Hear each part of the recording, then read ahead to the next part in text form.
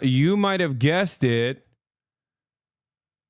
Broke mic for a second. I immediately broke it. Yes. Sunny Tokyo, Japan. That's right. Ohayo, sumimasen. Ohayo gozaimashita. Oh, fuck. This is going to be janky. Anyway, the power of the elation I feel in my bones of being in Nihon desu made me break the microphone immediately. Folks, we're here. We're live. We're alive from the place where it all began. My birthright, my Wakanda, white boy Wakanda. We are in Japan. Ladies and gentlemen, I hope everyone's having a fantastic one because I certainly am.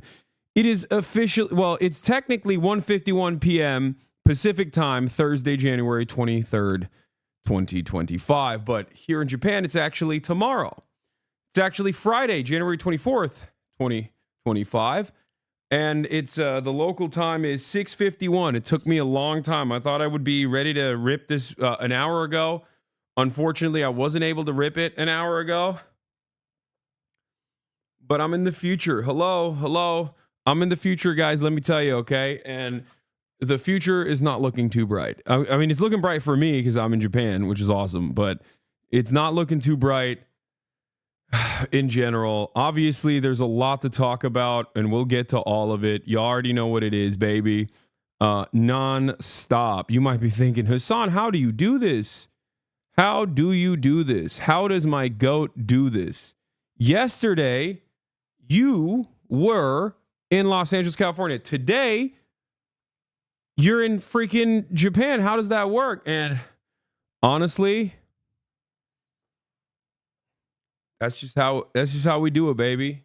That's just how we do it. All right, so this is the part of the broadcast where I tell you about my personal news about what's going on in the world of HasnAbi Piker, but I guess there's not much that has taken place in the world of HasnAbi Piker other than a 12-hour flight. I ended the broadcast last night in Los Angeles. The Zen Tower is here. Don't worry. Yeah, I'm comfy. I'm comfy. I'm cozy. I'm comfy. You can see right here. I wanted to make sure I brought all my things with me, right? I'll pack them shits up.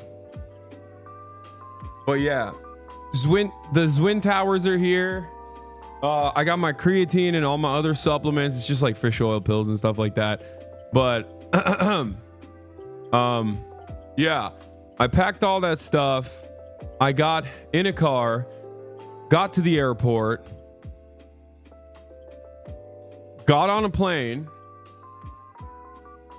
and flew to Haneda Airport. That's right. I took an ANA flight, all Nippon, all the time. And I'll tell you some, all Nippon Air, not the best flight. No disrespect to the Japanese people, no disrespect to Japanese culture, no disrespect, but your seats are small, okay? Like I flew business, it's lie flat, and let me tell you, it was hard for me to lie flat, okay? My little feetsies were not fitting, okay? So just, day one, first frame, single frame L, already took that, okay? I'll eat it.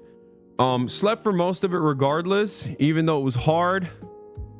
At first I didn't realize that I was like, oh, it's weird that they don't have a comforter, right?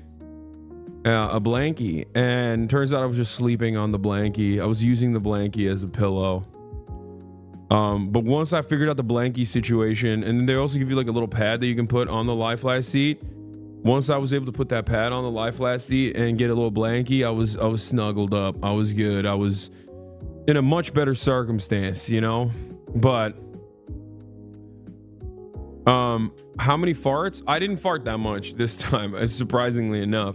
I also didn't eat, which is kind of crazy. I had like a bunch of the food at the Star Alliance Lounge at the LAX, but that food is dog. It's terrible. but I just, you know, ate a bunch of sandwiches basically before I got on the plane, and then I just fell asleep. And then I woke up and I didn't really eat anything, so not a lot of farts on the flight. Didn't want to do chemical warfare for all of the Japanese people that are just trying to go home, you know. I didn't want to do that to them. But aside from that, and I hope it's not too dark, by the way, because as soon as the sun starts rising here, I feel like it's probably going to get cooked. I'm going to have to figure out a different thing, but I wanted to show you the background, you know. I wanted to show you what's happening out here. But is Japan not your spiritual home? It is my spiritual home. Oh, I'm all messed up as far as like where I am in the world and what day it is and what time it is, like, but I'm trying to do my best here. So did you fly with Fusli? No, I flew by myself. I didn't fly with anybody. I was supposed to fly with Austin, but I couldn't fly with Austin because he's on the plane right now, and I wanted to make sure that I could stream the day prior and then stream the next day. So they don't really consider someone of your size, especially in Tokyo. I agree. How long are you in Japan for? I'm here for 2 weeks, baby. It starts now. It begins now. From here on out, I am going to do my very best to start streams much earlier than today. Obviously, today is a unique day because I just flew in and I landed at my start time. Like, I landed at 5 a.m. You know what I mean? And it's only, like I said, it's only 7 a.m. just now. So for that reason, I'm a little delayed, but usually it'll be like at least 2 hours prior to this, hopefully. Or, you know, I'm going to try to start at 5 a.m. here every morning to give you guys some news, some updates, everything that's going on in the world. And then we'll move on to some fun IRL stuff. The IRL stuff is also going to feature, you know, political stuff here as well. I'm going to go to the Japanese cafe that has like the Palestine prints, which I think is very cool. Hold on. This mic arm is so ass. But yeah, as I've said already, my goal is to basically stream. My goal is to basically stream the regular broadcast that I do, the regular desktop broadcast that I do here for like the first 3-4 hours, and then you know, do my politics and stuff, and then do fun stuff after.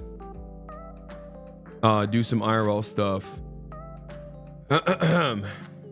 So yeah, and we'll also obviously shoot the Fear and podcast as well while we're out here. Hopefully we're gonna lock in 2 episodes if we possibly can. I'll also be doing some podcast collabs as well while we're out here. The roomies are out here as well. You streaming from a full desktop? You brought it with you, lol? Yeah, I have a remote desktop setup that I bring with me everywhere I go, so I can have the same quality streams uninterrupted and seamless for your viewership enjoyment. And that's why you should subscribe for $6 or for free with the Twitch Prime to support the show if you would like to. If you don't want to, then it's fine as well. You can also send me links. But yeah, you guys saw what the setup looks like at the DNC. We actually filmed ourselves breaking down the setup, ironically enough. But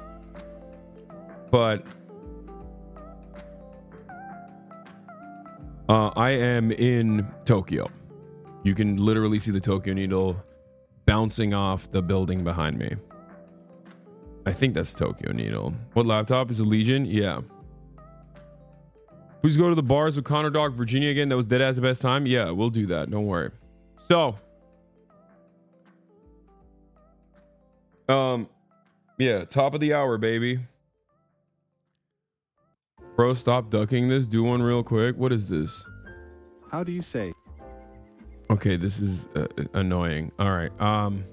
Yeah, I don't know Japanese. This is gonna expose me.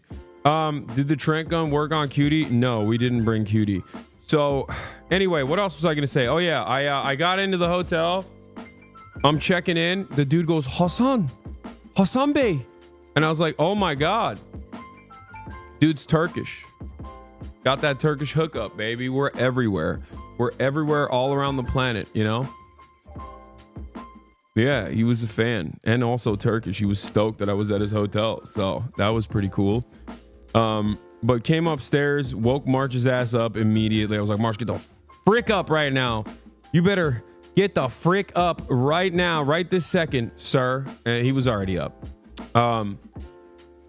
He was already up. He came in clutch, helped me set the setup, even though, I mean, it was mostly him. He set the setup this time. Normally I set it up, but he set it up this time because I was pooping. But didn't even shower, honestly. Like, I just straight up changed my shirt, took the sleeves off, and I'm ready to rip, dude. Ready to let it go. Okay. But yeah, we're here. I had so many strawberries earlier.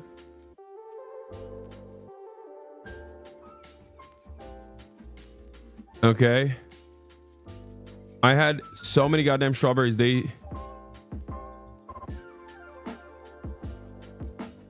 was crazy. The strawberries were amazing. You were honestly online earlier than I thought you would be. I mean, yeah, it's 6 a.m. here, so. Oh, I was hoping we'd have the same background as the last time we went to Japan. No, we didn't stay at that house this time. Everybody wanted to stay at the hotel because we're here for a while. Everybody was like, I'd rather stay at a hotel than, you know, stay at the house again. It's mostly Austin. Austin won that battle, dude. You know, he won that battle. He was right. It's better to stay in the hotel, I guess. But yeah, is it not a security risk to show the view? Dog, I'm in a hotel. What are you talking about? What are you gonna do? Figure out autistically what room I'm staying in to come and like kill me? You have to like, I'm in Japan. I'm in a hotel, please. Like,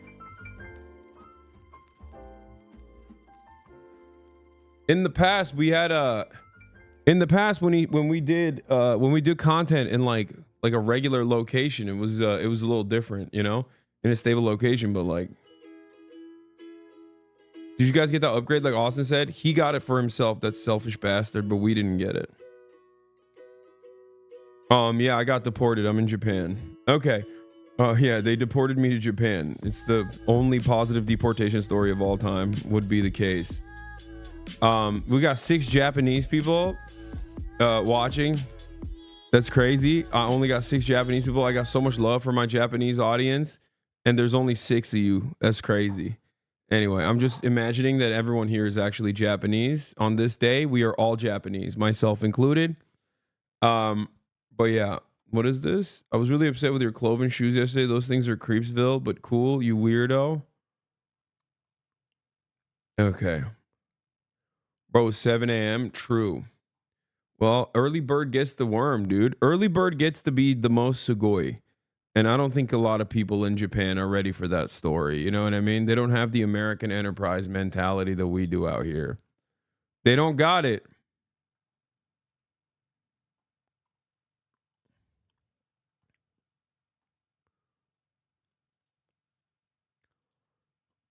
They don't got that American mentality here. Just kidding. They're also hyper-capitalist society. Okay. But yeah, let's blast off. I'm in Japan. Day 3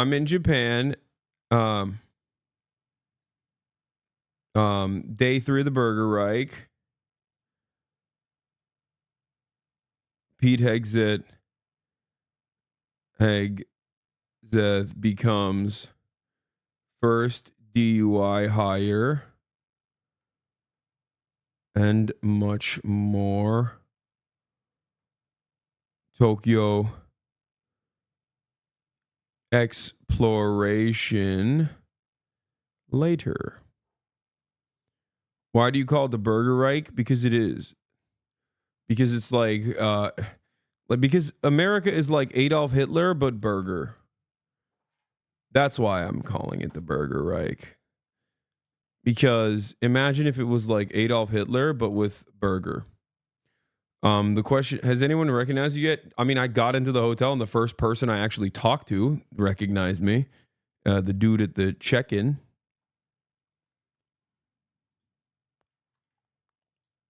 So I guess, yeah, the answer to your question is yes. The only person I have communicated with happened to also be a fan so far. All right, let's do it. I'm big in Japan, baby. I'm huge in Japan. That's how it is. I'm just coping. I'm just saying that for myself. All right, let's go.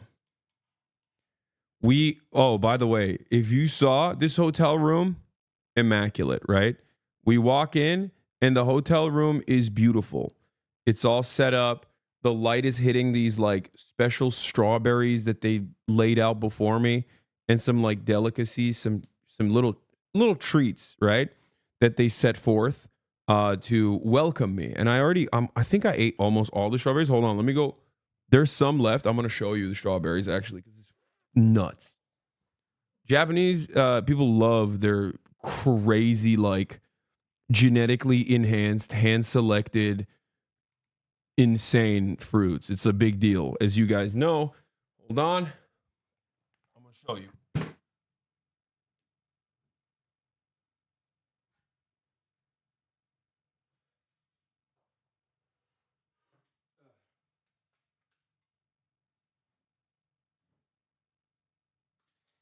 I don't know where the thing went. Never mind. I don't know where the strawberry came with paperwork, chat. It's straight up, it came with paperwork. I ate most of it already. This is the second bag that they had. I'm gonna show you, like, it looks fake. It literally looks fake, dude. Look at this. Can you tell?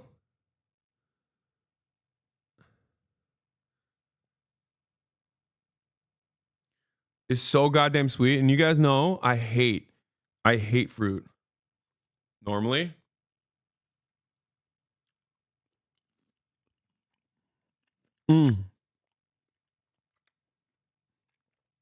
God damn. God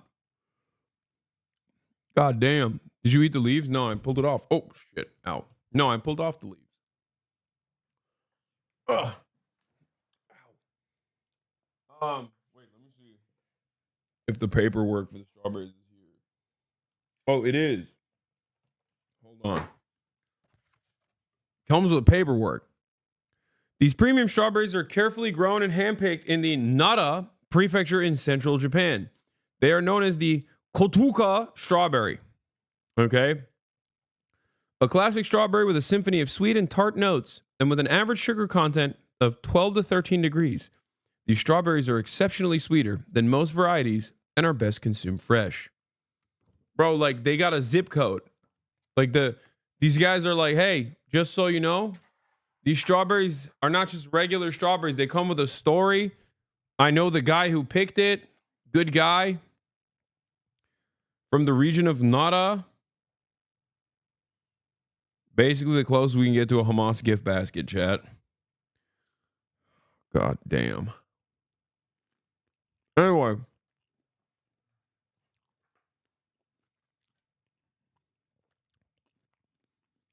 Like, Nara is where the deer park is. That's why them deers are so open-minded to people. Because they keep eating the best strawberries possible. You know? What's the temperature? 39 degrees.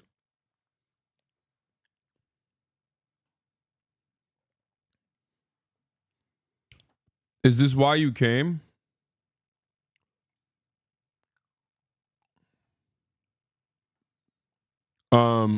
Yeah. That's why I came. That's why I came. Don't worry. I don't think Donald Trump's going to declassify the full files for JFK and MLK, but we'll talk about all that. No, 39 degrees in freedom units, baby. I would never. What, you think it's 39 degrees Celsius? Do you know how hot that would be? This ain't Australia, dude. Japan is in winter. Japan's in the northern hemisphere, chat. 39 degrees Celsius will be so hot. Be crazy. Anyway,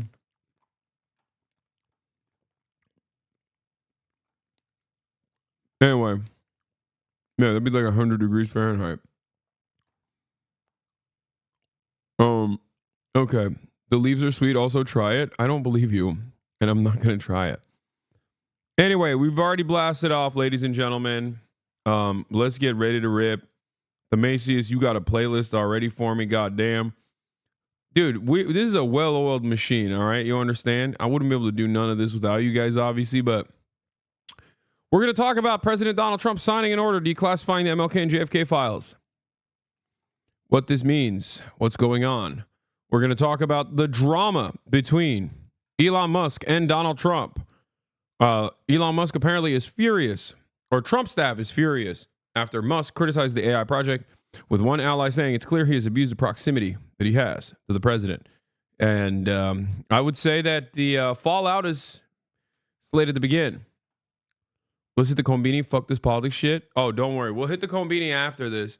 March, also, reminder, send me what we're supposed to be doing today so I know what we're going to do when you figure it out. Plans on a gambling stream now that you're outside the U.S.? Yeah. Oh, these things are so juicy.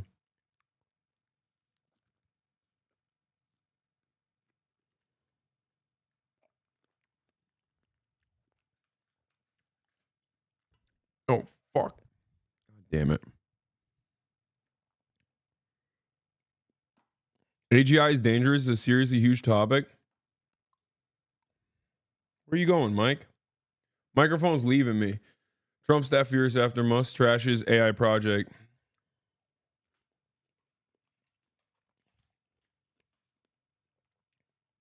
It's because Musk is working for the Chinese. And he wants that Chinese AI to be dominant. That's why. All right. Let's get it started, baby. Trump adds to a flurry of new executive orders. Get that famichiki. Don't worry. I'm going to do all of that. I'm going to do all of that and more. Okay? I'm going to do all of that and more. Trust. Okay? Day 3 of the BURGERREICH. What has day 3 of the BURGERREICH brought us? Something not so bad if it actually is followed through. Did not expect to hear your audio on NPR today about the Musk salute. Wait, no way. NPR posted me? That's crazy. Yeah, I know about the Phase Boys as well. Don't worry, we're going to do that. But let's get started with this. Very important in just about every case. And it will go through the first one, please. Do you want to? Yeah, Mr. President, this is an executive order on crypto. We're going to be. Oh, sorry, we're doing AI first. Sorry, Mr. President, this is an executive order on AI. We're basically announcing the administration's policy to make America the world capital in artificial intelligence and to dominate and to. Bro, this is directly because I feel like China was like, hey, we have our own AI. Also, it's free to use. Also, it's much cheaper. Okay? And I feel like now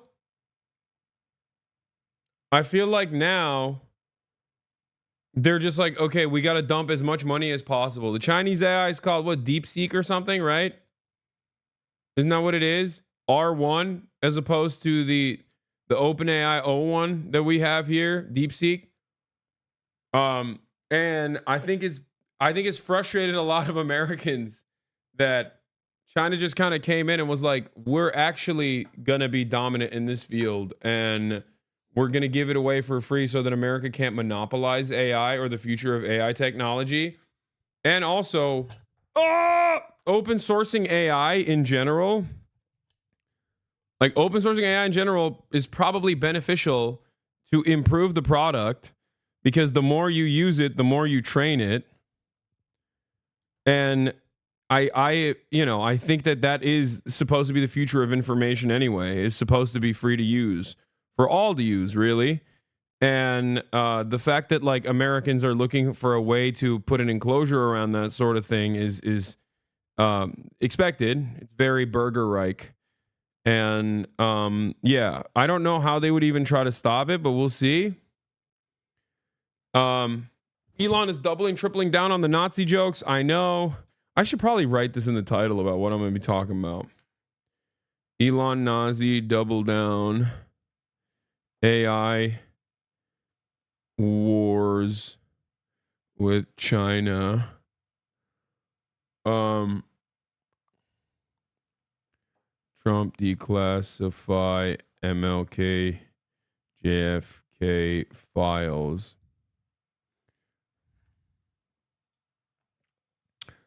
All right, most liberals I know hate AI and want to eradicate it completely. I mean, I'm of two different minds on AI. On the one hand, I believe that artificial intelligence is nowhere near as good as the way that people claim it is right now. On the other hand, I also understand that AI and any sort of technological developments is going to be a good thing. It's not a bad thing, right? That's a good thing. It's a tool, right? It's no different than like Photoshop, right? Which ironically also uses AI to a certain degree. Having said that, however, as all tools of efficiency under a capitalist organization of the economy are used, AI will also be certainly used to, one, greatly improve the surveillance technology that's out there, which I'm going to be talking about as well. I tweeted about it last night. And two, and perhaps more importantly, AI, not only in the interim, but just in perpetuity, will be utilized as a way to displace the existing labor force. All mechanisms of technological efficiency are inevitably used to displace the existing labor force. It's not used to make the labor force more productive and then therefore give them an opportunity to work less for the same pay or even more pay, right? It's used to fire the people that were doing the job and then forcing one person to do the job of 10. There's also the other dangerous side of AI, which is that it's contributing to the climate collapse, right? It's incredibly inefficient in terms of its energy consumption, and that also is not great, especially when you consider how unimaginably cooked the planet is, both literally and figuratively. So I am not a Luddite, although I do have some Luddite tendencies. I would not consider myself a Luddite. I believe in technology. I love technology. I want technological improvements. Okay? I want it. Having said that, however, you know, it's hard to look at the people that control the stuff and assume that they are not evil demons, and assume it's hard to look at the people that control the stuff and assume that they're going to use it for good. Okay? 2024 hottest year on record. Yeah, and 2025 will be even hotter. Every single day in 2024 is the hottest day on record. Was hotter than the year prior, or hotter than the day prior. Sorry. Yeah. So let's continue. World in AI. Do you want to say your name, your full name? David and Sachs, serial number? AI and Crypto Czar. David is one of the greatest. David Sachs is the guy. He made the AI. Oh my! I'm done. This is why I call it the BURGERREICH, chatters. This is why. I'm not like the most well versed on like the minutia of Nazi history, but I wonder if there were like Germans at the time who were looking at like Hitler's hand-selected crew and going, that guy's autistic, that guy's gay, every single one of them are on meth. What the fuck are we doing? These guys can't actually run the country at all. Like the fact that we have David Sachs running anything, like the fact that he has any proximity to power is insane to me, okay? It's actually insane. And I think it shows how deeply unserious this government is. Okay. Once again, showing why I call it the BURGERREICH. Okay. This is why I say it's the BURGERREICH. It's Reich, it's Hitler, but with burger.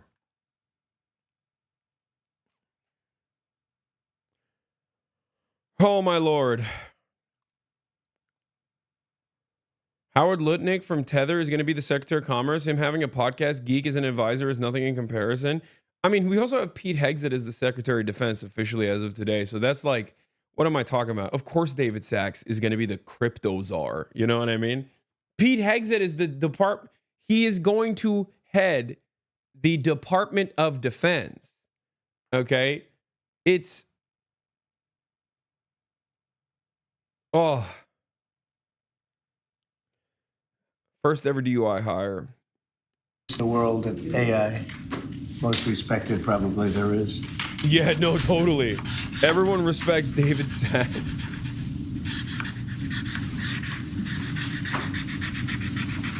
So that should take us to the forefront, right? Absolutely. We got to win. Okay. All right, that's it, dude. I'm staying here. I'm staying here, dude. It's funny because, like, this country, the United States of America, wrote the constitution of the country that I'm in, Japan, and also uses it like as a vassal state. So there's no escaping America, ironically enough. But, you know, maybe I can just LARP as though this is a world that is not tarnished by the BURGERREICH, if you will. God damn, dude. What a stupid design. What a stupid society we live in. I can't get over this David Sachs. Oh my God. You are within nuclear range. Thank you. And this Too soon, David Chatter. Yeah, this is the crypto EO. We're going to be forming an internal working group to make to make America the world capital in crypto under your leadership. Which is really going up, right? Absolutely. Oh.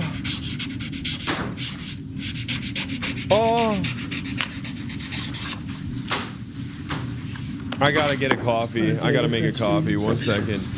Right. Clown show. America's gonna be the cryptocurrency capital. This guy's gonna change the legal tender, bro. We're gonna do Trump coin. You Trump find that coin is the new exciting? legal tender. They might not be excited, but we're going to make a lot of money for the country. Thank you, sir. And so is David. You have to check him out. There's nobody like this guy. They said, how did you get David Sachs? How did you do that? And he's doing it for the country more than anything else. So we appreciate it, David. Thank you very much. This is an executive order establishing a presidential commission, an advisory commission on science and technology. Good.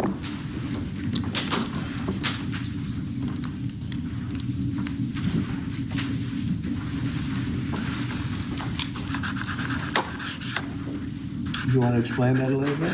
The basic idea is to get together top people from government, the private sector, technology industry, as well as educational institutions, to make sure that America maintains its leadership position with respect to science and technology development in the years ahead. Good. I was gonna not good. do that. Oh no! Next Now year, that we the have a executive order came in, presidential damn it! memorandum, encouraging departments and agencies in your government, including the Department of the Interior. What do you mean? Shit, I was just about to not respect American technological innovation, and now that the executive order came in, I'm like, damn, no!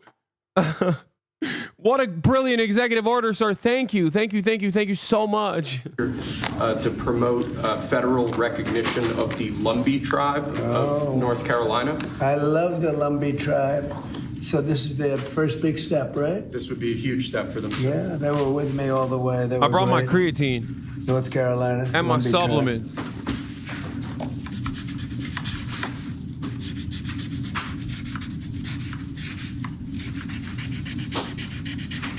Okay, we'll send.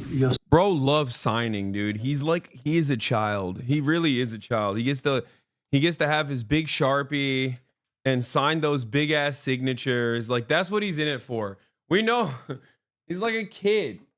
We're playing make believe. Oh my God. I can't believe every time I see Trump do anything, really, immediately I'm like, how do we get here? How stupid, how much dumber can we get? And then last but not least, God damn the Democratic Party for losing to this twice. Like, those are the only thoughts in my mind. Anytime I see this baboon, okay? Anytime I see this baboon, I'm like, he is such an awful, repulsive, violent person. And yet the Democrats lost to this. The Democrats lost to this. And it is, God damn it, dude. God damn America, that's in the Bible. That's what I think every time I experience Donald Trump. Yeah, thank you, Barack Obama. Thank you for doing that. Thank you for helping us lose to this guy. Anyway, Send them a copy of that. Yes, sir. They were great. Okay. If you'd like, I could get them that pen, sir, as well. Yeah, let's do that. Next, we have a set of pardons for peaceful pro-life protesters who were prosecuted by the Biden administration for exercising their First Amendment rights. Do you know how many? I believe it's 23, sir. Wait, 23 people. there ain't no way, bro. Is he doing one for the 3,100 college campus protesters that was arrested? Is he gonna do that for them too? Fuck no, of course not.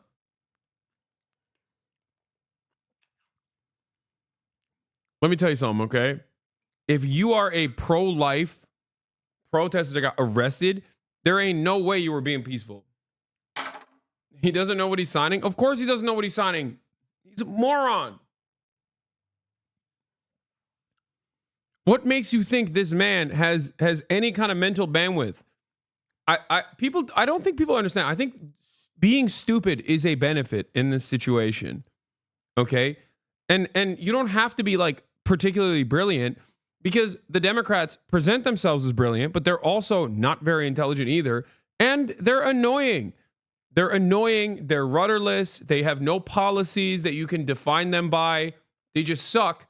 At least this guy has some policies you can define him by. They're just bad. They're bad and violent policies. But people seemingly like it, okay? He's like, oh yeah, what am I signing? How many brave warriors? How many brave warriors?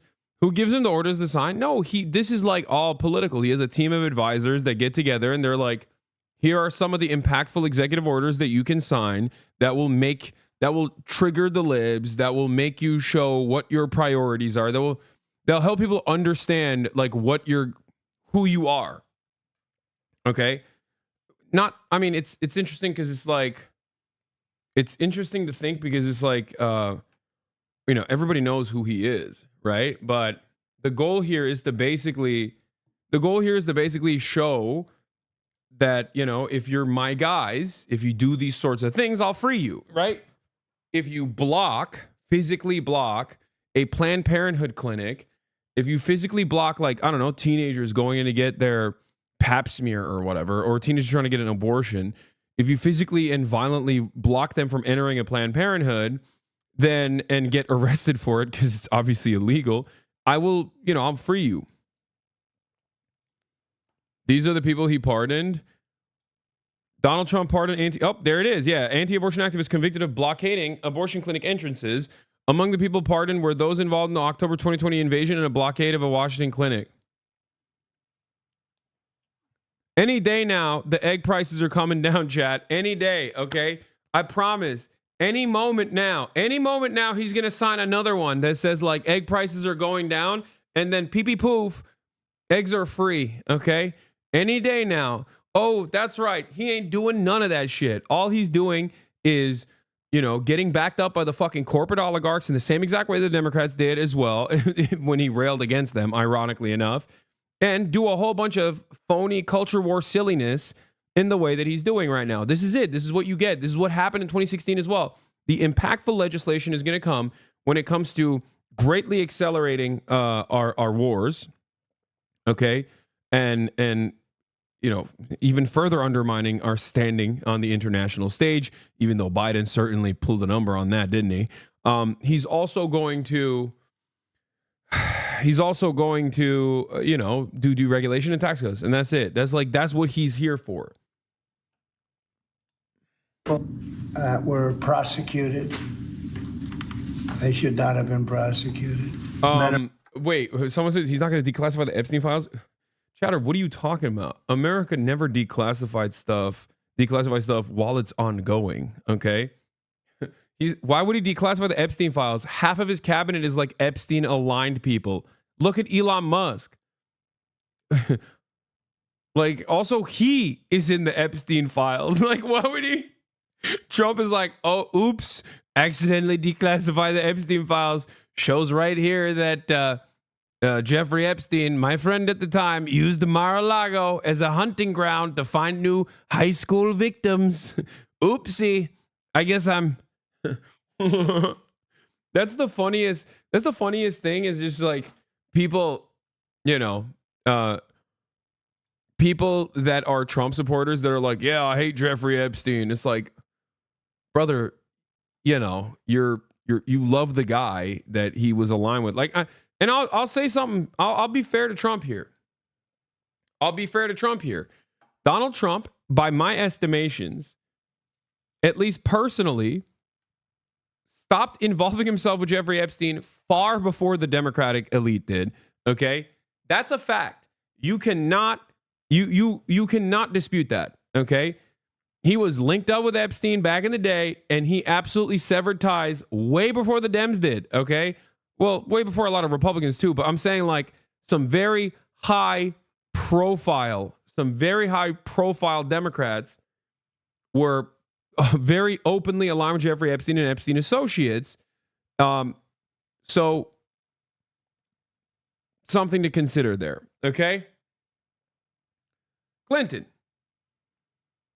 Ghislaine Maxwell had center stage at Chelsea Clinton's wedding. Chat. Like, come on. Now, having said that, I mean, also Ehud Barak, former Israeli prime minister, because, you know, Jeffrey Epstein may or may not have been a CIA and Mossad asset simultaneously. Who else can I think of that's simultaneously a CIA asset and a Mossad asset?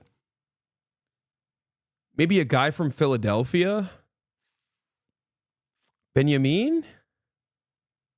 Oh, that's right, Benjamin Netanyahu. Anyway, but that's besides the point. I'm just talking about a bunch of different things here that are totally and utterly irrelevant. How do we get to Jeffrey Epstein? Let's get back to Donald Trump. He's signing stuff. Look at him. He's so giddy. He's such a giddy little boy signing these big papers. He loves it.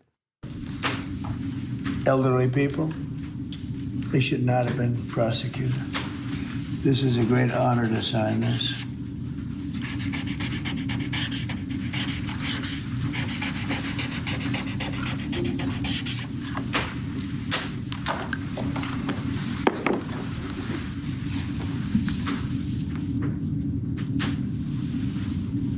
They'll be very happy.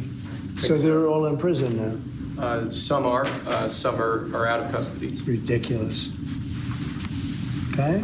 Lastly, sir, we have an executive order ordering the declassification of files relating to the assassinations of President John F. Kennedy, Senator Robert F. Kennedy, and the Reverend Dr. Martin Luther King Jr. That's a big one, huh? A lot of people are waiting for this for years, for decades.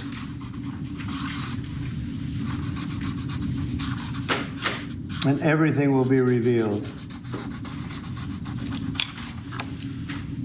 Okay? Give that to RFK Jr. Yes, sir. I just realized that one of the benefits of being in Japan is anytime I get pissed off, upset, angry, mad at the world, I can just get up and look outside and be like, well, at least I'm in Tokyo. You know what I mean? That's a W, right? The marker noises. It's so funny. I love the marker noises. The JFK files and the MLK files are a big deal. It's not. It's not a little deal. It's a big deal. I don't know what they actually will end up declassifying. I doubt that it's like everything. It's probably going to be censored to oblivion. But a lot of investigative reporters will get a lot of decent stuff out of that, I suspect.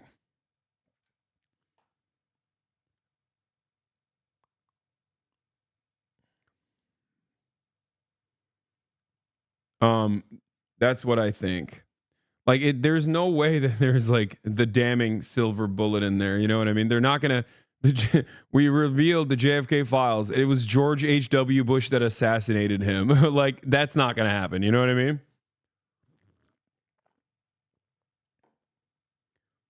If that was the case, I would lose my mind. Him declassifying is boosting the podcast economy. Oh my God, I didn't even think about that. Oh my God.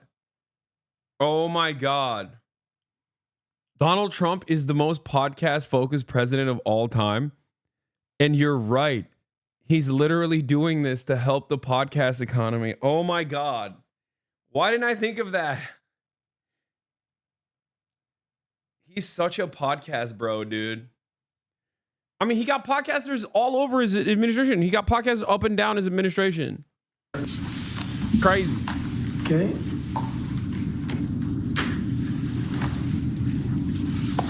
Okay, thank you very much. Mr. President, a U.S. judge temporarily blocks the birthright citizenship order. Do you have any reaction? No, obviously we'll appeal it. They put it before a certain judge. Dude, what are you talking about? That is literally one of the most unconstitutional things you've signed as an executive order out of all of the insane things that you've signed. That, of course, is going to be like any judge on the planet who isn't like a complete charlatan is going to be like, yeah, no shit. This is the easiest gimme of all time. Of course, a judge is going to strike it down. It's not at this point. We go back to the same dynamic that we exhibited in the church story that happened yesterday, right? It's like, it's the same principle over and over again for right-wing reactionaries. It's like, you're either doing the bidding of the worst right-wing people you've ever seen, or you're woke, okay? Everyone's woke. It could be a Reagan-appointed judge, still woke, okay? If you are actually holding the letter of the law, if you're actually doing what you are supposed to be doing in theory as a judge, which is adjudicate, which is actually look at like the constitutionality of certain executive orders such as this one and stop it, then you're woke. There's only two speeds, okay? Whatever Trump wants, whatever the most right-wing shit is, or politics, or political, or woke as a substitute, you know? A judge has temporarily blocked President Trump's order to end birthright citizenship. Judge Kohler, a Reagan appointee, said, I've been on the bench for over 4 decades. I can't remember another case where the question presented it as clear as this one. This is a blatantly unconstitutional order. He's right. Okay? He's right.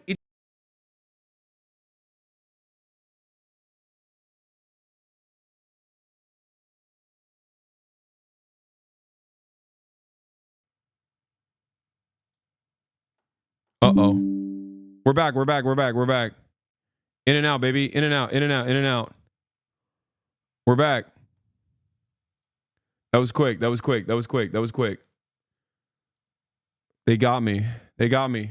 The woke mob came after me, Chad. The woke mob came after me. Anyway, what was I saying? So my point was I am not a believer that the Constitution is even worth the paper that it's printed on, okay? I think that Americans basically treat it like it's religious texture, okay? They treat it like it's religious scripture, but of course, much like religious scripture, they refuse to abide by the standards set forth, okay? And oftentimes interpret it in whatever ways they see fit, whatever ways that they believe helps their political goals. This is just the case, right? This is just how it is. Having said that, if there are any like, you know, old school judges out there or anyone that like truly does believe the constitutional guidelines, then yeah, they're supposed to look at this and go, this is the most insane thing you've ever demanded. Because it is directly in violation. It is the most, I cannot think of another order that is this overtly unconstitutional. Like straight up. This is not like Republicans back in the day used to do this thing where they would go back and find like some kind of judicial order from like 1793 and be like, well, women are not allowed to wear pants on Sundays, so that's why we have to prosecute Hillary Clinton and put her in jail or whatever, right? Like they used to at the very least like try to make it seem like there was some sort of like legal reason for why they're behaving this way. This right here is just straight up like, that's it. You're just saying like fuck the Constitution, which I don't even disagree with you on that, right? Because I think the constitutional interpretation, like the adherence that conservative judges have to like the actual text is a falsehood. Okay, it's just bullshit. They want to push a reactionary agenda and they add an intellectual patina to it to try to make it seem like that's the case, right? It's completely made up. The originalist interpretation is just ridiculous, right? So, having said that, this goes beyond that. Like, this literally goes beyond that. It goes above and beyond.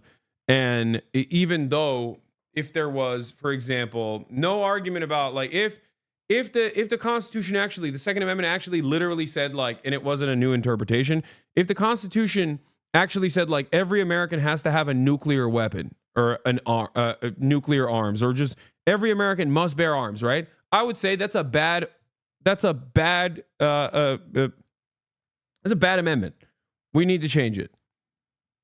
Like, that's a bad rule. Change it. That's ridiculous. Like, I'm not married to the idea that the Constitution is this like infallible legal document. It's the greatest legal document that's ever existed, right?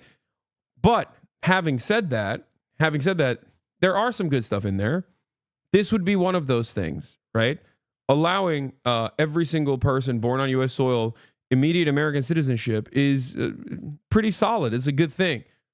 It's kind of kept this country going for quite a bit. It's the reason why I am an American citizen, literally. So, like, there is an air of, I mean, this is like something that I also, weirdly enough, find personally offensive as well. But I don't want to speak about it too much because then the conservatives are going to be like, this guy, okay, well, maybe it's good that Trump is actually taking this away, you know? But it is one of the best American principles. America's built on immigrants. Like, anyway.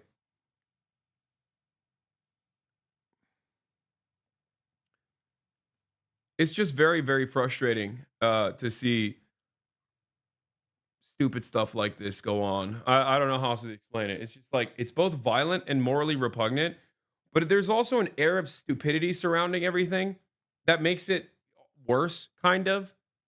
Like, these aren't brilliant people. These are not like really intelligent and really morally repugnant people that are creating sophisticated narratives. It's very simple. It's like, what you see is what you get. I'm going to lie to you about certain things over and over and over again, and then until you believe it. And I can only get away with this because there's no counterbalance. There's no mechanism of pushback. And then eventually, once we've completely destroyed what the truth is, then I'm going to move on and just bludgeon my way into enacting this like ridiculous agenda. I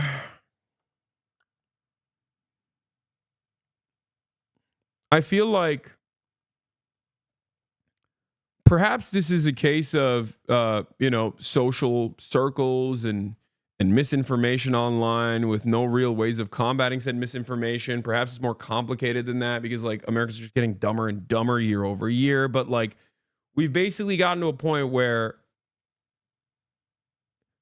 you can have a guy like Elon Musk sig heil on the most prominent stage on the planet, and you got tens of millions, if not hundreds of millions of people around the world going, nah, he's not doing that. Come on, dude.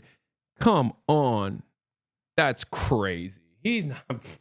Okay, dude, what's next? You're going to tell me a South African apartheid guy is racist? Even though he says racist stuff all the time? Come on. So, okay. Yeah, sure. Don't believe your lying eyes is the modus operandi going forward. In Seattle, I guess, right? And there's no surprises with that, Judge. Mr. President, Senators Collins and Murkowski have now said they will vote against Pete Hegseth. It doesn't matter. He's still getting through it. They're just doing PR. Oh my God. Oh my God. My senators, my favorite concerned senators, they said they're against it. Oh my God. Well, guess what? He was going through anyway. It don't matter. Guys, they're concerned. Okay? They're very concerned about Pete Hegseth. They got together and they got very concerned about it. Okay? Are you worried about his confirmation and your reaction? And no surprises there. It's too bad. You know, Yeah, it's even just Trump knows. He's like, no surprises. Those bitches. the way it is. Too bad. And when would you adjourn Congress to make recess appointments, Mr. President? Well, I'd take a look at that. I'd listen to John Thune. He's doing a fantastic job. We're moving along. The Democrats are trying to delay government, as they always do. They can't help themselves. Even John Ratcliffe, who's very, very strong, very popular, and liked by the Democrats. I guess he gets a lot of Democrat votes. That's taking a long time, and it shouldn't be taking a long time. They're maxing everything out so they can delay everything as much as possible. Does Senator Flynn support an effort to use recess appointments if you choose to do that? I'd be willing to use. My senator just sent me a campaign contribution letter saying they had to vote for Hegseth because I didn't vote hard enough and contribute my yearly $200. Yeah, that's the grossest part about the Democratic tricks. The Democrat tricks is their shameless way. Is the shameless way in which they just like demand more from you. They demand more money from you. Like, it's just not. They didn't even skip a beat. They're just like immediately like, one, you should have voted harder. Two, time to vote for me again, and also give me money so we can win this battle next time around. Even though I will offer you nothing and I will yell at you every step of the way for demanding more from me. Fuck yourself. It's not my fault. It's your fault. It's crazy. It's the consultant class version of tithing in the prosperity gospel, I guess. Incredible stuff, man. Truly, truly brilliant. Truly incredible stuff. Recess appointments. It's up to John, and we'll see. John Thune's a great guy, great senator, and knows his stuff inside out and backwards. But I would use recess appointments if he wants to do that. Absolutely. The Democrats are just delaying. They always delay. Mr. President, you spoke with the Saudi Crown Prince yesterday. Who? The Saudi Crown Prince. How was the call? Great. And they said 600 It was million. great. He's gonna say he's awesome. They have also sex. Like, they don't even. It's not him having sex with Vladimir Putin. It's him having sex with Mohammed bin Salman. Dude. Calling it again. Saudi Arabia is getting nukes. Whether it's done under a Democratic leadership, which is a little less likely, but still very likely, or under Donald Trump's, mandate, doesn't matter. They're getting nukes, baby. Ain't nobody stopping. Ain't nobody stopping Saudi Arabia getting nukes, okay? 9/11 electric boogaloo, this time with nukes. Nuclear 9/11.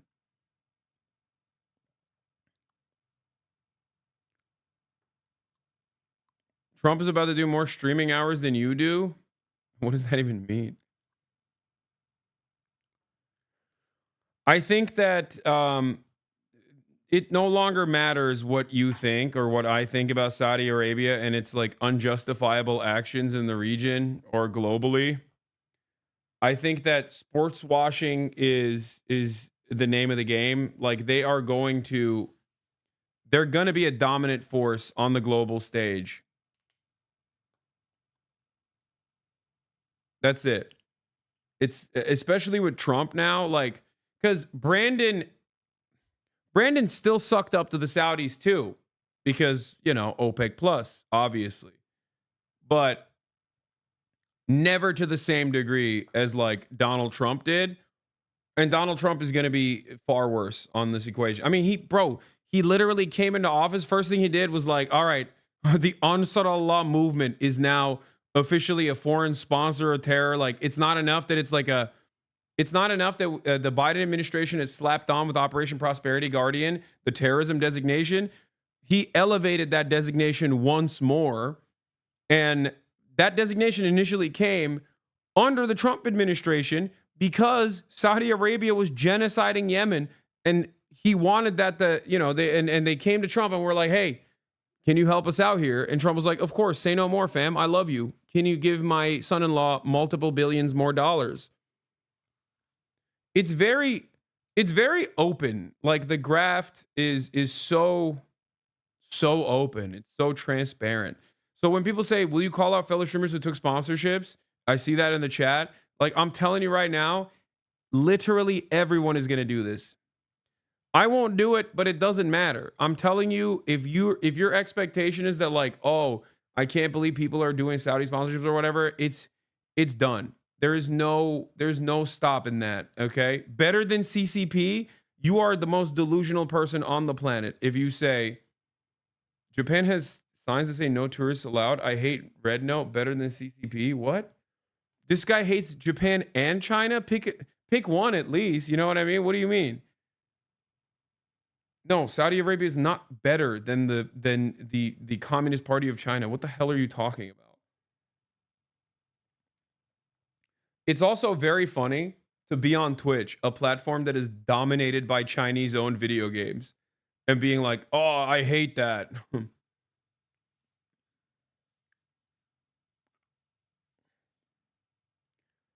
Like the way I see it with like the Saudi stuff, like I'll give another example. Qatar, right? Qatar has a lot of issues, okay? Nowhere near as bad as Saudi Arabia, like not even on the same wavelength, right? But of course, slave labor is a major problem still, which also exists in Saudi Arabia as well. But like Qatar's peace offensive or charm offensive has revolved around having this marquee media company, Al Jazeera. Al Jazeera has played a major role in basically doing what Saudi Arabia is trying to do by force and by simply just pumping a lot of money into the process. But the way states work, the way these sorts of states work is like for Qatar, they're a massive place for diplomacy. Like they're considered like a neutral territory for a lot of Middle East diplomacy to happen. They have tremendous amounts of connection with America and specifically Turkey. But also on top of that, they've been able to, I guess, quote unquote, elevate their brand with Al Jazeera. These are the types of things that genuinely matter, right? And when I think about that, and I think about all the issues with Qatar, but then I think about Saudi Arabia, I'm like, Saudi Arabia is just like on an entirely different playing field. Like overtly against Iran, very obviously openly pro-Israel, has all of the same issues that Qatar has times a million, did a genocide in Yemen. Like it's pretty crazy. And having said that, yeah, did 9/11. That was kind of a big deal too, lest I forget. Having said all of that, I think that it's impossible to go against their, especially in the Trump administration. It's done. Like they are going to genuinely, they're going to become a global player that even Western Europeans cannot scoff over. That's what I'm predicting. Yeah, this More Perfect Union video was so good. I watched this video on TikTok in the bathroom of the LAX Star Alliance Lounge. Like I just had it open. I watched a 15-minute video on TikTok. That's how good this video was. We'll get into this in a little bit. It's just like perfectly summarizes all the things that I've talked about for years. 600. I'll ask him for $1 trillion. You said you can ask for $1 trillion. Will Saudi Arabia be the first foreign country you will visit since they invest in that much? Well, if they do that, I would, yeah. I would be glad to do that. I did it, as you know, 4 years. One of the princes in Saudi is a massive weeb, so they're not all bad. No, dude, I'm not. Dude, yeah, they're lest you forget, they're just regular ass dudes as well. Just, you know, sitting atop an unlimited amount of money. Like the sovereign wealth fund for the Saudi kingdom is like $900 billion. Okay. But yeah, they're just like rich motherfuckers. That's it.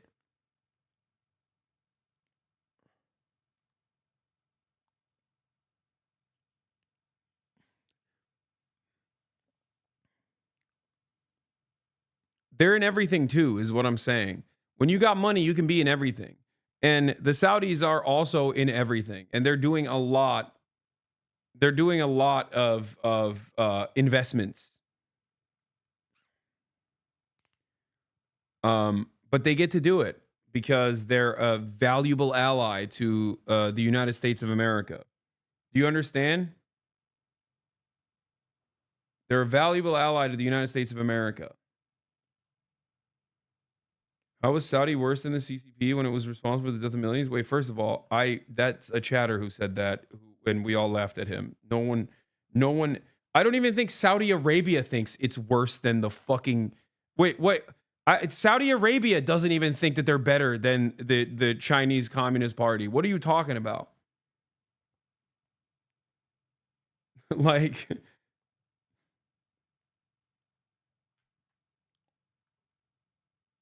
Do you think Saudi Arabia will replace Israel? No. Absolutely not. You guys don't understand. The West played a formative role in the development of the Saudi kingdom, like a major role, right? Just as it did in virtually every state that the West designed deliberately. Like, I'm talking straight up cut the border boundaries of, right? Having said that, Israel is a unique project because its inception is comprised of Westerners. Okay? That's why it's different. Like Israel is ride or die no matter what. The Americans will never trust the Saudis that much. Like partially because of white supremacy, like white supremacist attitudes, and partially because like wasn't that long ago when Saudi Arabia was not necessarily a reliable ally to American interests anyway, right? They, as a matter of fact, played a major role in the American economy collapsing. Again, not that long ago. And 9/11 isn't don't say 9/11. America doesn't give a shit about 9/11 like that. Come on. 9/11 was so beneficial for the American state. Get out of here. That, if anything, they love Saudi Arabia for doing 9/11. I'm talking about State Department policy that transcends beyond administrations, chat. Like, that's not like 9/11 was basically what Pearl Harbor was for FDR, which was a good thing for FDR to like actually join the Allied front. 9/11 was for Dick Cheney and those neocon monsters who were looking for any reason to go and pick apart the entire region and take all of that sweet nationalized oil in Iraq eventually, as they did, and also simultaneously take out any sort of state actor that was not willing to play ball with American designs in the region, good or bad. Not saying Saddam was a good guy.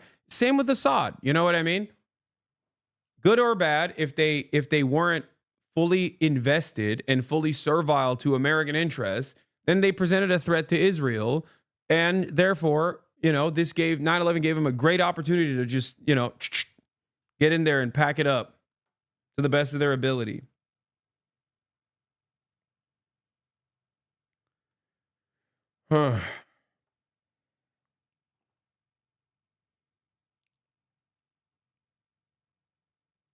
Anyway, we are maybe clarified that the government of the U.S. Oh yeah, no, I'm not talking about Americans. Americans obviously didn't like 9/11. Okay, I'm talking about the American government. The American government was like, oh, thank God something like this happened, so we can finally go and dominate this region. Oh my Lord, finally some righteous vengeance that we can sell to the find some righteous vengeance that we can sell to the population. Oh, fantastic.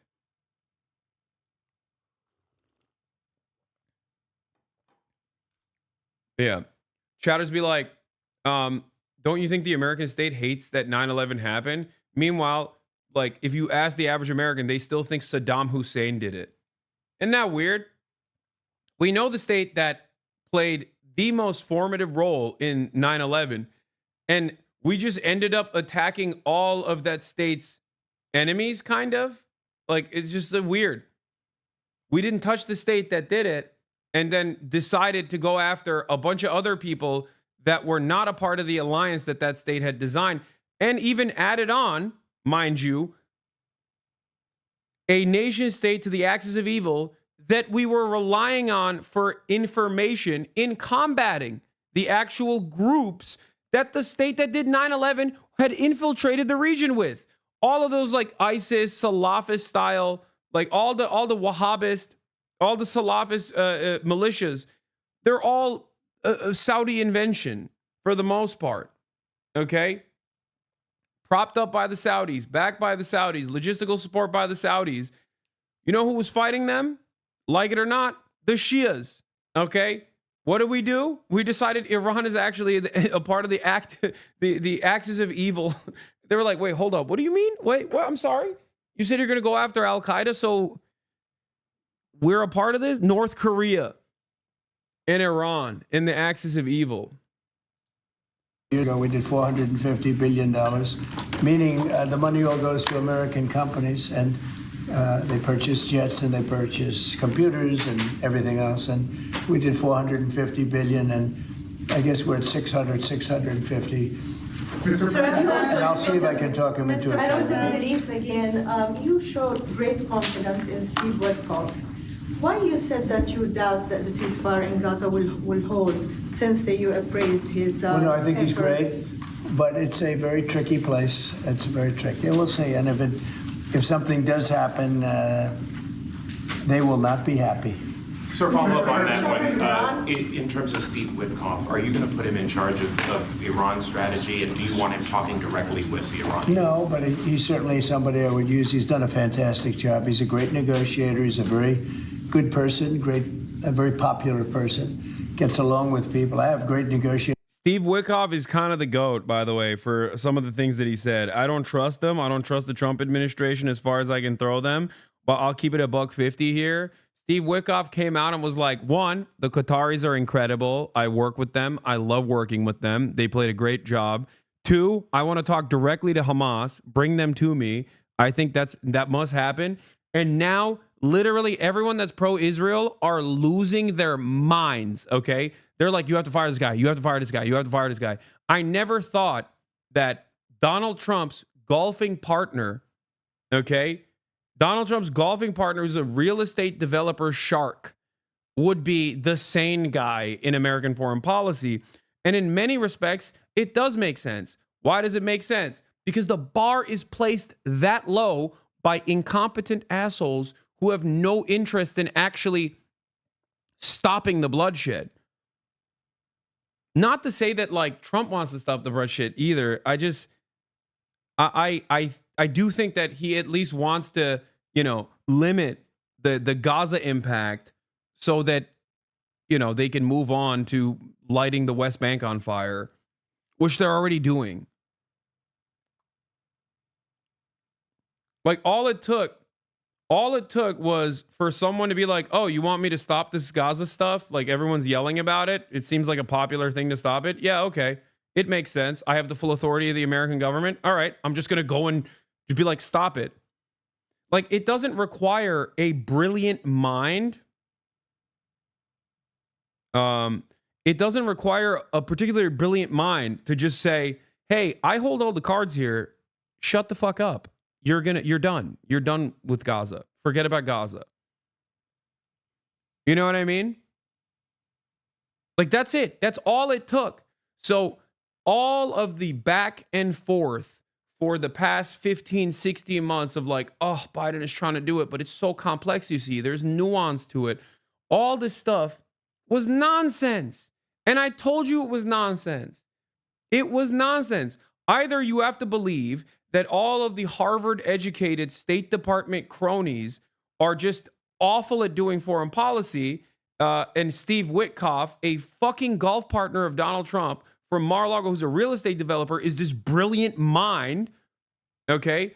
Or it doesn't take a brilliant mind. It just simply takes someone to say to Israel, the only offending party here, to stop it, to cut it out.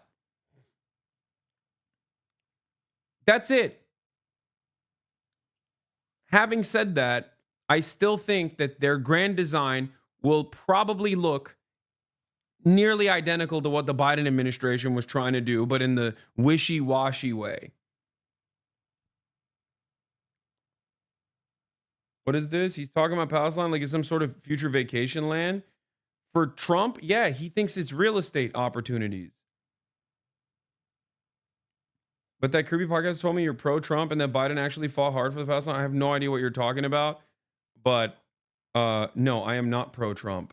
I think everybody knows I am not pro-Trump. That would be... Dude, anyone that thinks I'm pro-Trump is I mean, yeah, it's funny.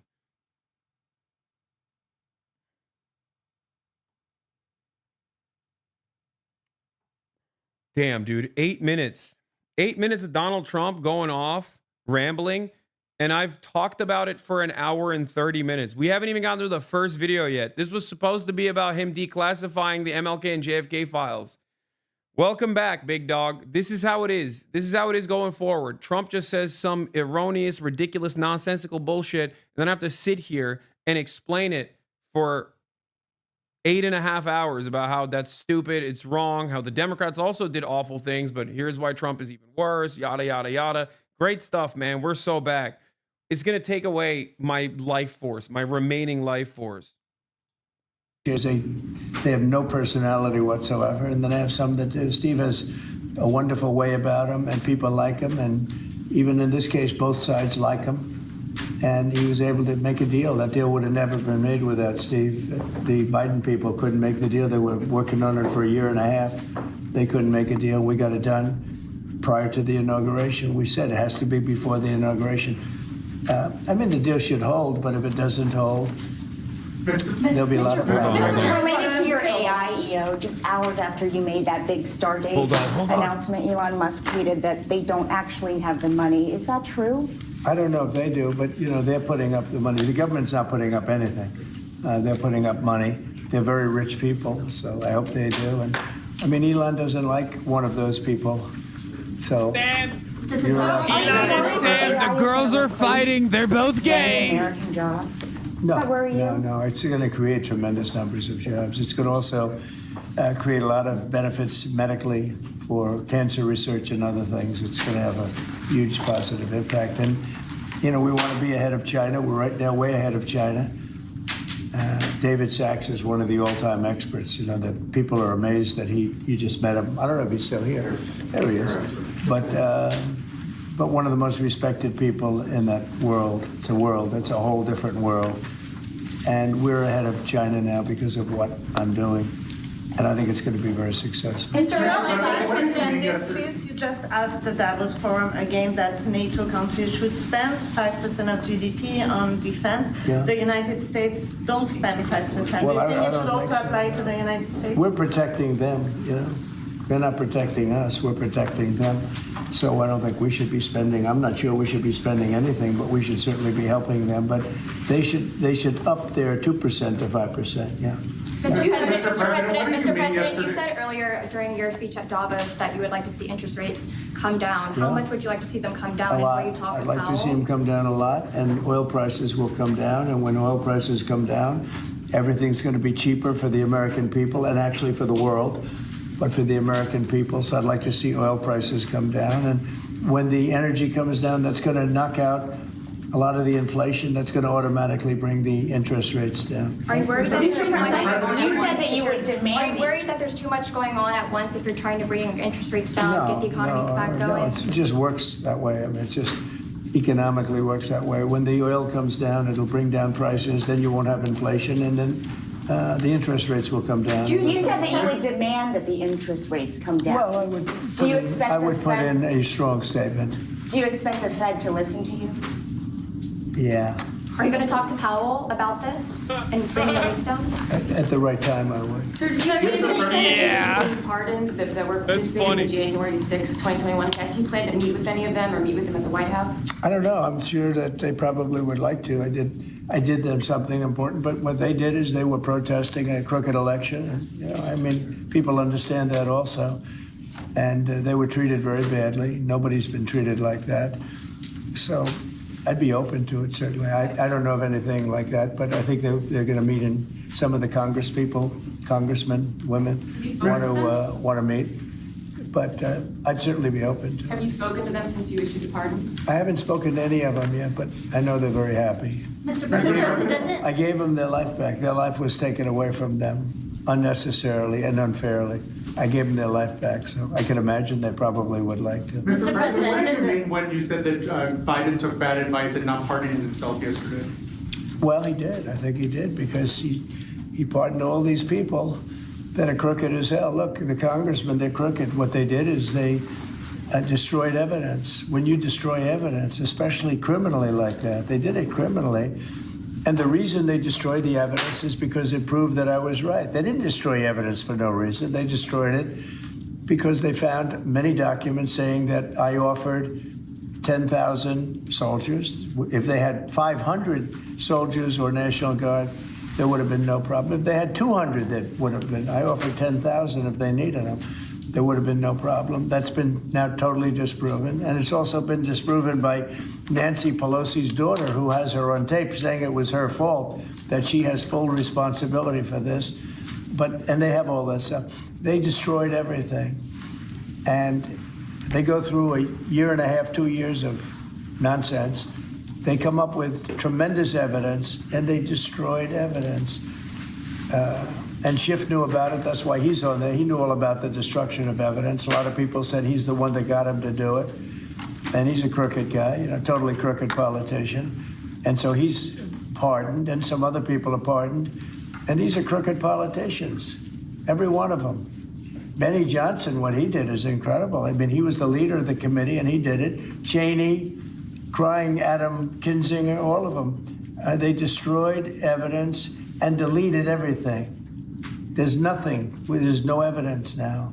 They're crooked politicians, and they should be punished. You know, that's even in a civil trial, you go to jail for a thing like that. They destroyed every document, from what I understand, every document, because it proved that I was totally innocent. Mr. Do you plan to send up to 10,000 troops to the southern border, sir? Yeah. Oh, southern border? Yes, When the you border. say southern border, when I said 10,000 troops, I was referring to the capital. Oh, I see. And No, when you does got it that? wrong. When I do you was referring to plan? the When do you capital. plan to I do offered that? 10,000 troops to the capital before January 6th. And as for the 1,500 at the southern border, sir, to clarify, what exactly do you want them to be doing right now? Making sure that the border is safe and secure, and that criminals don't come into our country.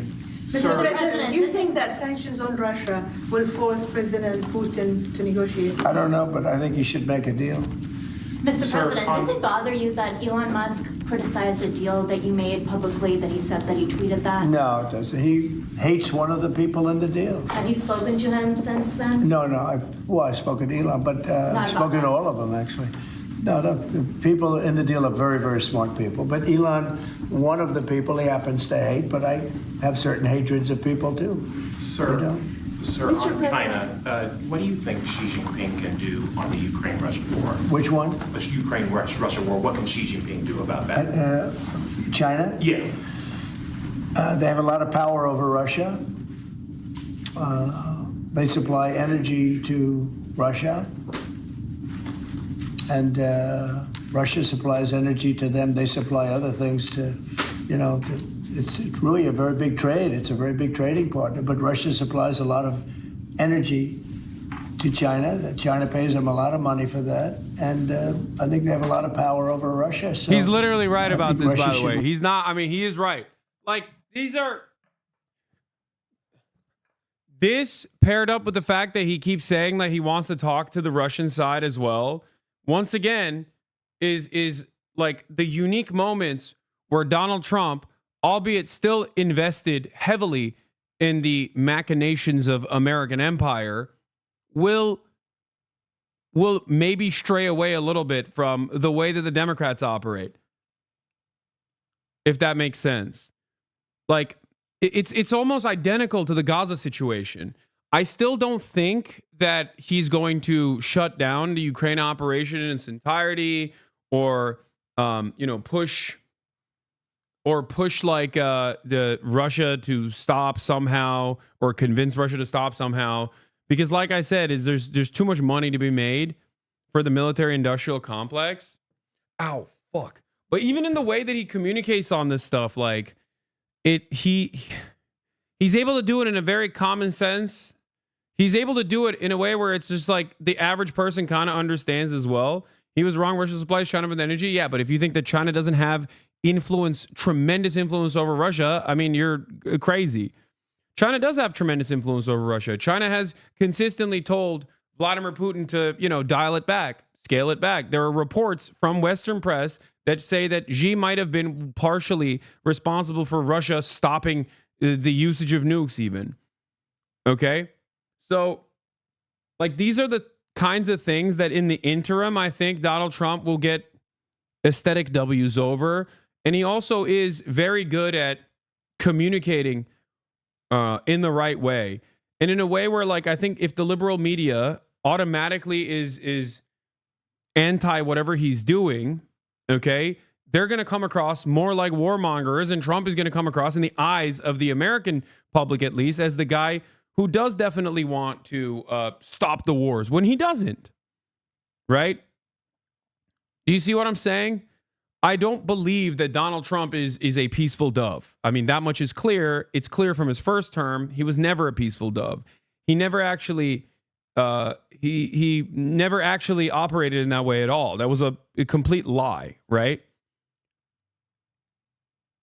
Having said that, however, I think he does a better job of marketing himself as that than the Democrats do.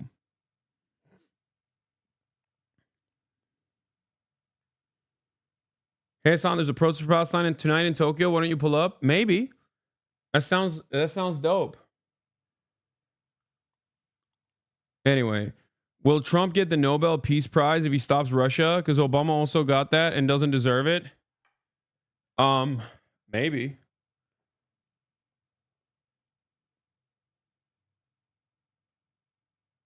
Why'd you say Porter Robinson? That sounds awesome, though. Pro-Palestine rally. Don't worry, I brought my keffiyeh with me, too. I was on a panel of dumb Trumpers on TikTok. The host stated that Dubai gave Trump a few $100 billion. Do you think that's true, Hasan? All the Gulf states have glazed Donald Trump and also offered a tremendous amount of money to Donald Trump. That's not false. Like they got a bunch of weapons contracts. They all did that for sure. Like more so than even previous administrations, I would say. We'll make a deal. Maybe they want to make a deal. I think from what I hear, Putin would like to see me, and we'll meet as soon as we can. I'd meet immediately. Every day we don't meet, soldiers are being killed in a battlefield. And that battlefield is like no battlefield since World War II. That's You said that Ukraine wants and I to... have pictures that you don't want to see. Soldiers are being killed on a daily basis at numbers that we haven't seen in decades. And it'd be nice to end that war. It's a ridiculous war. You said that Ukraine's ready to make a deal. Did President Zelensky tell you that personally? Yeah, sure. He's ready to negotiate a deal. He'd like to stop. If this is the end point, I'm still not certain that this will happen. And the reasons for why I'm not certain that this will happen is because there's too much money to be made off of like Ukraine being in a permanent state of war. Like a lot of that investment has to go somewhere else, right? Having said that, however, this was inevitable. All wars end in treaties. Okay? This was my point from the start, that the American government never had any honest interest in defending Ukraine. They had no interest in Ukrainian emancipation, just like they had no interest in ever allowing Ukraine to be a part of NATO. And a lot of people yelled at me in this time frame. And so many people had to die for everyone to finally come to this point, I guess, where so many people had to die for other people to finally reach that conclusion where they're like, okay, maybe there isn't enough manpower left in Ukraine, and it would be worse overall if they lowered the age of conscription to 18 and started at gunpoint forcing, children basically to go and die in this endless war. So if that was the case, as I said was going to happen, and if that's what we're facing down right now, don't you think that Biden, or at least not Biden because he's decrepit, but don't you think that the competent administrators that are in the Biden administration, don't you think that they could have foreseen this as well? And maybe it would have been better off overall if they were the ones who they were the ones who brought Russia to the table to start the conversations, and not just for hostage negotiations, but in general, to see what their demands were, to start the negotiation process.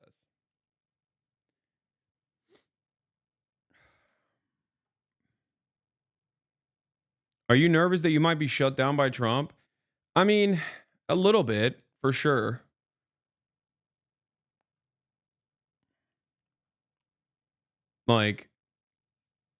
It's obvious that everything that this current government has said so far is pretty open. He literally wants to deport people who are pro-Palestine. He wants to deport students who are pro-Palestine. That's what he said. So if that's the case, then yeah, people like myself are a genuine threat. People like myself were a genuine threat to the Democratic administration as well. But I think that the Trump administration is not above eroding that standard of free speech in that regard.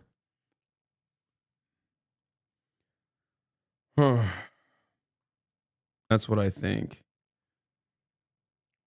Does that scare you at all?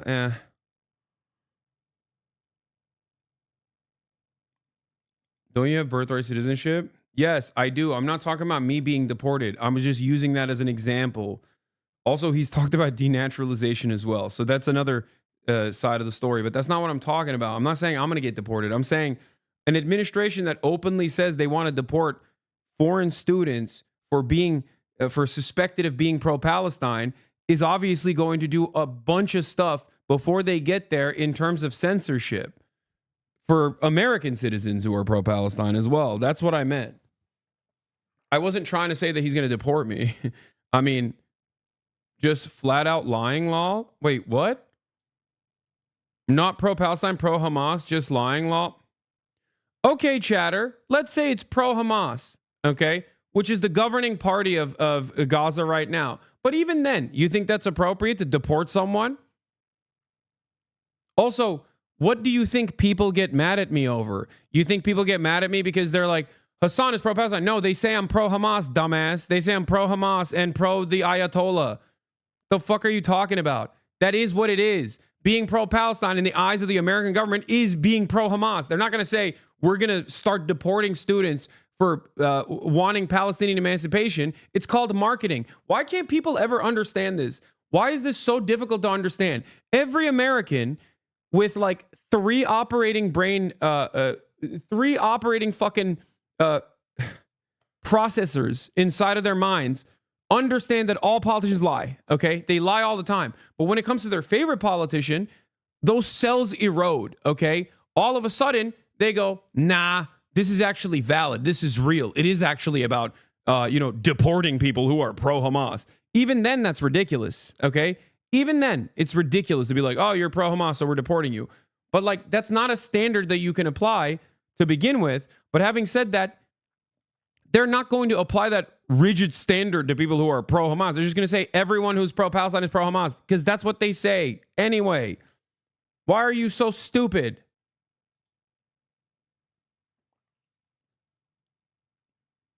That's what I don't understand about a lot of these people that will sit here and be like, well, all politicians lie. All they care about is like the corporate oligarchy or whatever. And then they'll turn around and be like, yeah, I believe Donald Trump when he says they're only deporting violent criminal immigrants. The current structure in the United States of America is that if an undocumented migrant has committed a violent crime, depending on the severity of the crime and depending on the other legal circumstances, legal jurisdiction circumstances, they most likely will get permanent jail, okay? And in some instances, they might get deported. But in most instances, they just go to jail. That's how it works. The idea that like violent undocumented migrants are not being apprehended and going through the court system is so insane to me. I don't know how people just run with this reality. And part of the reason why they go to jail instead of being deported is because if you deport an undocumented migrant that is like, let's say, a serial killer, okay, what happens when the country that he was deported back to doesn't actually have the same legal structure or have the same interest in apprehending him permanently or even have the facilities? Okay, so he can just come back to America. Is that better? No, that's the reason why they don't fucking deport every undocumented migrant. Dumbasses. Do you want someone who has, let's say, killed American citizens to be able to walk free in their home nation? No, you want them to go to jail. That's what I want.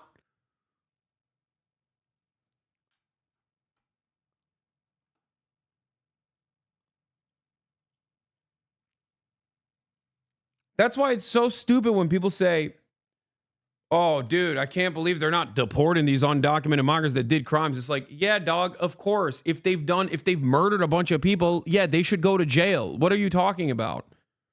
Prison abolition who? I'm sorry, dude. This is not about undocumented migrants or anyone. If you kill someone, okay, it is understandable that there is going to be some punishments, okay? Your freedom of movement should absolutely be restricted. I'm not having this conversation with you guys right now. You're out of your mind.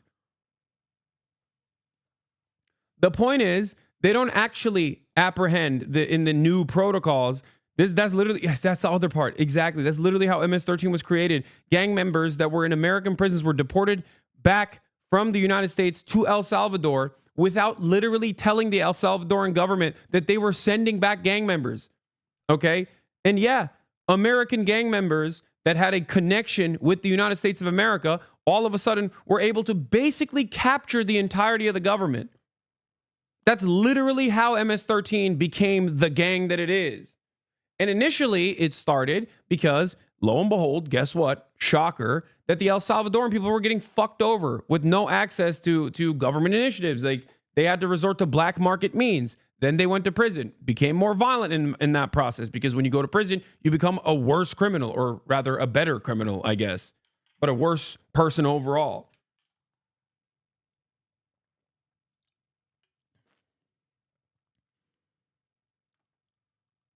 Anyway. Yeah, also there was one instance of us there were two instances, I think. Florida student protester deported back to Colombia following suspension. There was two. There was another one. It was like at Dartmouth or something that they were trying to deport as well. So like that already had started. This isn't to say that like the Biden administration was great at obviously dealing with student protesters. Chatter, I mean, come on. I've talked about this quite a bit. 3,100 arrests were made under the Democratic leadership in supposedly the free nation, the freest nation on earth. Somebody that lost a lot of soldiers, and so did Russia. Lost a lot. Russia lost more soldiers. They Not Dartmouth, Cornell, maybe? 800,000 soldiers. Would you say that's a lot? I'd say it's a lot. Mr. President, you said that you wanted to make Dr. King's dream a reality. What's your response to his children and civil rights leaders who say that your DEI orders are a contradiction of his dream and could further drive racial disparities? Well, I haven't heard that. Mr. President, That's it. I haven't heard back what on they the terror list. How do you see the war in Yemen end? Well, we'll see what happens, but they can't shoot down our ships, the Houthis. Yes. And that you can't shoot down our ships or any ships, and that's what they've been doing. So, see, this is where his dick riding of Saudi Arabia puts him in the same category as Brandon, right? This is where Donald Trump's Saudi loyalty actually cooks his foreign policy perspective, because Brandon went after the Houthis as aggressively as he could, and it went nowhere, right? It went nowhere. Donald Trump comes in, and if he tries to escalate in the same way, instead of putting together a ceasefire deal and also treating the Ansar Allah administration as the current government of Yemen, because that is what it is, okay?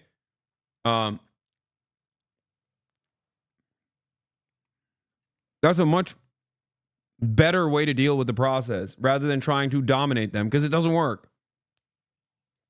I think, like, I read this dude who talked about, like, North Korea. I read something on Twitter who talked about how, like, the DPRK played a fairly formative role in tunnel warfare, and how the DPRK, North Korea, is like the most complex tunnel system on the planet because of the Korean War, and how they basically brought that over to the Viet Cong, and that the Viet Cong also then brought that over to, made its way to Iran. The North Koreans made its way to Iran with their tunnel structures as well, and like basically underground facilities that that evade surveillance, but more importantly, bombings. And how that also basically redefined warfare for Hamas and Hezbollah as well. So in that regard, you just kind of can't deal with it, you know? You just can't deal with people who, like, we have all this complex machinery. We have all of these complex munitions. We have all of these mechanisms of warfare, a million different ways to evaporate babies from afar. And yet, ironically enough, all of those technological advancements still get owned by dirt. Put enough dirt in front of it, and it's impenetrable. Think about that. Think about how crazy that is.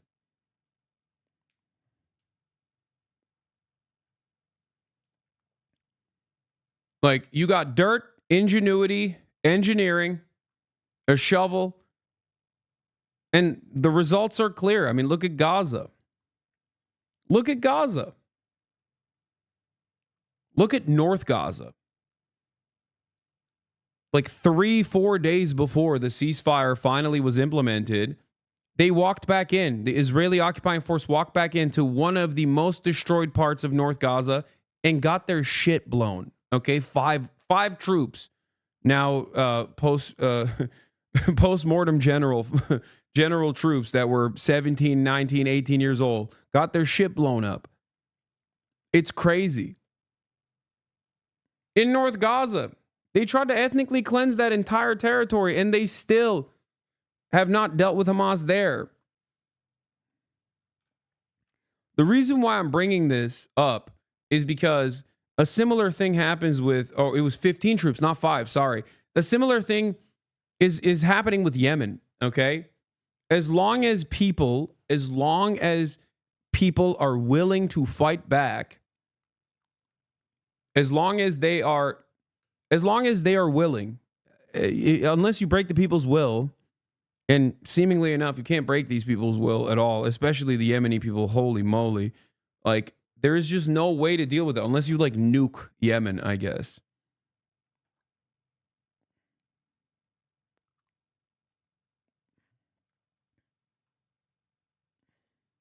On the terror list, that's not good for them. So why did you revoke security protections for former Secretary of State Mike Pompeo and Brian Hook? Well, the same reason I did. When you have protection, you can't have it for the rest of your life. Do you want to? Wait. 21 Israeli troops are killed in the deadliest attack on military in Gaza since the Gaza offensive began. Wait, when did this happen? 21? Oh, on Tuesday. A significant setback that could add a mounting call. that could add to mounting calls for a ceasefire. Wait, this is from before, right? Why is this from today? Oh, it's 2024. Oh my God. I was like, what is going on? Bro, y'all are so dumb. No, I'm talking about the recent thing that happened, not 2024. Jesus Christ.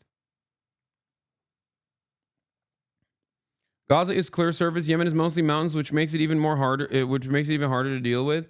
Yeah, bro, the Saudis learned that lesson too. That's the other part of the story. Is like, I don't even think the Saudis want that smoke. So maybe they'll get into Trump's ear and be like, hey, let's pack this up. Let's not do this. On a large detail of people guarding people for the rest of their lives. I mean, there's risks to everything. So would you support striking Iran's nuclear facilities?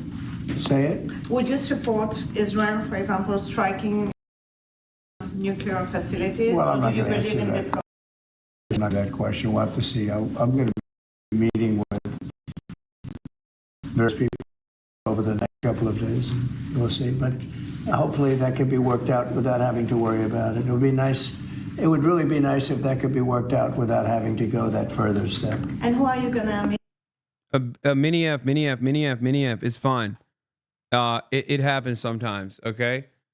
Minor F. We're back. The Yakuza saved me.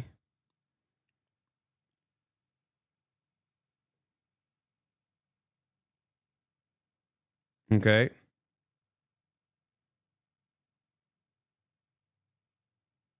Look in the...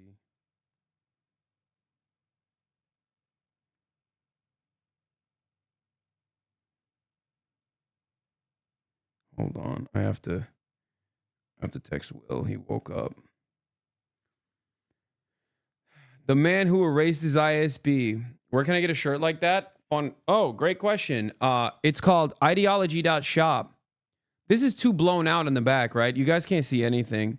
I don't know how we would ever be able to show like the background at all. Like unless it's in the morning. Like I wish I could show you what the background looks like without it being like fully blown out, you know?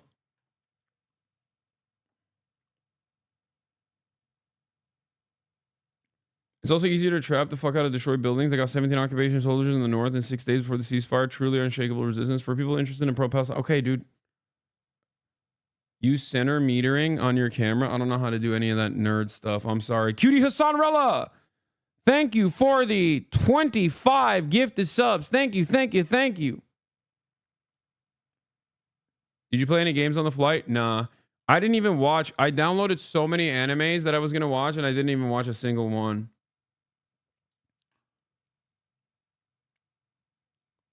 It's 8 a.m. there. How long are you streaming? So my goal today is to get a couple hours of news commentary, as I'm doing right now, and then move on from news commentary to like, you know, regular city exploration. Our first day is for settling in, as I talked about already. Our first day is just for settling in. So we don't have anything on the docket, I don't think. And you pirate anime? No. It's piracy is a service problem. Gaben is right. And for me, all of the animes that I watch are on like Netflix and everywhere else, so it doesn't matter to me. No. There is IRL today, but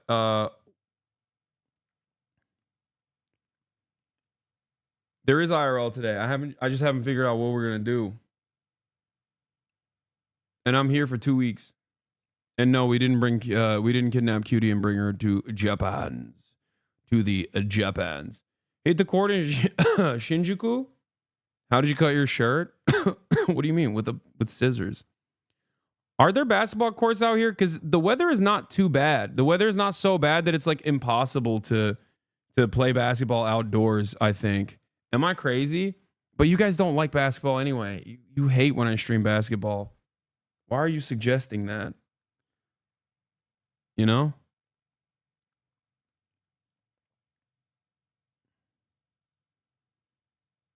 Yeah, the weather is like nice.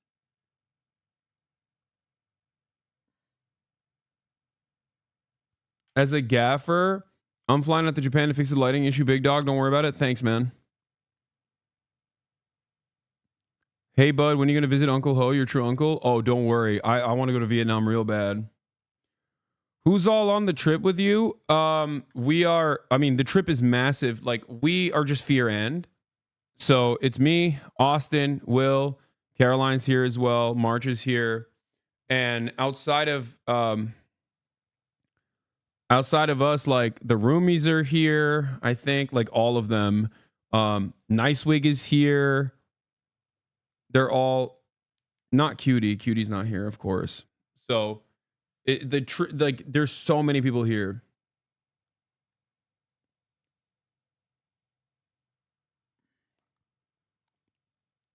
All right, let's continue. Well, I'd rather not say that, but very high-level people. But hopefully that can be worked out. You know, look, Iran hopefully will make a deal, and if they don't make a deal, I guess that's okay too. Hey, Mr. President, just to follow up, you said you think the Fed should listen to you. Can you elaborate on why you think it should? With regard to interest rates? Correct, yes. Because I think I know interest rates much better than they do. And I think I know it certainly much better than the one who's primarily in charge of making that decision. But no, I'm guided by them very much. But if I disagree, I will let it be known. Sir, your tariffs plans for China and Mexico are much tougher. The ones for Canada and Mexico are much tougher than the one for China. Why is it softer for China? Well, China's already paying a lot of tariffs because of me. And when you add them up, I would say, you know, they're paying a lot. They paid hundreds of billions of dollars. They never paid 10 cents until I came along. When I came along, they've paid hundreds of billions of dollars. Never paid anything. And so they've already started at a higher base. Is February 1st the date for Chinese tariffs as well, sir? February 1, or was that just Mexico and Canada? It's Mexico and Canada, but we're talking about China too. Look, China's sending. Okay, it seems like it's still blown up. Yeah. I like that the media is like, hey, can you please attack China harder? Why aren't you doing that? Please go to the Tokari Center to see the seals. They are so cute. Are you still meeting up with Hideo Kojima? No, that's not going to happen. Kojima Studios invited me initially, but they are heavily dominated by Death Stranding 2 right now. So they said that it's not going to happen, which is kind of an L. I know. It's a real bummer. Trust me. I really wanted to go. I was really excited, and I'm not going to be able to do that. The Kojima Productions one. So I'm not getting scanned. I'm getting scammed instead. Cancel the trip? Yeah. True. Next year, bro. Next year. That's what they said. They literally were like, oh, well, we'll have more time in the future. And it's like, yeah, I'll just come back to Japan, I guess. All right, let's continue with this news. Tremendous amounts of bad drugs, fentanyl, really bad stuff. Most of it comes through Mexico. And we're losing, I think, 300,000 lives a year because of that. People say 150. Dude, he's like,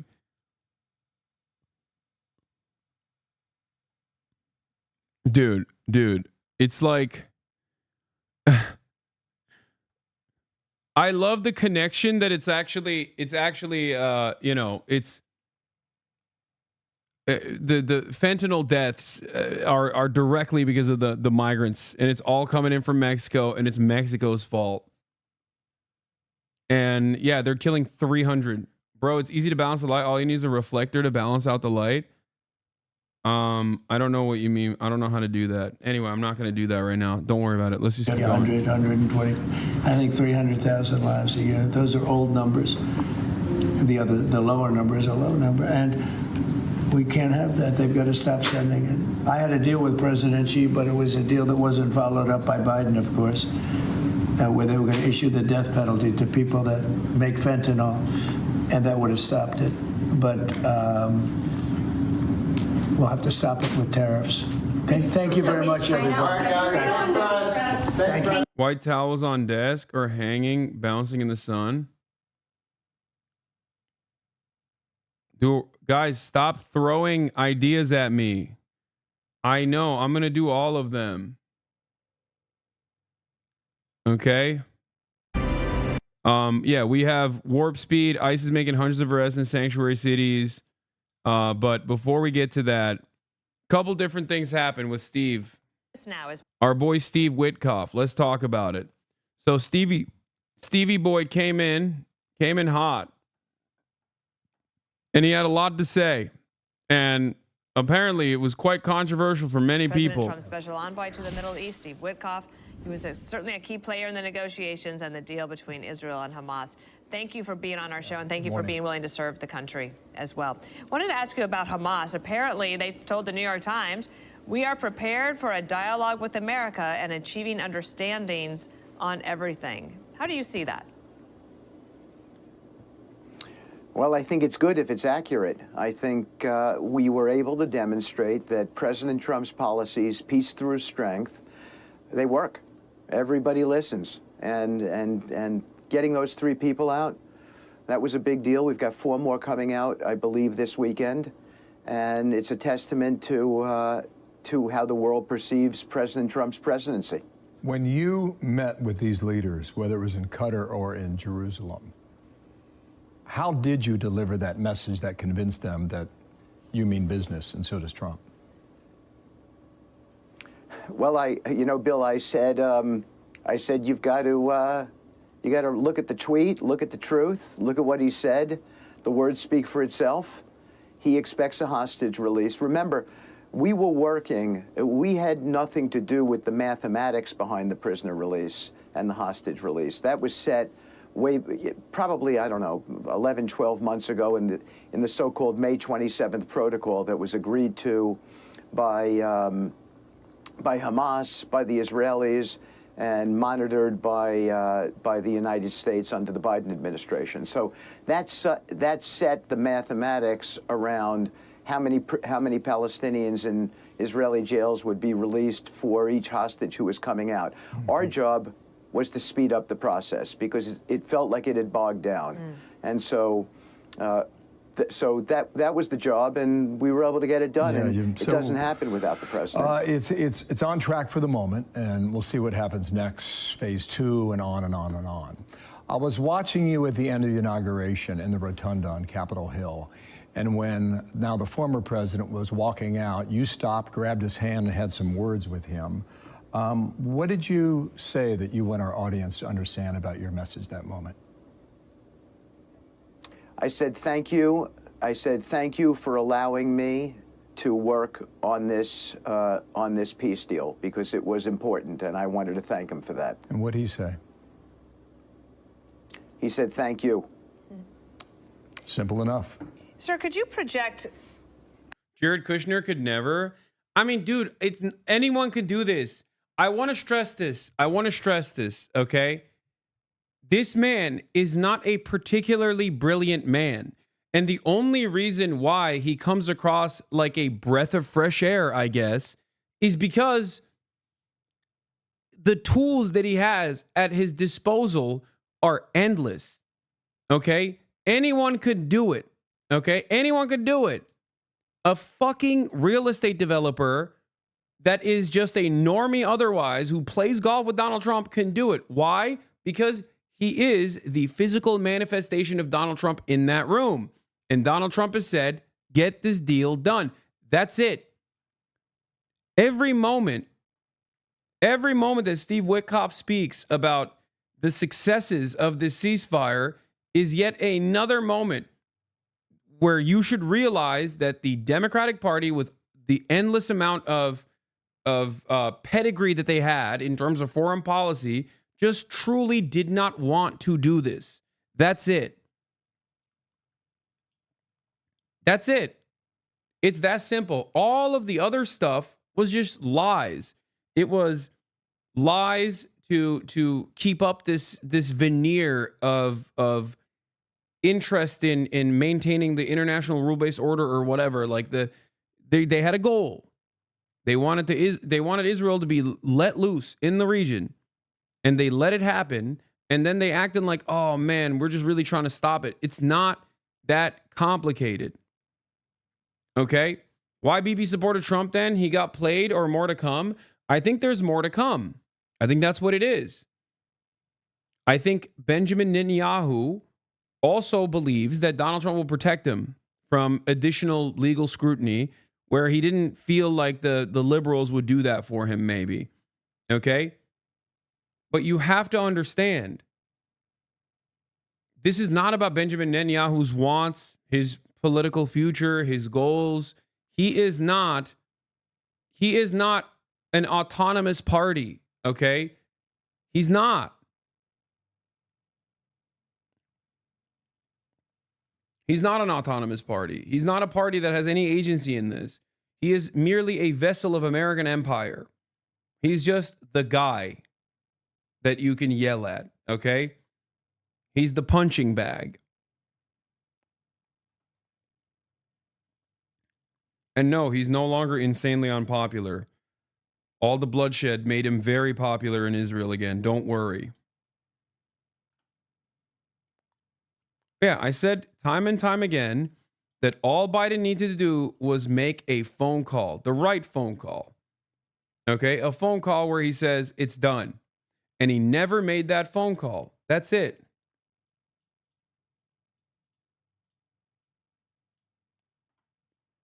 Now, this is a lot more complicated with Iran. Okay? This is actually a complicated process.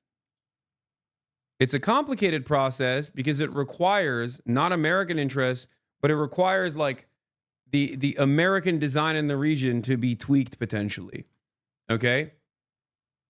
Because now you're not dealing with a foreign ally that will just do whatever you want him to do. Okay? Now you're dealing with a foreign adversary that is a major threat as a state, as a functioning state, potentially a nuclear state, that is an enemy to your designs in the region and an enemy to your major power player allies in the region, Saudi Arabia and Israel.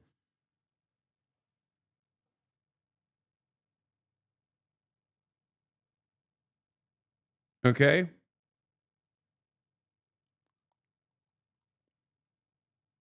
Remember 3 months ago you were watching that Ozzy Zio pig YouTuber Casimir report video gloating over the genocidal general's plan and the annexation of North Gaza, and 3 months after they withdrew from North Gaza?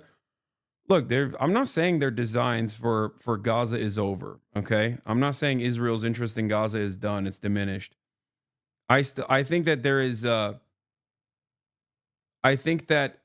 is still the West Bank in play. I know you don't like to speculate, but could you project 6 months ahead or so? Because one of the key pieces of the deal, as I understand it from friends who are very supportive of the Israelis, that in a way it was a terrible deal, but one that they should take because of the situation that they found themselves in.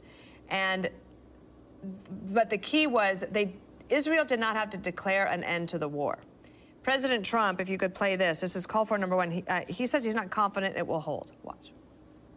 How confident are you, Mr. President, that you can keep the ceasefire in Gaza and conclude the 3 phases of this deal? I'm not confident. That's not our war, it's their war, but I'm not confident, but I think they're very weakened on the other side.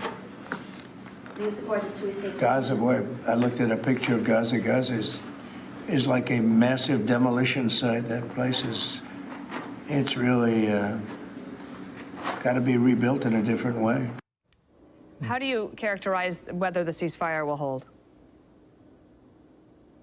Well, I don't disagree with the president. I think that the implementation, Dana, of it is probably more difficult than the execution of the deal. The execution, that was a big step. That was the condition precedent. We had to get it done, and we did, thank God. And now we've got to implement. I'm actually going to be going over to Israel. I'm going to be a part of an inspection team at the Netzarim corridor and also at the Philadelphia corridor. That's where you have outside overseers sort of making sure that people are safe and people who are entering are not armed and no one has bad motivations. But we have to make sure that the implementation goes well, because if it goes well, we'll get into phase 2 and we're going to get a lot more live bodies out. And I think that that is what the president's directive to me and everybody else working in the American government on this. That's his directive, and that's what we're going to do. That's what we're going to do. Our audience may not be that familiar with you, but they're going to get to know you very soon. And we really appreciate you coming on today because these are very important issues. Your relationship with Donald Trump appears to me to be forged over the years, and you've known each other a long time through New York real estate and the game of golf. And you were with them in Palm Beach the day that second assassination attempt took place. So you guys know where each other's coming from on just about everything. With regard to the future in the Middle East, do you see soon a handshake deal between Israel and Saudi Arabia that gets that peace deal back on track, that would then pull in other Arab countries in the region? Well, you know, Bill, it's been out in the news that there's been talk of a normalization deal, and I think that normalization is an amazing opportunity for the region. It's basically the beginning of the end of war. And the beginning of the end of war means that the entire region becomes investable. It becomes financeable. Banks do not have to underwrite whether the Houthis, Hezbollah, or Hamas is going to fire a missile and take down a hyperscale data center. So I think that normalization is huge for the state of Israel. It's huge for the region. And hopefully it happens. And my own opinion is that a condition precedent to normalization was a ceasefire. We needed to get people believing again. First, we needed the hopeful moment, and I'd like to think that we've achieved that, and we'll build on that. And then on top of that, we needed to show people that we could stop the violence, and we could have conversation and dialogue. And so this is the beginning of that, and hopefully everything over there can be settled in that way. If it's possible, everyone will become a believer. Just one more from me.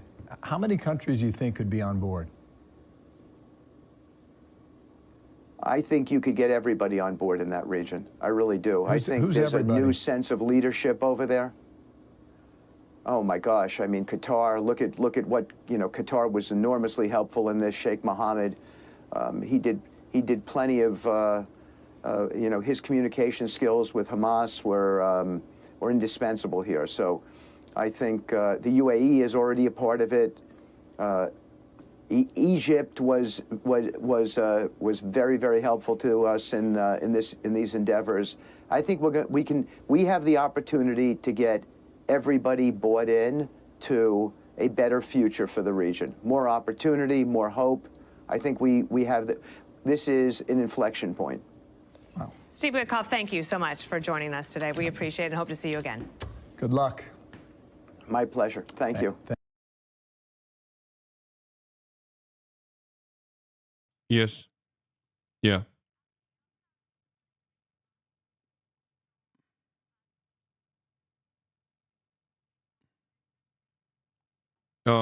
That's okay.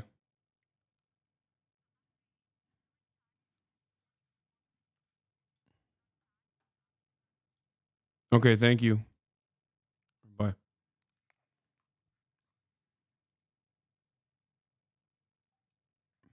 I had to order mushi mushi. I had to order water and a bunch of stuff. How's the jet lag? Non-existent so far, but we'll see. The day is still very, very young. As you know, it's 4 p.m. over there, but over here it's only 9 a.m. So I just got started. Okay, so couple points here that are important. Okay.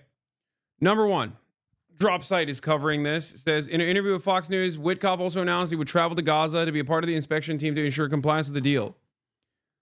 He said he wants the implementation to go well. Now is President Trump's special. He said he wants the implementation to go well. If it goes well, they'll go into phase 2, and we're going to get a lot more live bodies out. And I think that's what the president's directive to me and everybody else working in the American government on in this is. I'm actually going to go to Israel. I'm going to be a part of the inspection team at the Netzarim corridor and also a part of the Philadelphia corridor.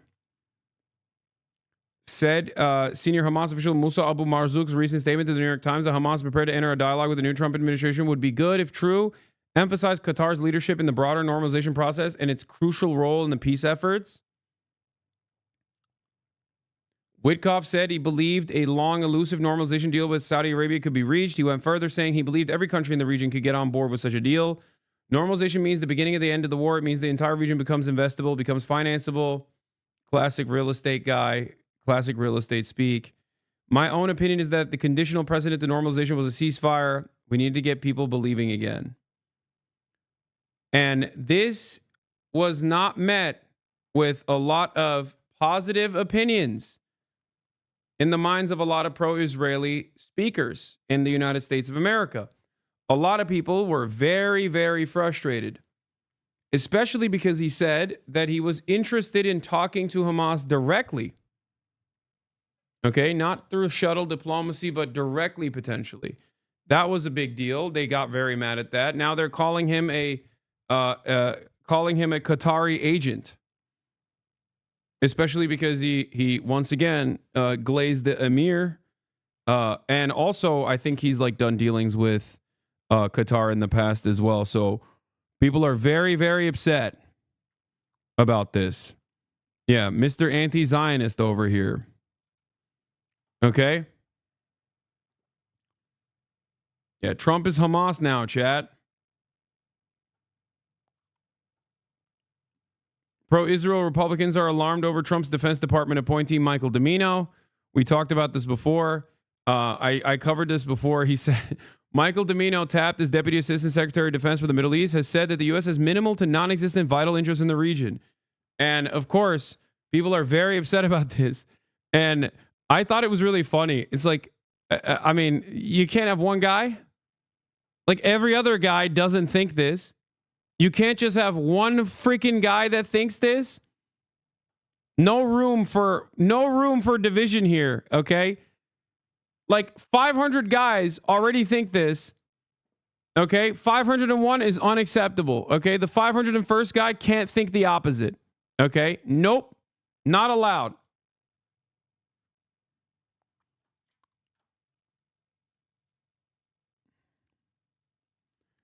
He said he wanted to visit Gaza. What's the chances they let him and then watch Israel kill him and blame it on criminal elements inside of Gaza that have been armed? No.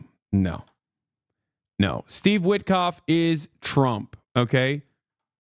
Steve Witkoff, understand something. Steve Witkoff is the physical embodiment of Donald Trump. He is the physical manifestation of Donald Trump. That's not happening. That seems far too insane, even for Israel. New York Times, contractors are scheduled to begin searching vehicles on Saturday and allowing those returning on foot to cross without inspection. If Witkoff is going to Gaza, would that mean third-party investigators could have a greater chance to get into Gaza and investigate the atrocities done by Israel?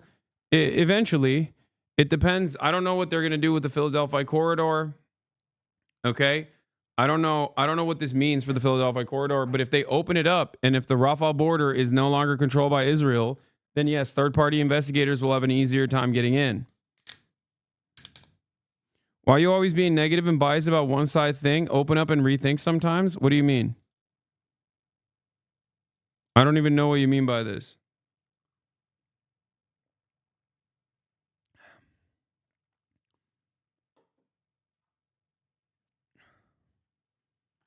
I like that I'm talking about a ceasefire deal that came after the heels of 15 months of genocide of a captured population that's living in an open air prison. And this guy's like, you're being negative right now. I don't like that. Okay.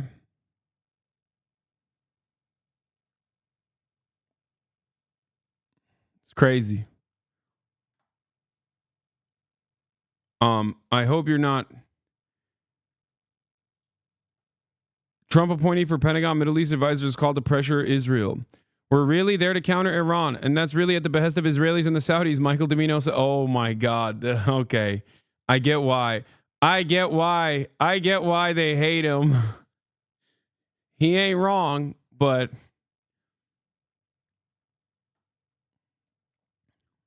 one guy, man, let there be one guy. Let there be one dude who actually, by the way, I think this attitude, ironically enough, is I can't believe the state of affairs in American foreign policy that like the one guy with realpolitik, like actual realpolitik as an ideological predisposition is getting yelled at as though he's like, and he's being considered woke. That's crazy. Like, that's it. He's just saying he's not wrong. There's truth to what he's saying.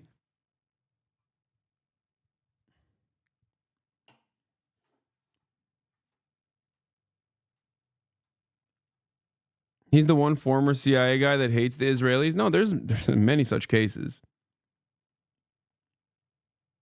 What do you think about MBS saying he will only accept Palestine 1967 borders? People here in Saudi believe him. Yeah, that's the reason why he's saying that, because he wants the people in Saudi to believe him. MBS has very openly stated time and time again his resentment for the Palestinian population that just won't die.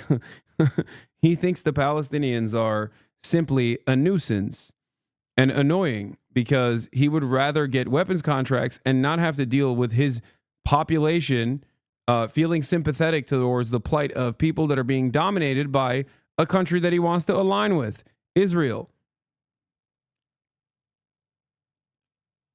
He has to say that so that, the Saudi population goes, yeah, no, he still has the best interest of the ummah in mind,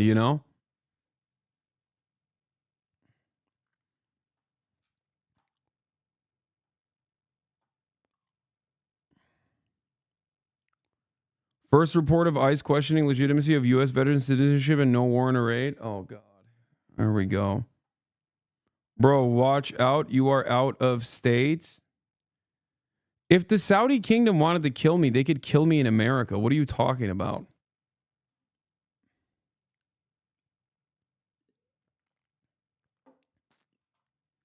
I'm too much of a small fry. Why would they do that? They got bigger stuff to worry about. Anyway. Yeah.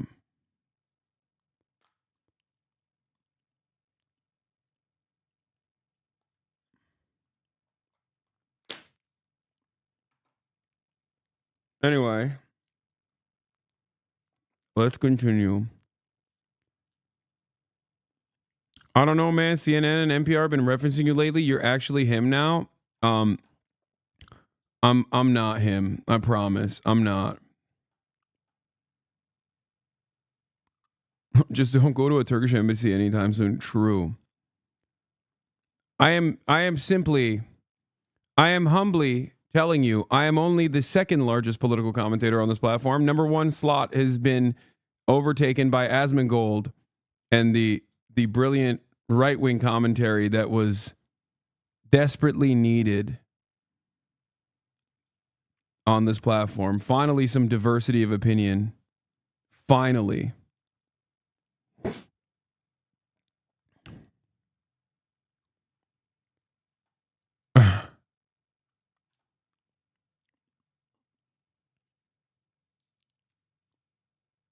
You see the latest thing? Asman said he's German. I did.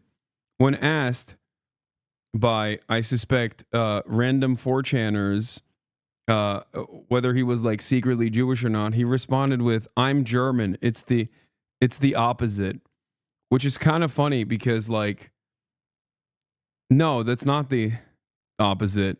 The Jews that died in the Holocaust that were killed, many of them were also German Jews. You can still be Jewish and German. I don't think he thought that through. I assume he was just trying to, make a joke or something.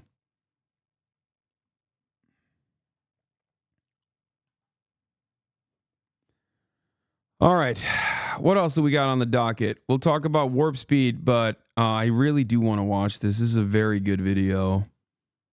I don't think Trump himself is personally fierce. Oh, one other thing about Israel-Palestine. I saw this. I've played ball here before, by the way. It's a very nice facility. All right, you can pump it as long as we say, today we stand here, we all care for humanity, good people, and we stand with Israel. and all good people. So God bless America, God bless Israel, and we stand united for all good humanity. Amen. This is lame as hell, bro. Okay? It's so goddamn lame to do this.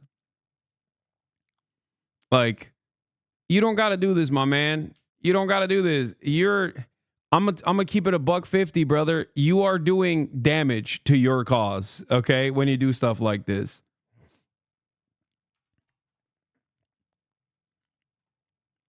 This is what Israeli Hasbar has stooped to. Yeah, you're just... Is that Xavier Sobeys? That's the one who walked away in the pink hoodie? That was Xavier Sobeys that walked away immediately when he started saying that? That's so awesome. I didn't know who it was. That's funny. Yeah. Respect.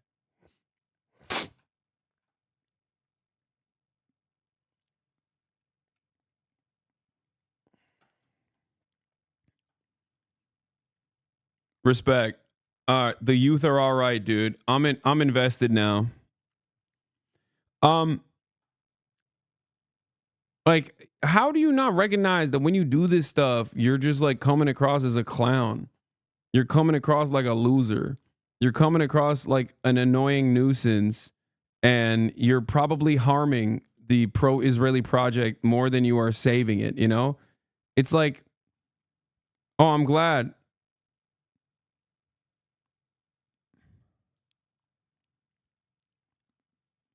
I'm glad that, I'm glad that you snuck that in there. And we stand united for all good humanity.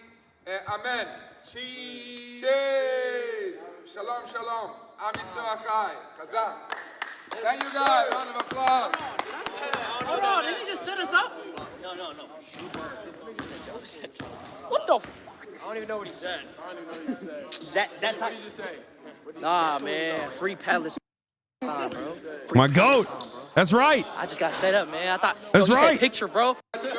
That's right. Nephew's all right. Nephew's the king. Respect to the nephew.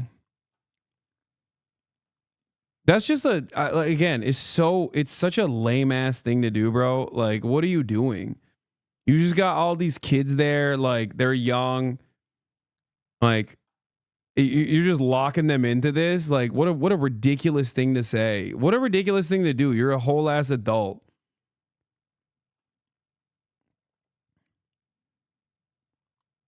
It's lame as hell. Like, it's lame as hell because, like, regardless of what you are signing people on board with in that regard, regardless of what you're signing people on board with, like, there's no assumption, right? There's no assumption from any of those guys that you're going to come up there and just be like, yeah, we're all pro-Israel, right? Yeah. Respect. Let's go. Like, that you just kind of brought that on them for no reason. You know what I mean? They didn't agree to it. You just brought them into this conversation. You don't know what their perspective is, right? It's just a very awkward situation to put people in. Max said this later. Whatever y'all want, believe it. Don't let no one ever. Hey, chat, believe in whatever y'all want, believe it. Don't let no one ever, ever try to push beliefs on you. Free Palestine. That's crazy. What you say? I know. I don't like that. I don't like that at all. Yeah. See, that's what I mean. Like I don't think these guys like have like fully well-established opinions on the situation, right? But even then, you just like ended up making them feel uncomfortable.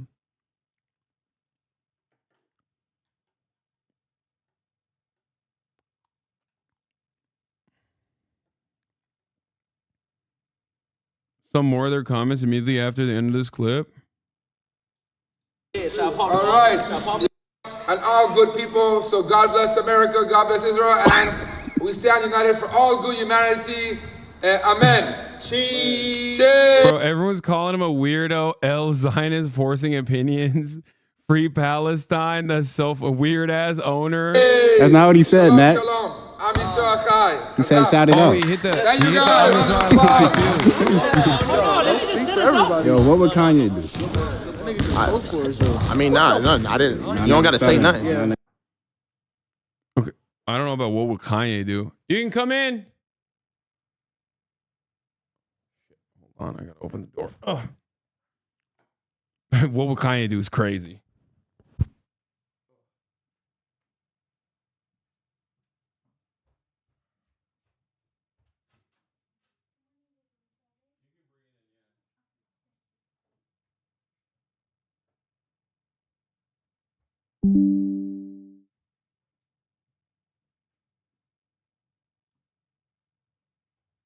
One second, chat.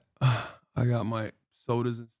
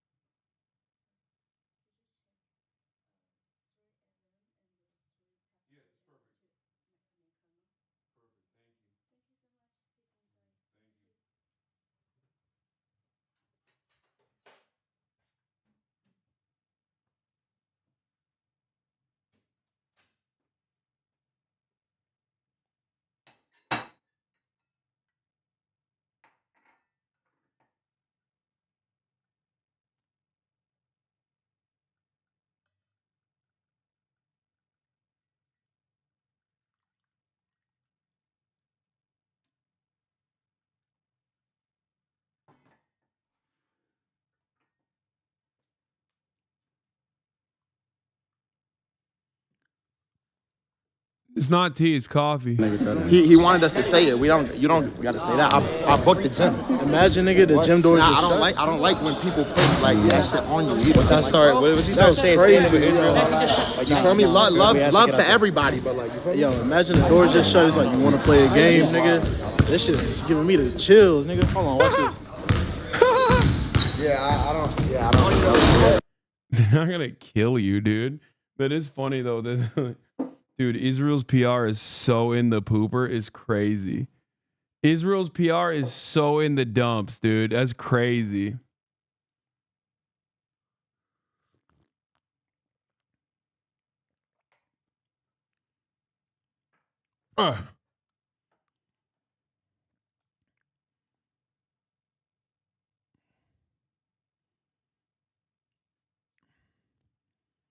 Jason knows more than you, Unk. He ghost wrote 100 Years War in Palestine. Is late in LA coffee will destroy your sleep routine? What are you talking about, man? It's like not even 10 yet. I'm guzzling coffee all morning. I'm trying to stay up. I'm kind of cooked. I'm not going to lie. If you had to guess what percentage of people under 30 are anti-Zionist, I mean, it's an incredible amount. It's legitimately shocking and something that I never thought I would see in my life. And it is perhaps, well, baby F, it is, I will say this much.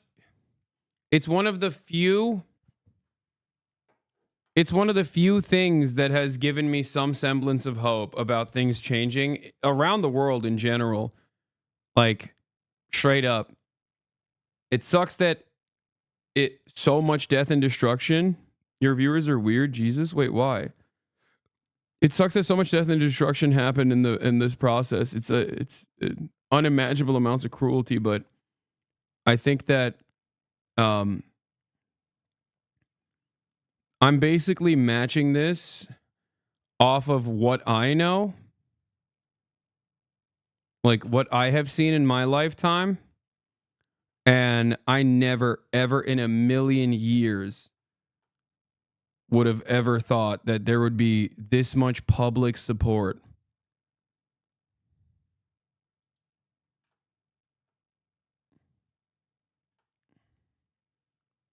for Palestine and Palestinians in general.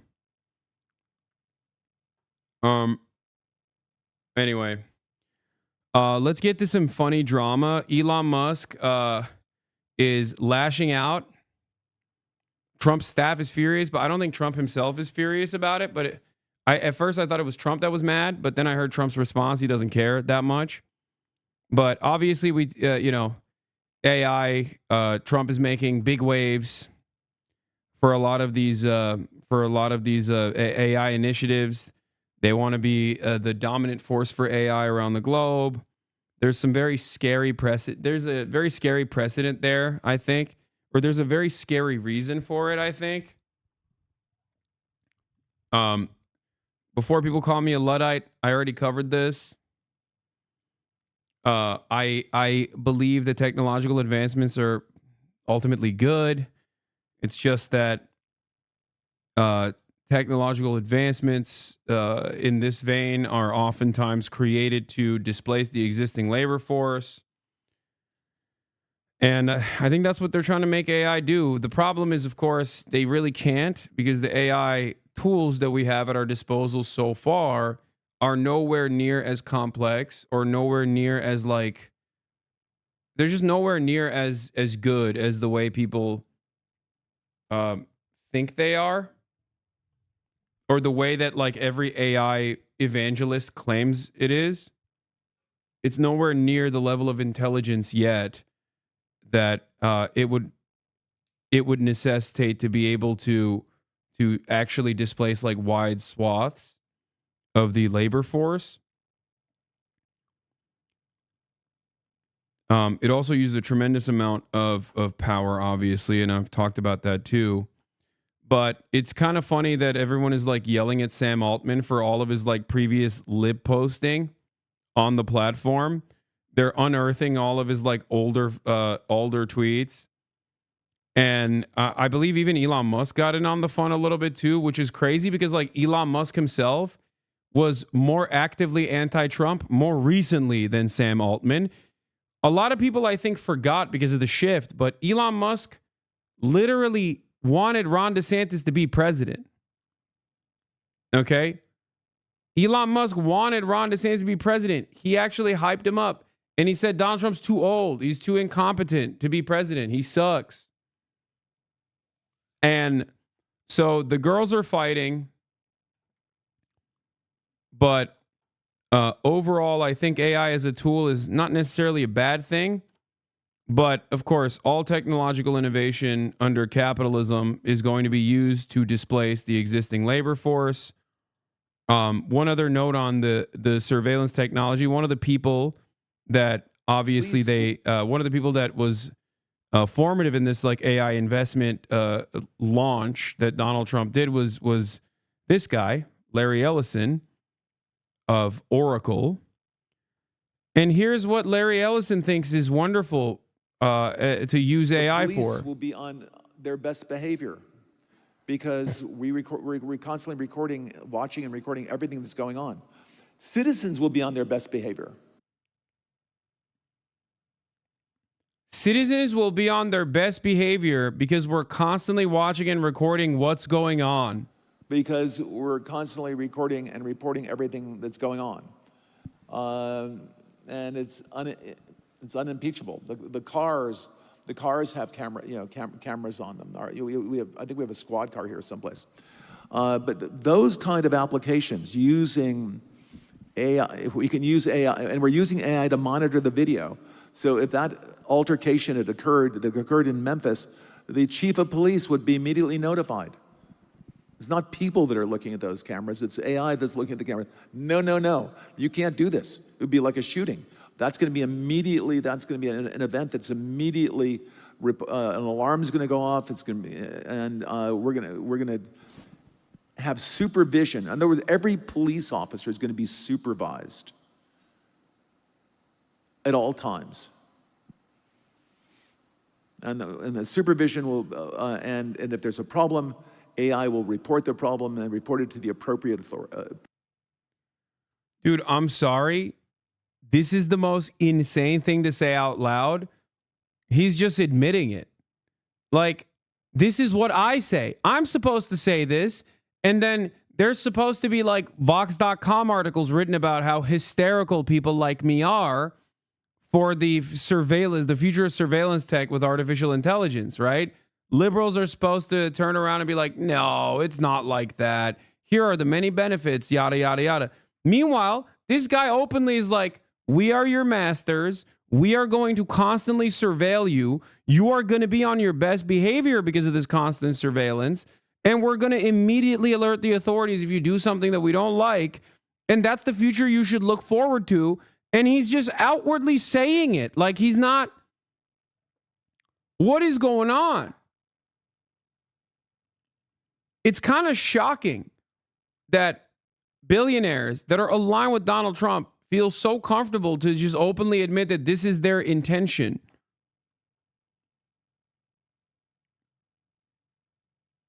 I don't get it. Is it autism? Like, is that what's going on? This guy's like too autistic to realize that like what he's saying sounds terrifying. Is that what it is? Like, what's happening? Like, he's just like, oh, yeah, no, it's great. Everyone's going to be an NPC in the future. We're just going to monitor every single thing that you do. And also, any matter of discontent will be dealt with through the proper protocols, through the authorities. And now it's way more efficient. There's more here. Hold on. He gets into another part here before this 1 minute and 44-second video ends. He's going to bring up drones too.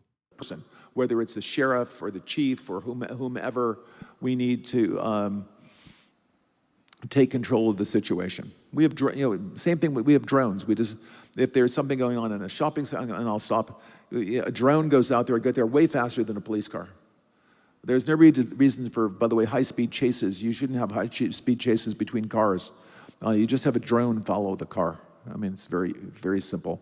And the new generation of autonomous drones. Great. I love that. I love having our autonomous drones monitor the activity of every individual. That sounds awesome. Who could take issue with such a thing? I hate that we are living in the future dystopia now with none of the benefits. No Suckmaster 5000 lifelike robots, no endless amounts of energy that isn't harmful to the environment. None of that, okay? No utopian currencyless, classless, moneyless, borderless society, obviously, of course not. No cyber technology that allows me to like jump over buildings if I see fit. None of that. Just the bad stuff. Just the constant surveillance and a more militant, more efficient, more robotic surveillance state. Yeah. Great. This is movie stuff. He's talking about movie stuff, but like negative things in movies. It's kind of wild that he's talking about the negative aspects that you see in a movie of like a bad future, but he's talking about it positively.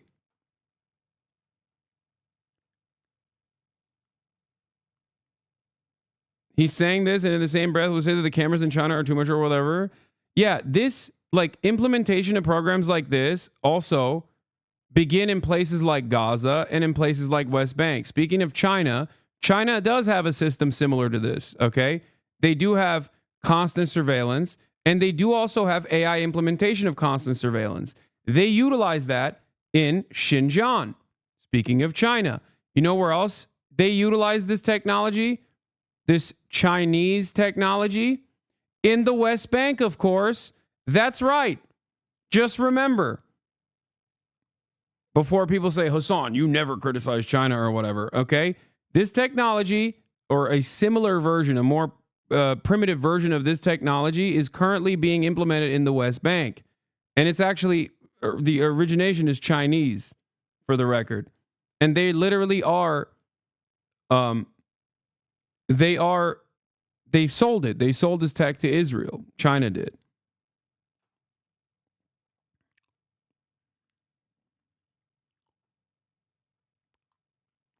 Soon to be at your Amazon warehouses to monitor your efficiency, if it doesn't exist already.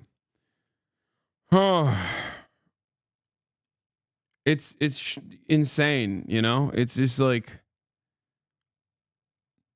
it's so awful and so insane to think that this is a good thing or to not be afraid of this.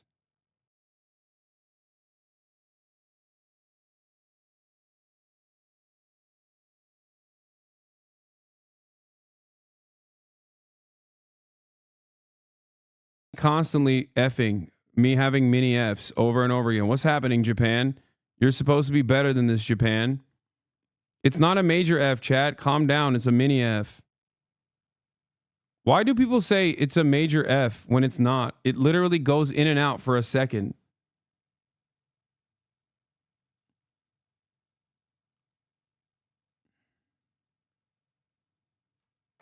Am I crazy? Because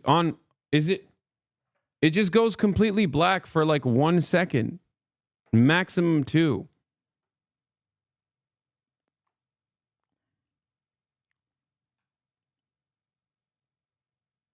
Holy, I got scared because the entire screen went black. Complete darkness.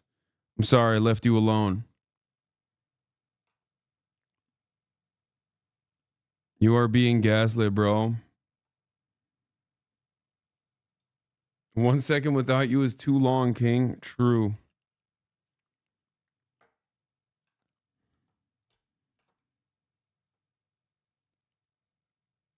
Anyway.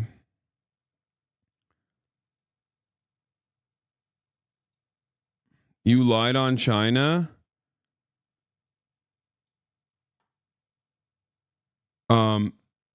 That's why Israel's working with America on the big tech project you mentioned? Really? Because I wasn't talking about the new AI tools that Google was rushing to sell to Israel's military. I never said that America is not trying to sell AI tools to Israel. I simply stated that China did implement AI-backed surveillance technology in the West Bank. They sold it. You should search that and you will find it. It's ironic because the American government, I believe, the American government, because it was like, because they were on their pro-Muslim arc against the Uyghurs, literally said that this was unacceptable. Yeah, Hikvision. There it is. Cameras made by Hikvision, which is blacklisted in the U.S., blanket the occupied West Bank.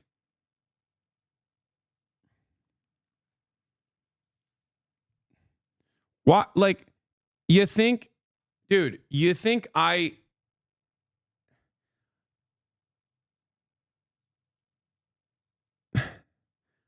just, look, I'm honest.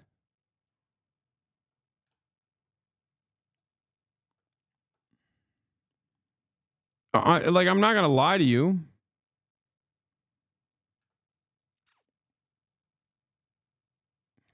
I don't know why you want me to, what your expectation is here. Anyway, hog vision in the US. But yeah, the girls are fighting. Our AI overlords are fighting.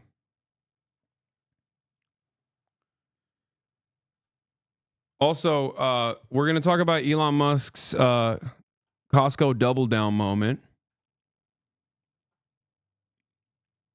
Okay. We got that coming up too. But before we do that, I did want to talk about Donald Trump's involvement with Saudi Arabia real quick, because this is a really good video. Presidential election.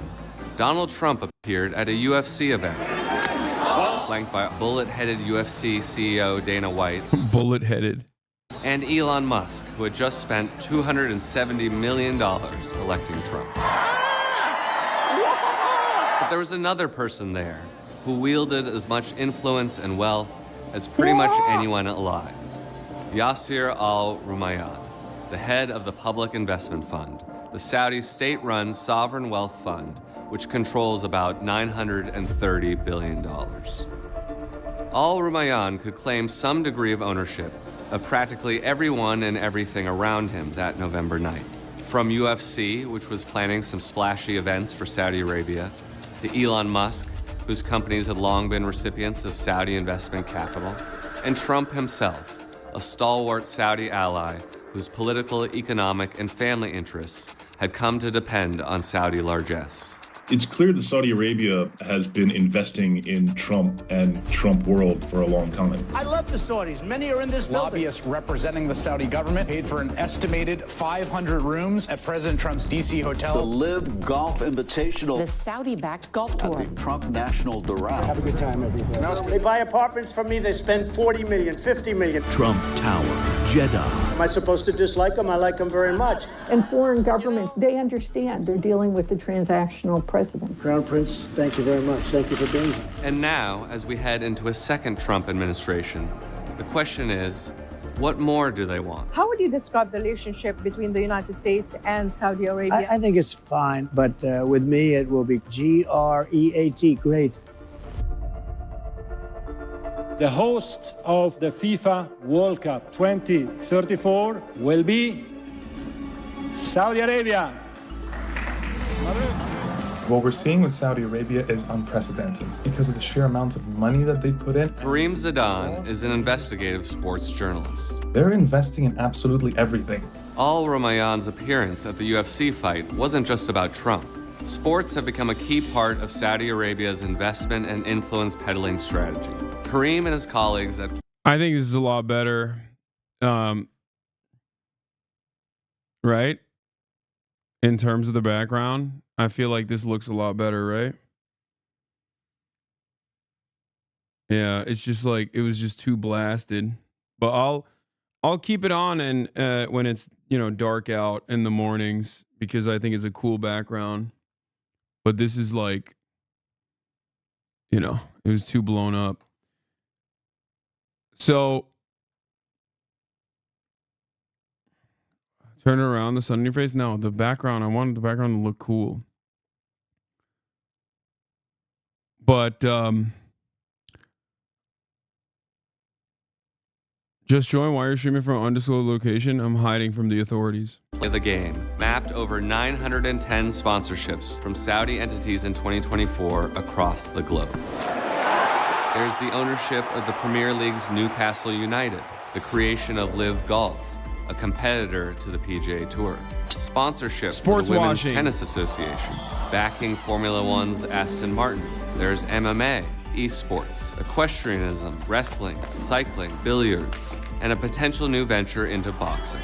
As a matter of fact, it might be easier to list the sports that Saudi Arabia hasn't invested in. Honestly, I can't think of one at the moment. The Saudis would call it investing.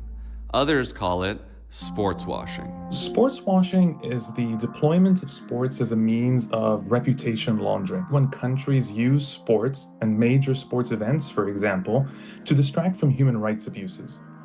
When Saudi Arabia invests in sports, it's really looking for geopolitical influence. It's looking to recraft its own global image. It might not reap the most significant monetary returns, but I don't think that's what they're interested in from sports. They're looking at influence, and I think they're doing a damn good job about it, as much as I don't want to say that.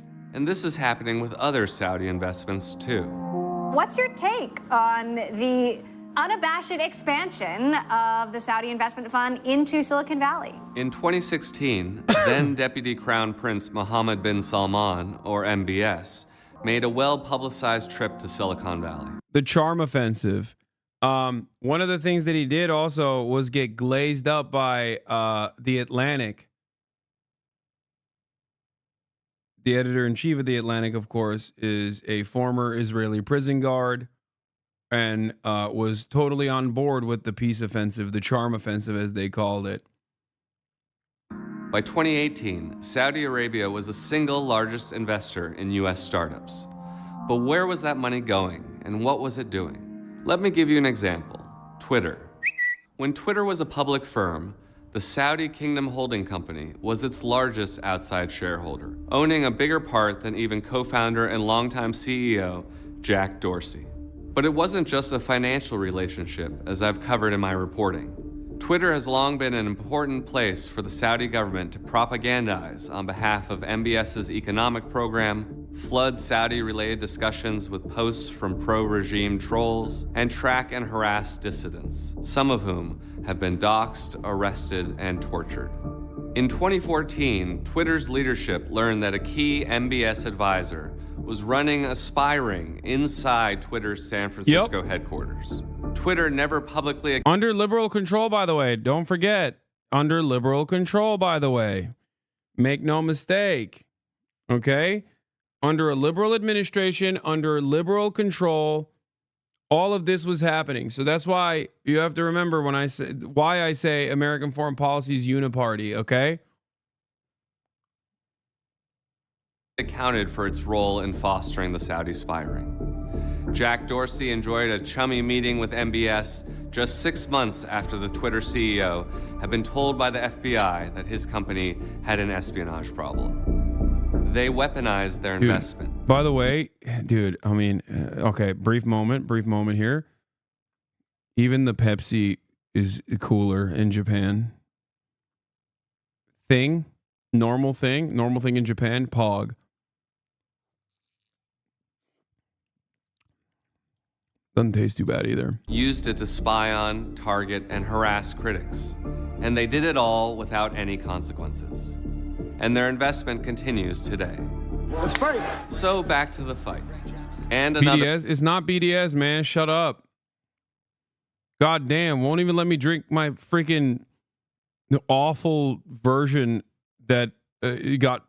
The good thing, Diet Coke got banned, okay? Diet Coke is BDS, unfortunately, which sucks because I love Diet Coke. Now I'm drinking Pepsi and you're still yelling at me. Other guest, Elon Musk.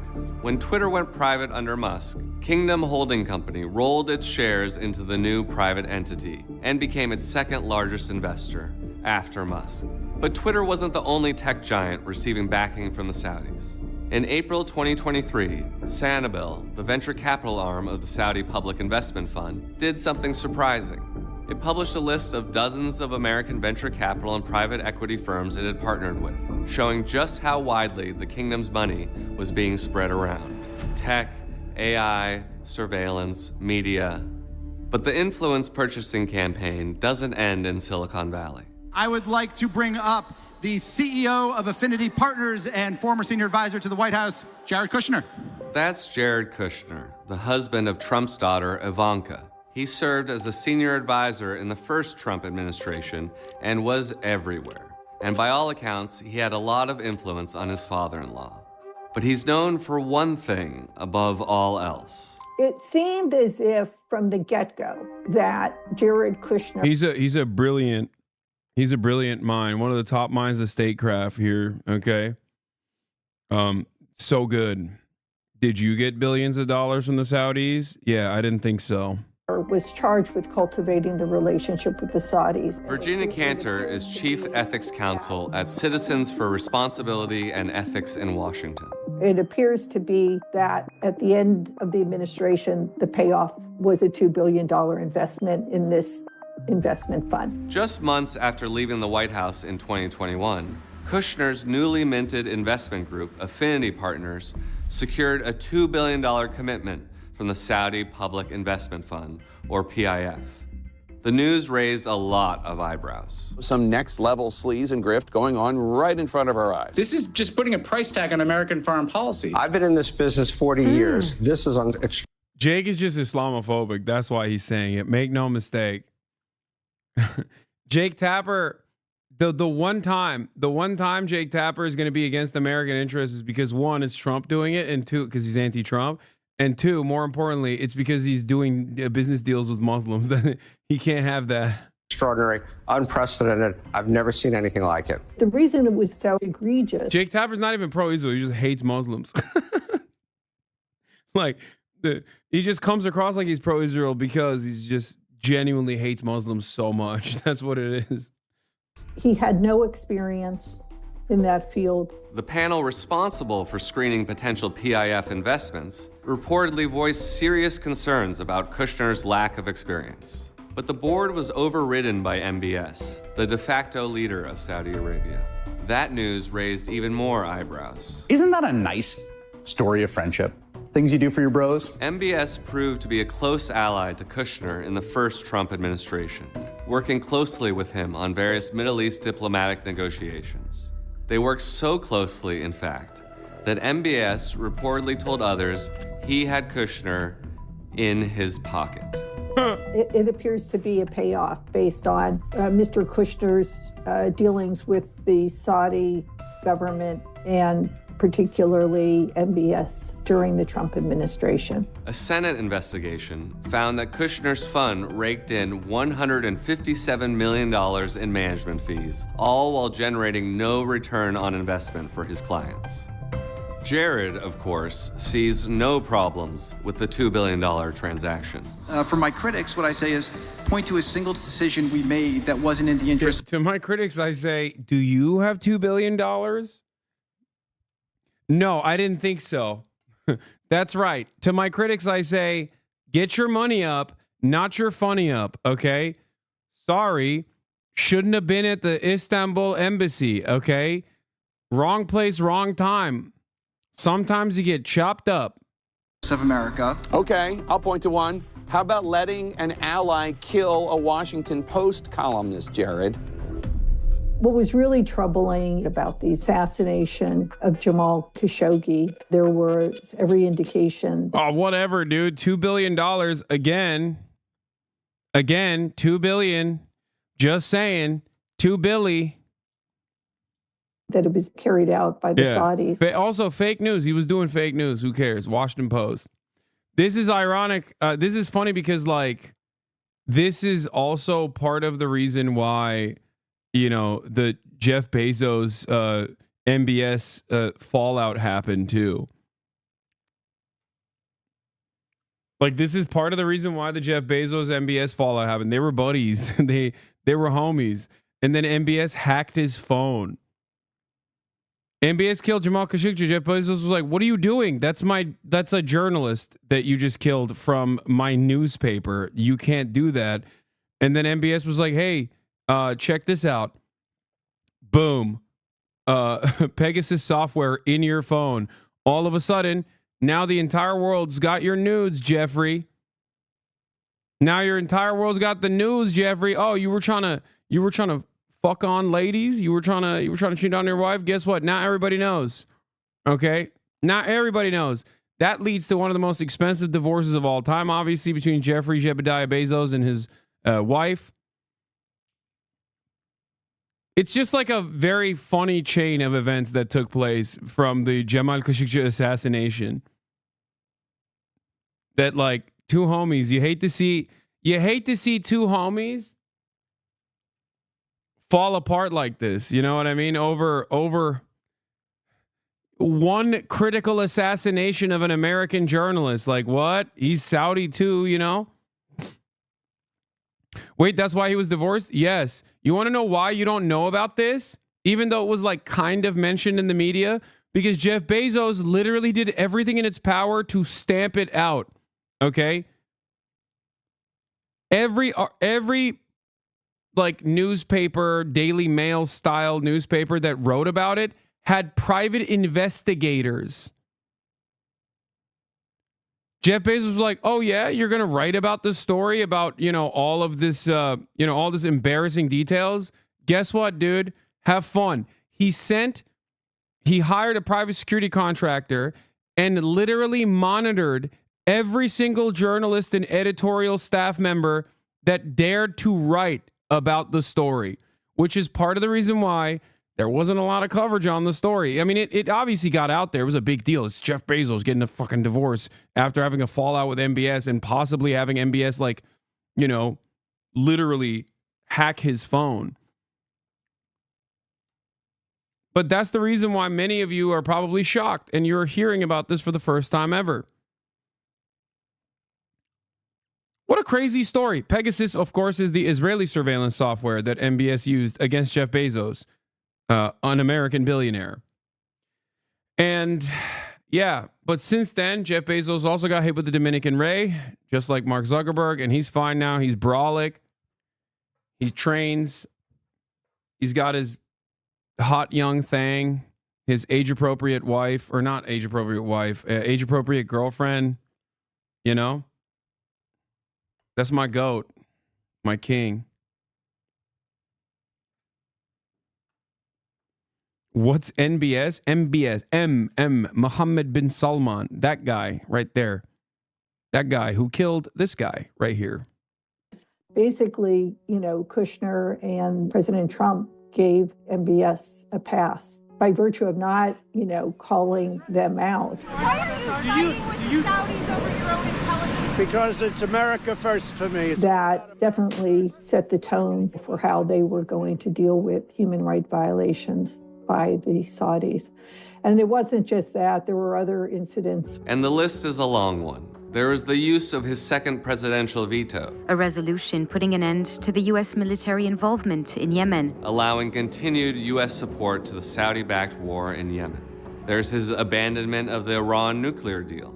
The United States will withdraw from the Iran nuclear deal. Saudi Arabia views Iran as one of its biggest enemies and, was very much adverse to the Obama negotiated Iran nuclear deal. And, that was disrupted as part of the Trump administration. There's the $110 billion Kushner negotiated arms deal between the U.S. and Saudi Arabia. There was a blockade involving Qatar. The president today siding with the Saudis. The crisis critical to the U.S. Qatar, home to a key U.S. base with 8,000 U.S. service members. And so this Did you hear about the Candace Owens and Nashville school shooting connection by chance? I know you've been wrapped up in Trump stuff and traveling. Not sure you saw it. Yeah, he was a black white supremacist whose brain has been warped by 4chan. And I think in his manifesto, he even made a mention of me, but failed to write my name correctly, thank God. And said he was radicalized by Candace Owens, Nick Fuentes, me, Destiny, and also Markiplier and Mr. Beast. A lot of it is trolling. A lot of it is the trolls of an insane person. He basically mentioned like a bunch of YouTubers. No, I don't think it's fake. He said that he was backed by r/Markiplier. He was an extremely online kid who obviously was insanely mentally ill, and most likely actually trafficked in the same Discord servers that remember the Telegram group that we talked about?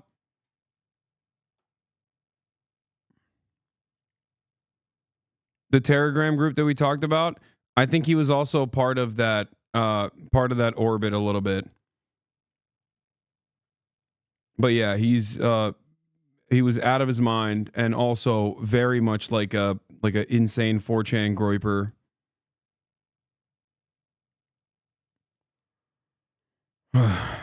Anyway.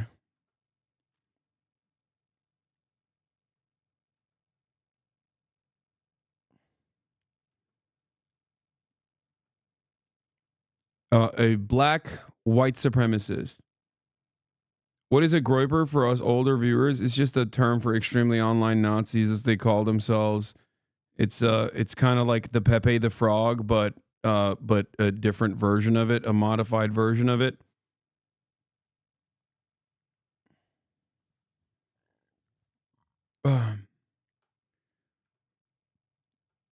How does the Telegram still exist? Probably 20 feds next to some school shooters. I don't understand how we just have no way.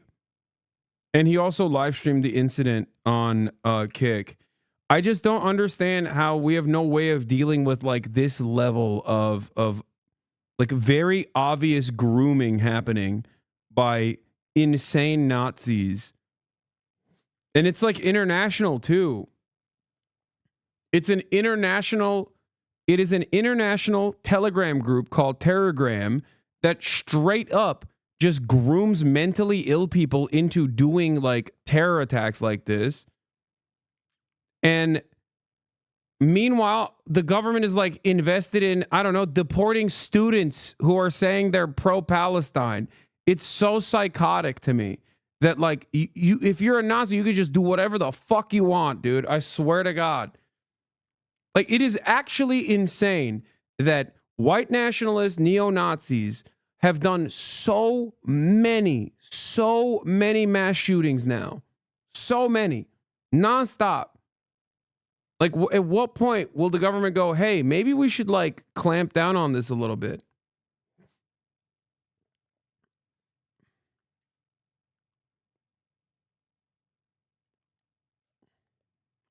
Oh, black white supremacists now, I heard it all. Yeah, if you see the manifesto, you'll understand what I mean. He writes exactly like a person whose brain has been warped by 4chan and then I don't know, whatever subsequent Discord servers he went into to lose his mind completely. He says he calls himself the N-word with a hard R a million times over, says like black people are inferior genetically and that he's embarrassed. He also calls himself an honorary Yakubian. Just an insane person.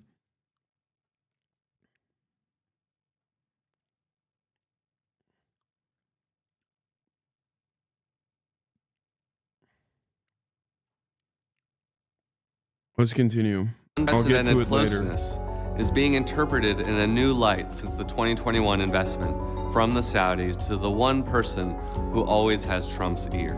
Is it both a reward for how Kushner guided the Trump administration's foreign policy regarding Saudi Arabia in the past administration? And does it look like a payoff for how he can influence President-elect Trump in his future dealings with the Saudi Arabia? Kushner has said he won't take a formal role in the second administration, but reportedly... Dr. Yaqub, in Nation of Islam ideology, it's Dr. Yaqub is a black scientist with a massive brain, and he invented white people and technology.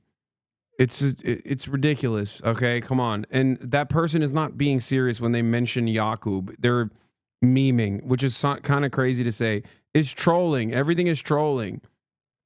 These are like suicidal, nihilistic losers who have their brains completely broken by some semblance of community they get from neo-Nazi Discord servers who have nothing to lose at that point in their own estimation. And they turn around and you know, do insane stuff like this. Like he mentioned it multiple times where he was like, he wanted to kill himself, but then, you know, he thought this would be even better to do so. And now in the process, he shot 2 girls, killed one, and the other one is in critical condition. And it's wild because, like, after the first femcell shooter, people literally were like, hey, this guy is probably also going to do a shooting. You should look into this. There were people on Twitter that were like actively posting about this guy. At FBI, you guys going to do something or let this go under the fucking radar again? Unless every shooting is a psyop and planned under your control, then you guys should arrest this R word. This person says, responding to the guy who did another shooting.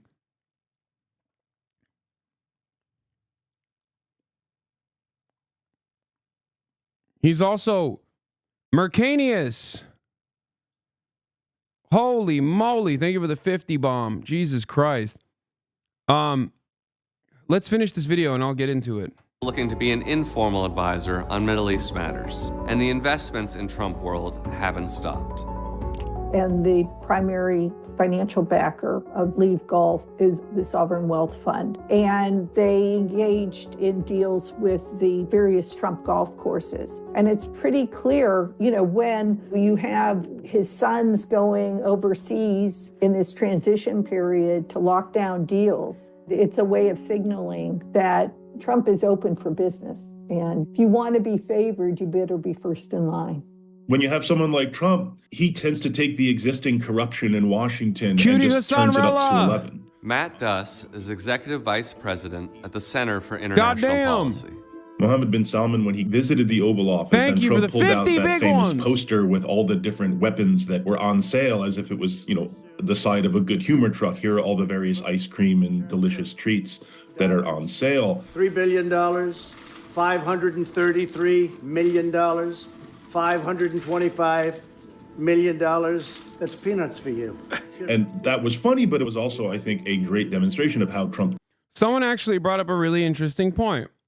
This is so infuriating. Right-wing conspiracy theories should be all over this shit. And that's a really interesting point that you just brought up. Right-wing conspiracy and all matter of conspiracy theories are bubblegum. They operate as a distraction. So you don't actually focus on the real actors conspiring, not in theory, but actually conspiring. This is it's alluring, it's interesting, but don't you find it very strange that conspiracy theorists oftentimes fail to comprehend the real conspiracy happening right in front of their eyes? I mean, even think about capitalism. Think about capitalism. You can sell the concept of capitalism as a conspiracy theory if you wanted to, but it's not enough. People don't want to operate on the assumption that people are just motivated by self-interest and the system is designed to churn out these results, and that all of these dealings are not happening behind closed doors, but instead happening in broad daylight in front of your eyes at Davos, at the World Economic Forum, and places like that. But that's the whole point of conspiracy theories in general. Okay? It operates as a distraction from the actual people conspiring. That's it. And also, I mean, there's obviously like partisan zealotry at play here as well. What do I mean by this? Think about Donald Trump having the Oracle CEO talk about doing mRNA vaccine research with AI. Why are people not yelling about that? Why are the anti-vaxxers freaking out about that? That's crazy. Donald Trump, who also was responsible for Operation Warp Speed, mind you. Things about this, it's just a relationship based on, okay, what are you going to buy from us? What are we going to get from this? Since 1945, the Saudi-U.S. relationship has been defined by a superpower's willingness to overlook pretty much anything its oil-rich ally did. The U.S. got another military foothold in a sensitive region and influence over global energy markets. But this alliance between an unmatched global hegemon and a repressive theocracy has corrupted both sides. I mean, there were problems with this relationship going back many years, just as there are more deep-seated problems in the way our foreign policy and our policy in general is formulated. The various avenues of influence that very, very wealthy interests have. And I think the influence that the Saudi regime has been able to garner is a reflection of that much bigger problem.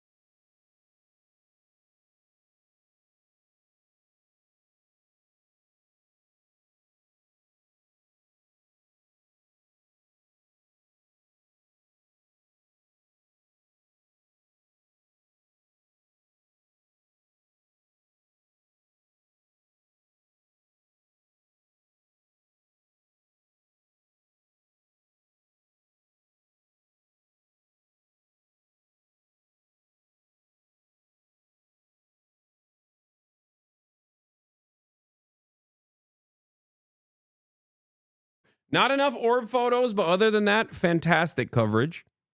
A lot of friends of the show were on it too, which is interesting.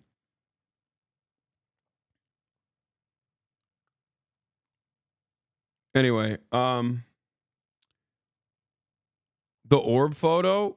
Oh, come on, dude. You haven't seen the orb photo? What? Are we crazy? How have you not seen the orb photo, man? What are you talking about? Bro.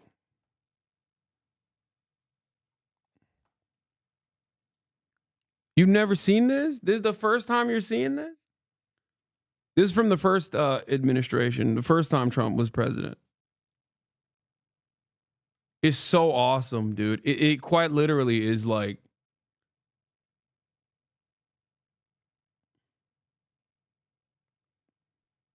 they're visiting Saruman. Leave him alone.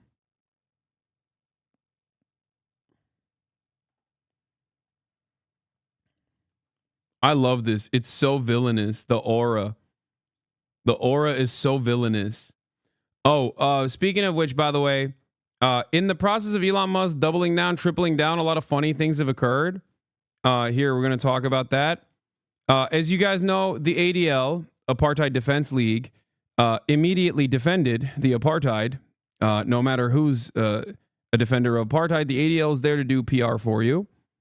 And they said, this is a delicate moment. If you recall, after Elon Musk sig heiled, not once, but twice, on a massive stage on Trump's inauguration, they defended him because they're, well, I guess, you know, they're open about their bankruptcy.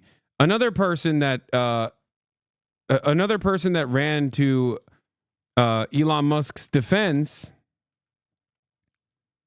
was genocidaire, Nazi himself, Benjamin Netanyahu. He wrote a long piece on Twitter. Elon Musk is falsely being smeared. Elon is a great friend of Israel. He visited Israel after October 7th massacre in which Hamas terrorists committed the worst atrocity against the Jewish people since the Holocaust. He has since repeatedly and forcefully supported Israel's right to defend itself against genocidal terrorists and regimes who seek to annihilate the one and only Jewish state. I thank him for this. Okay? Which is really cool because Benjamin Netanyahu saying that this person is not a Nazi is just further evidence that he definitely is a Nazi. Okay? Benjamin Netanyahu is a genocidal fascist who famously did Holocaust revisionism. For those of you who don't know, he very famously once said, Hitler didn't want to kill the Jews. It was actually the Palestinian Grand Mufti that convinced Adolf Hitler to kill the Jews. Hitler just wanted to transfer the Jews, do a population transfer for the Jews, which is so crazy and so untrue because Hitler was very open about wanting to kill the Jews. Okay, so that's number one.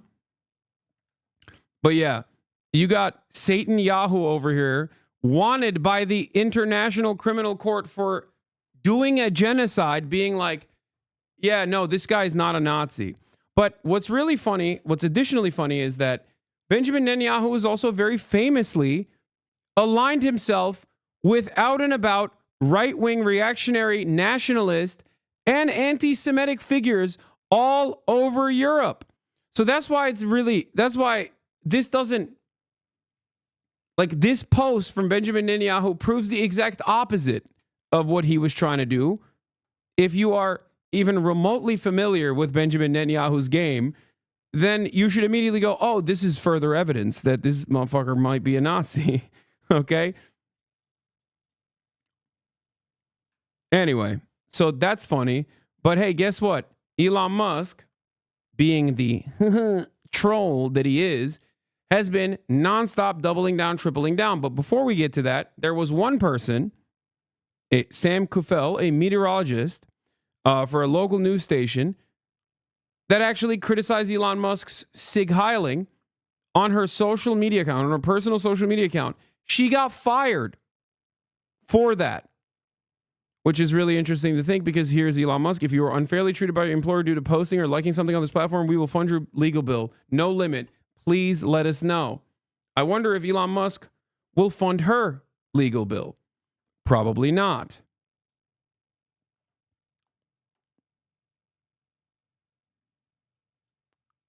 Elon Musk has since then posted an endless amount. Okay.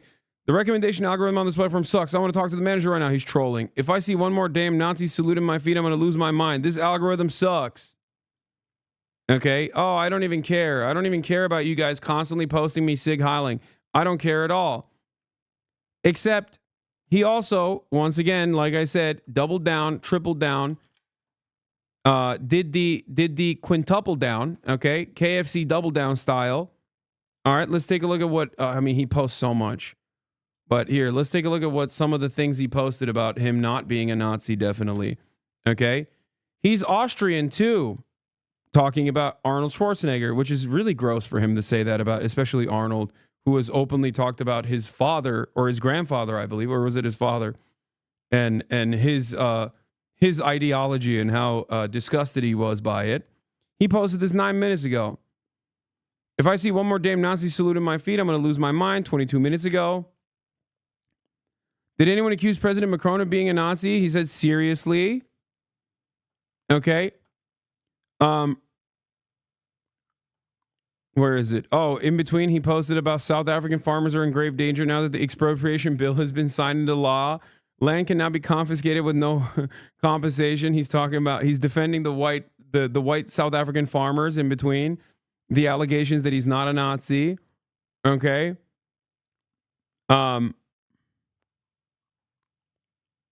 Where is the thing that I wanted to find? Oh, he was doing Nazi puns. Here it is.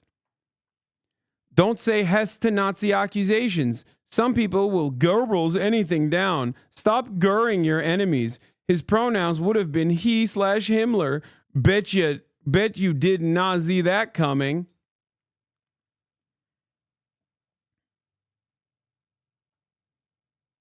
Good one, bro. You're killing it. Oh, he also had this. Me, how many radical leftists does it take to screw in a light bulb? Radical leftists, that's not funny. Me, laughing, crying. I don't even, like, this is frustrating for an entirely different reason. I don't think people understand. One, that's not how this joke structure works. And two, I hate how fucking stupid people are that they just go, click, that's hilarious, my good sir. Like the energy that oozes out of someone that actually thinks this is hilarious grosses me out so much. I can't even begin to explain this to you. There's something so pathetic about being this servile being in 2025, the year of our holy Lord, and looking at like the types of memes that Elon Musk posts and going, ha, another hilarious one, my good sir. Like, I think aside from how cringe this is, like it's cringe, whatever. It's silly, it's stupid, it's cringe, who cares? But like the impact, I think, comes from more people being on board with this type of humor. This is dumber than 2012 YouTuber Nazi weirdos trying to act like they weren't Nazis. Yeah. Anyway, this ended up actually... This tweet was the one where the ADL had to step in. Okay. Jonathan Greenblatt, we've said it hundreds of times before, and we will say it again. The Holocaust was a singularly evil event, and it is inappropriate and offensive to make light of it. At Elon Musk, the Holocaust is not a joke. And then the ADL quote retweeted is, you know, he runs the account, obviously. Making inappropriate and highly offensive jokes that trivialize the Holocaust not only serve to minimize the evil and inhumanity of Nazi crimes, denigrate the suffering of both victims and survivors, and insult the memory of the 6 million Jews murdered in the Shoah.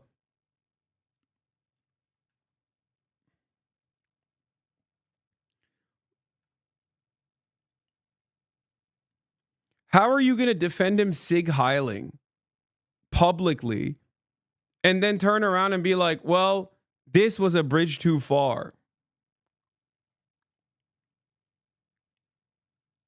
I just don't get it.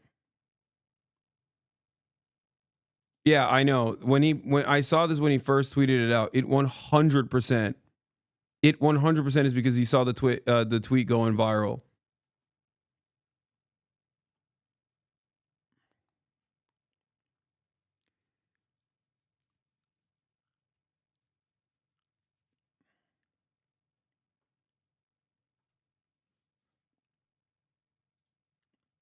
Cinemarxism viral tweet at 70,000 likes about your tweet. This is really not that hard to understand. Nazis and Zionists are both ethno-nationalists. They both want the world to be segregated by ethnicity through national borders. Elon is objectively both and comes from a long line of ethno-nationalist apartheid supporters. God damn, Cinemarxism. What a banger. Visegrad, the state of the far left. Stupid.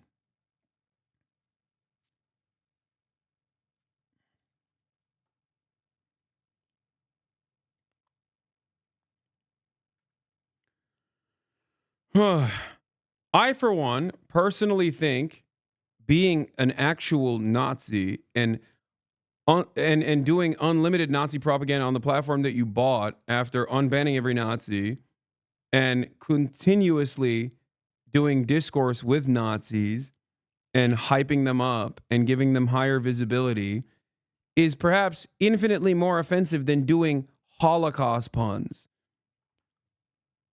You know, that's just me. Maybe I'm crazy, but I feel like offering material support to Nazis and giving them a ground to operate on as the owner of a major social media platform, I feel like that's probably worse than trying to make a joke about, Nazis or whatever, which is like such a shit joke to begin with. It's just so cringe and bad. By the way, this genuinely radicalized my mom. I noticed she was due to get APAC mail today and asked her if she would continue donating to APAC and ADL since they didn't condemn Elon. She told me, I realize now that you were right. These organizations' top priority isn't anti-Semitism. I'm still in shock. Thank you for helping me with this and finally giving me the ability to get through to her. I mean, I didn't do that. The ADL did that with their moral bankruptcy in full display. Haha, seething pussy. The fuck you talking about? Hyping up Nazis, you're lost. Elon Musk, up until the H-1B visa debacle, had very openly and very famously communicated with prominent Nazi accounts on the platform. People that like deny the Holocaust numbers, Holocaust revisionists, people who are out and about anti-Semites. Elon Musk himself very famously had to go to Auschwitz and do a oopsie session and then go to Israel immediately after because he replied to a dude.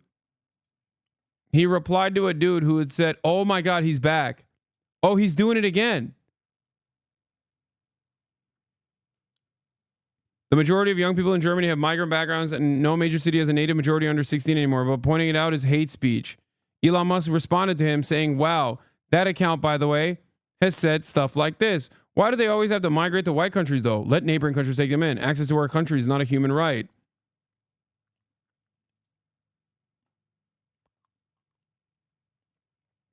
Look at all the wonderful people that Elon Musk is collabing with. Wow.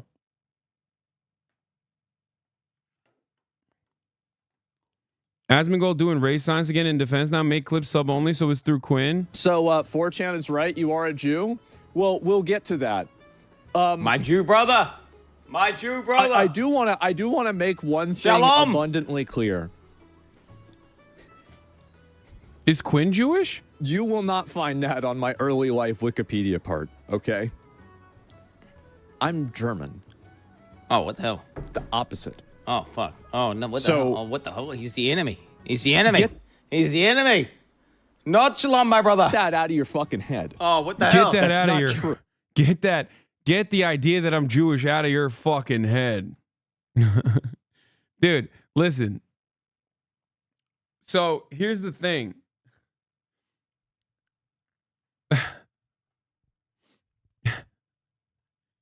Once again, dangerous territory. I keep saying this. I keep repeating this. I'm going to do it again and again and again. Okay? Right now, it seems like Asman is getting rewarded. Asman might think, oh, I'm getting a lot of admiration, a lot of praise. I'm getting a lot of views in this process. Things seem to be good. Things can turn around very quickly. I don't know why. Asman entertains this stuff and says thoughtless things when there's a lot of attention and a lot of eyeballs on him, especially immediately after his mods were posting about how, like, oh, if you want to do salutes, come join our Discord, or, things like the Holocaust, I'm 99% sure it happened. Like, these are the types of things that you say. These are the types of things that you say when you're being a little too edgy. Okay?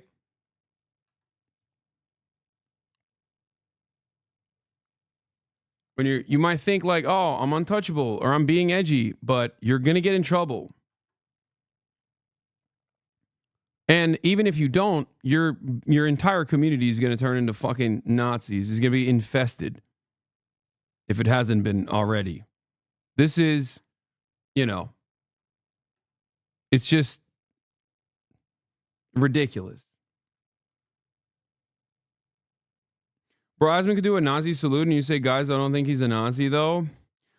I mean, for me, from where I'm standing, it doesn't necessarily matter if he is personally, ideologically invested in Nazi ideology versus entertaining it, because at this point, you have opened up your environment to Nazis. Like you are giving them a space to occupy and to operate. It doesn't matter. Like, your intention at that point doesn't matter at all. Okay? Like, it very quickly moves from, haha, we're just being edgy here, to like, holy shit. And I think it's virtually there. So there's no difference. There's no difference in that regard. You're normalizing heinous shit. He said he hates them and his grandpa fought against them. Are you going to ignore that? No, I'm not. But my point is, I don't think you understand what I'm trying to say here. Right after he said, I'm pretty sure the Holocaust is 99%. I'm 99% sure the Holocaust happened. Right? Right after that, he said, no, it definitely happened. Okay? But the fact that you said the 99% thing and people clipped you on that is definitely going to garner the attention of a lot of shitheads. And whether you are voluntarily doing that with the full knowledge that it's going to garner the attention of a lot of Nazis and they're going to think like, oh, this is a great fucking environment for me to exist in, or not, doesn't matter, because the outcome is still the same. Okay? Just like he says, I hate Nazis and my grandfather fought against Nazis right after this clip, is still, once again, not going to be shown to people. Okay? The only part of this conversation that will remain is the initial part. Okay?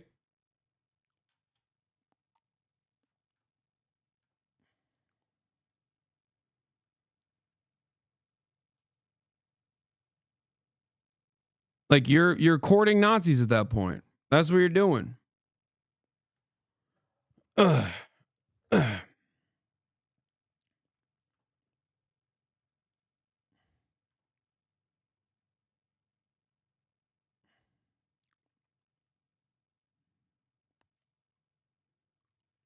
Aren't there German Jews? Yes. So as far as the joke structure, as far as the joke goes, obviously saying I'm the opposite of a Jew. I'm German. That's a ridiculous statement to make, because the fuck, there's German Jews, or there were German Jews during the Holocaust. And you're courting communists though? Yeah, of course I am. The fuck? That's the difference though. I don't give a shit. Yeah, of course I am. It's great. Yeah, you got a problem with that? Yeah, 100%. Yes, dude. I am doing that.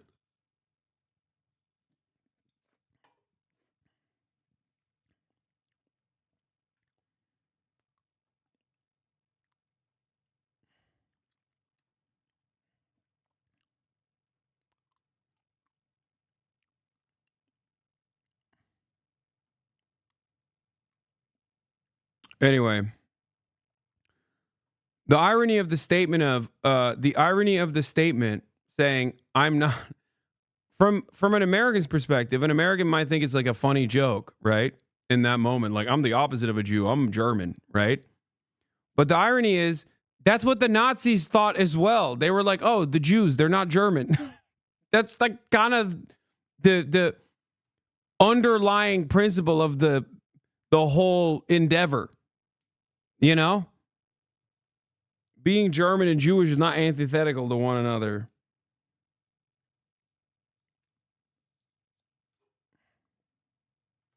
I think if you was president for 24 hours, you would abuse your powers. I would. Absolutely. You want to know what I would do? I would absolutely abuse my powers. 1,000,000%. Okay? Eminent domain. The entire country is going to be webbed with high-speed rail. Okay? First and foremost. Medicare for all. Number one. Medicare for all. It's done. Healthcare, no longer for profit. Okay? We're implementing the largest building initiative you've ever seen. We're changing the U.S. military into basically a construction job. Okay? Instead of carrying around heavy equipment to go and like kill, I don't know, 17-year-old brown children overseas, now you're lugging all that shit to build houses. We're building public housing. Okay? We're building public housing everywhere in major cities. And also, if you are a billionaire and you have an issue with this, you're going to jail. Okay? If you're a billionaire and you're like, oh no, I stand to lose a lot of my profits. Like, I know that this would be really beneficial for the public overall, but, I stand to lose a lot of money here. Jail for you. Sorry. And it's not like bad jail, because obviously we've restructured the jails to focus on rehabilitation rather than, torturing people. But you're going to jail, right?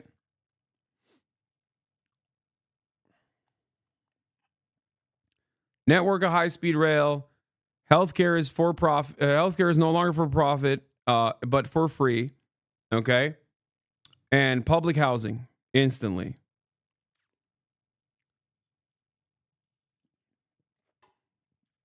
If you're a groiper, if you're in a Discord server where they're talking about white nationalism or whatever, Insta-job program, okay?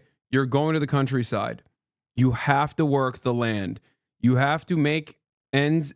You have to basically work with your hands and toil the soil for at least like half of a year, okay? For at least. Until you're normal and come back and return to society, civilized society.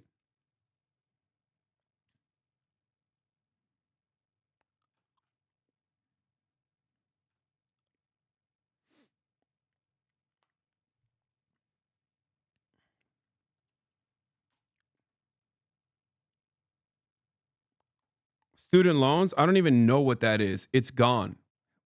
College, supposed to be free. We want to make sure that every single member of American society is as educated as possible. Improving the literacy rates is incredibly important. Making sure, abolish private education, 100%. Take all of those resources, put it back into public education. Okay, you have to be in a union to participate in the endeavor of teaching, and there is no other alternative. Sanction Israel. You mean isn't real? It's gone, okay? It's called Palestine now. One state. Everybody has equal rights. Everybody has equal representation.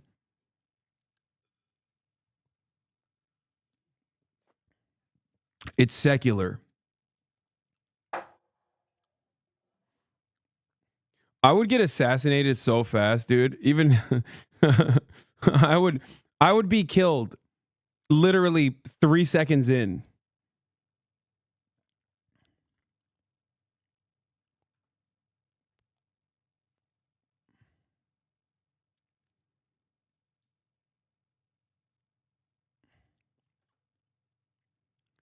Diet Coke button.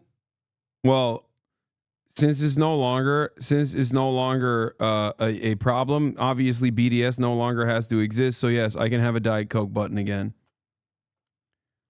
Nationalization of the extraction industry. This is our land. These are our resources. We immediately nationalize the extraction industry in its entirety. Okay. No more fossil fuel giants. Okay. All of that is under the control of the federal government. Now, what do we do with the actual profits that come from that process? Because there's still going to be profits. We work on R&D initiatives to move American energy infrastructure away from harmful fossil fuel production to renewable energies, to make sure that we have battery technology that is competent and that is competitive. No competition, okay? Collaboration. With who? The Chinese.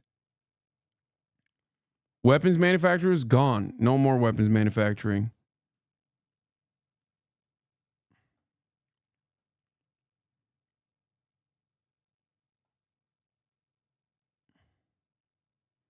Policy on DPRK and the unjustifiable blockade allowed the DPRK to engage in formal talks with South Korea, Korea unification in my lifetime, and they are no longer obviously a hyper-capitalist dystopia being used as a weapon against all matter of like Soviet or all matter of socialist influence coming from China now in the region.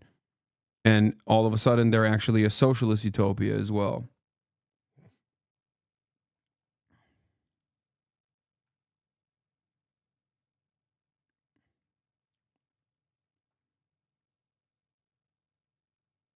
Anyway.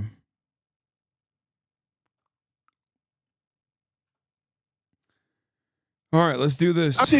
Asking MAGA about Elon Musk's salute at the DC inauguration. Let's see what they had to say.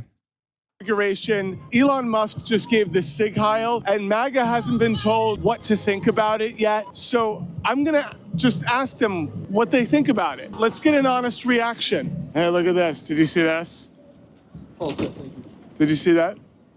Yep. Elon Musk, he's talking. Is it Trump's way? Okay. What was he saying? I mean, what can you be saying? What is there to be said at that point? Oh, I don't know. The rocket's shooting off into space, and he's like, that cope is incredible, dude. Oh, I love that. I love that. Rockets. When the rockets are shooting into space, that's what he was doing. Yes, that's right. He was waving at a waiter. It's a waiter. He was trying to say, "Garçon, garçon, please." Went shoo. My heart goes out to you. Oh, okay. My heart goes out to you. All right, that's cool. Interesting. That's Heart's going out. Yeah, flying out. What do we think of this? My heart goes out to you. Look, right, and then he goes like this. He goes. I have no idea. That looks like AI to me. But what if it was real? What if it was real? I don't know. What if it was It's real? Yeah, I have no idea what that is. It looks fake, though. It looks fake? So I'm trying to get people's reaction. What do you think about that? You want me to read it? No. What do you think about it? Look Just at it. Elon in general? Elon, no, look at it. His hand signal? The hand signal. Yeah. He's a Texas Longhorn fan. It's I mean, come on. Come on. What do you think about that? He's in Texas. Oh, He's that's a Longhorn fan. He's a Longhorn fan. Yeah, see. You guys here for the inauguration? Yes, sir. Look at this. What do we think about this? No interview. No, it's a heart. It's a heart. It's a heart? I know you're fake news. I know you. Fake news, yes. I know you're fake news. It's a heart. Listen, if you see someone with the Sig Heil, it's just they're trying to let you know that their heart goes out to you. If someone's in your neighborhood, they're marching and they do the Sig Heil, you know, it means their heart is going out to you. What do we think about this? Look at this. Look at that. I love him. I love him so much. And he's going Well, to you don't do... think that's weird, though, the thing? You don't think that's weird to go like that? No, I don't think he's... What are you talking about? Look. You know the hand off. But look. Hands and look the light. What does it mean, the light? Power. Better. He has the power of the United Well, States. it is about power. We can agree on that, yes. It is definitely... Did you see the light? It's power. It is about power, yes. Thank you. Thank you. I agree, yeah. What do you think about Elon's performance here? Let me guess, he puts his arm up. Is that what you're going to show? Come on, what do we think about this? He knew already. He knew what was coming already. Have you considered some people don't know exactly what the salute looks like? No, I haven't considered that. And no, That's not rewind. No, I've been listening. I've been listening and I've been watching. I'm in the room, chat. No, I haven't considered that because everyone knows what that is. That's crazy. It is. No, I didn't miss the lady saying it was AI. That's just copium. At least that lady is more honest that she realized initially that this was a bad look.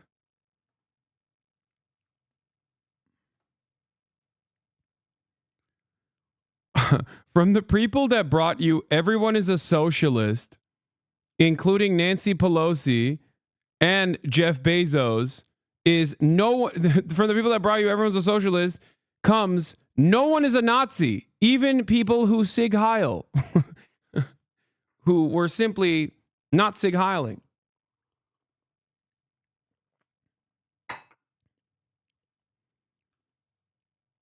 Yeah, these are the people that see demonic symbols in literally everything.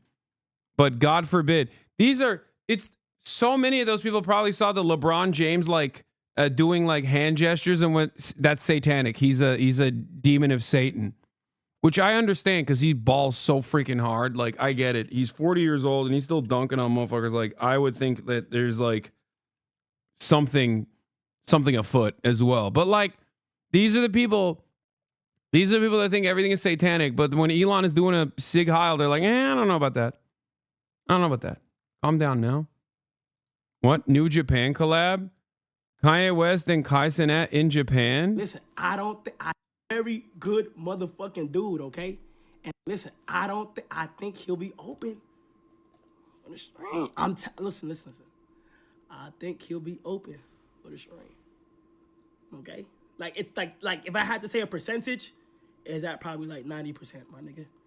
Like, that ass, we've been talking almost every day, and he's been highly responsive. It's crazy, my nigga. Never would I thought I'd be able to say that, bro. Never would I thought I'd be able to say that. You feel me? Never would I be able to think I'll be able to say that. But it's sad. Like, we going crazy. This is wild, bro. You're in like Apple commercials and shit. What the fuck? Like, that is oof.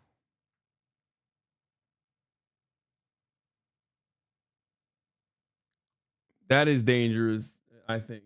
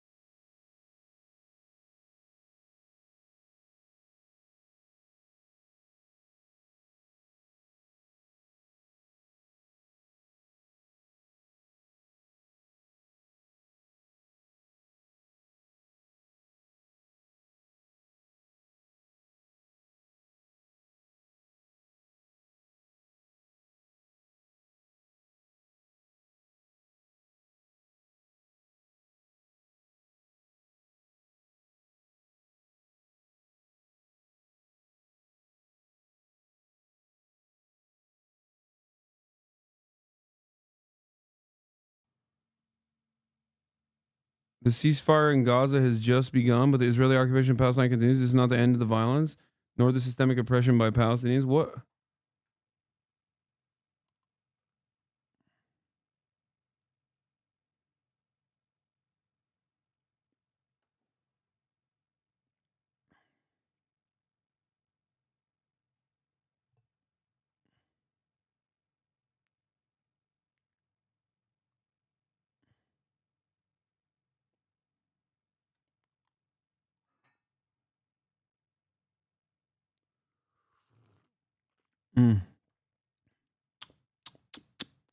Anyway.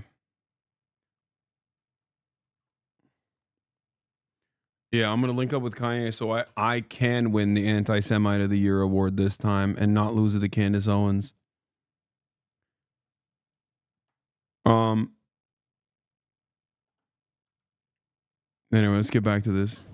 I'm not in any political position to say. That's way out of my price range as he's a billionaire. Do I think that's okay? No.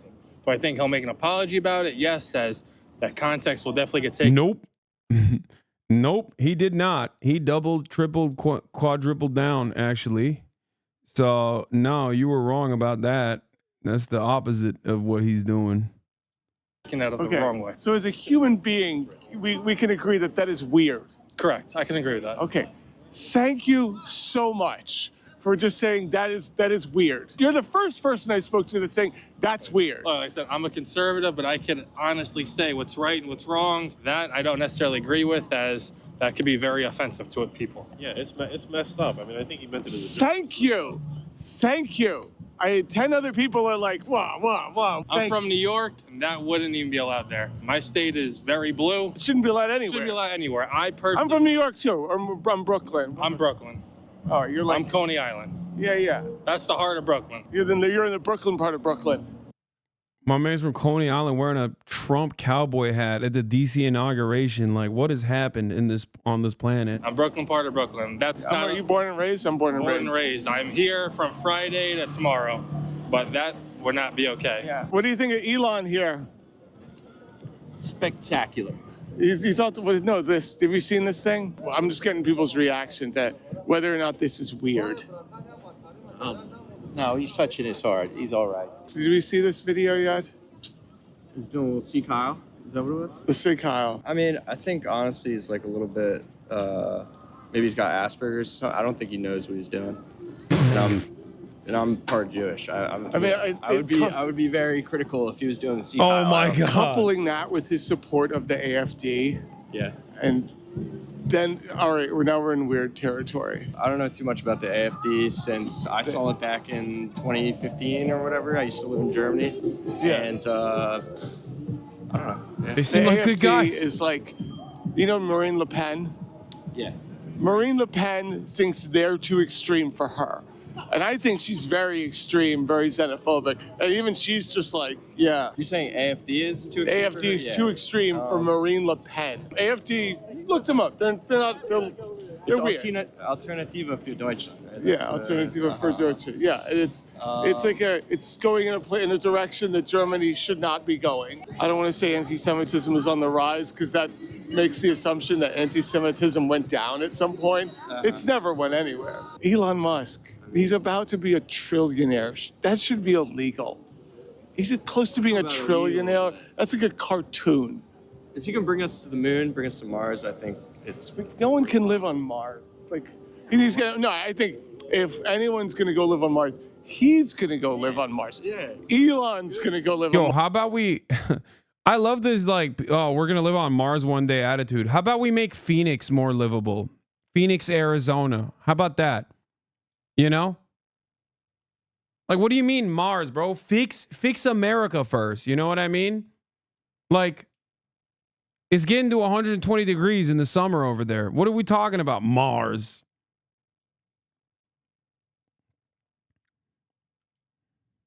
Yeah, Phoenix, Arizona, United States of America, Earth.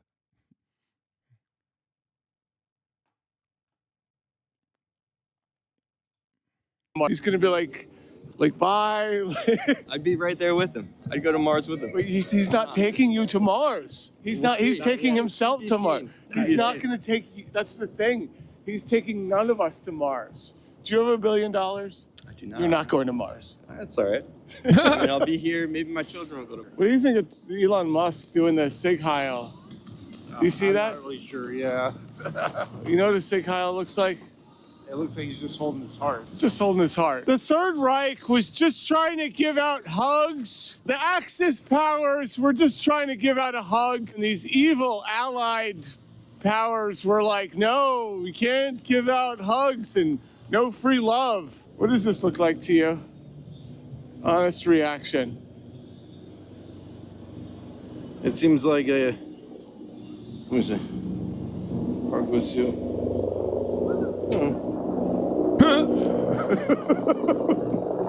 He had the smartest reaction. He was just like, nope. What do we think of this? Oh, Elon Musk.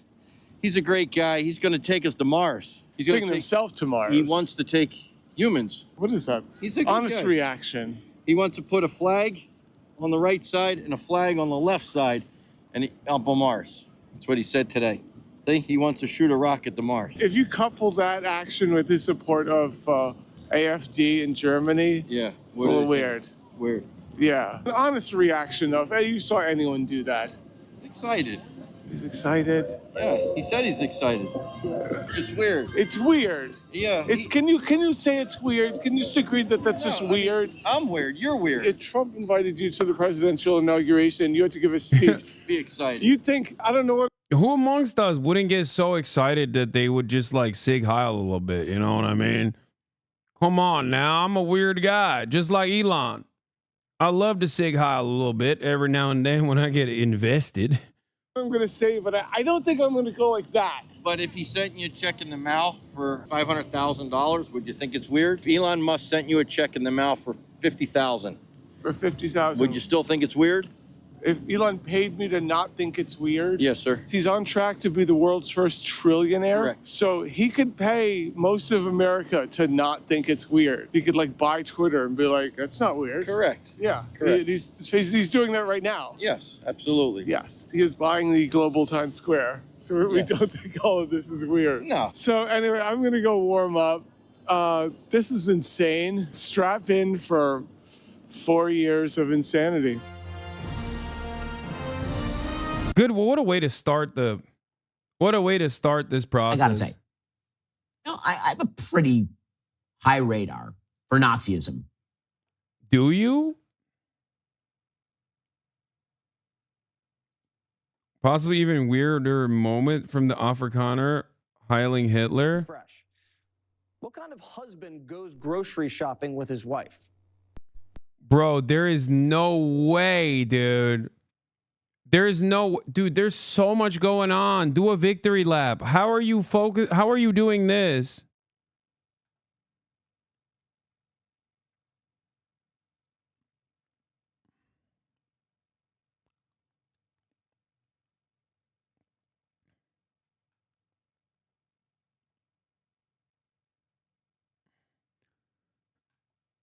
Do you ever feel like the world is completely lost its shit? Right now, all the time. Nonstop. But then I realized maybe I've lost my shit. You know what I mean?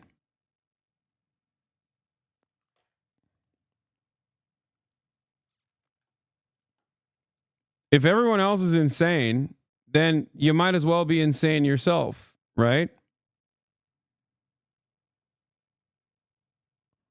If everyone else is insane and you are the sane person, then you are no longer sane. The insane people are technically normal. Anyway, do you think it's valid to be quite scared right now? Everyone says I'm reading into everything too much. I mean, it's understandable.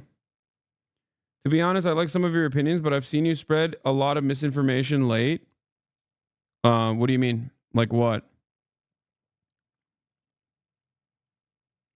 If I've made an error in my statements, please tell me, and I will, of course, immediately retract.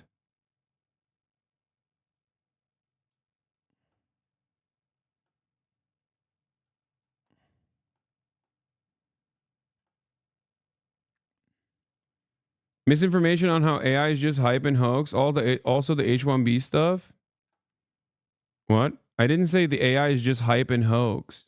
I said that people who are AI evangelists definitely overemphasize AI's capabilities.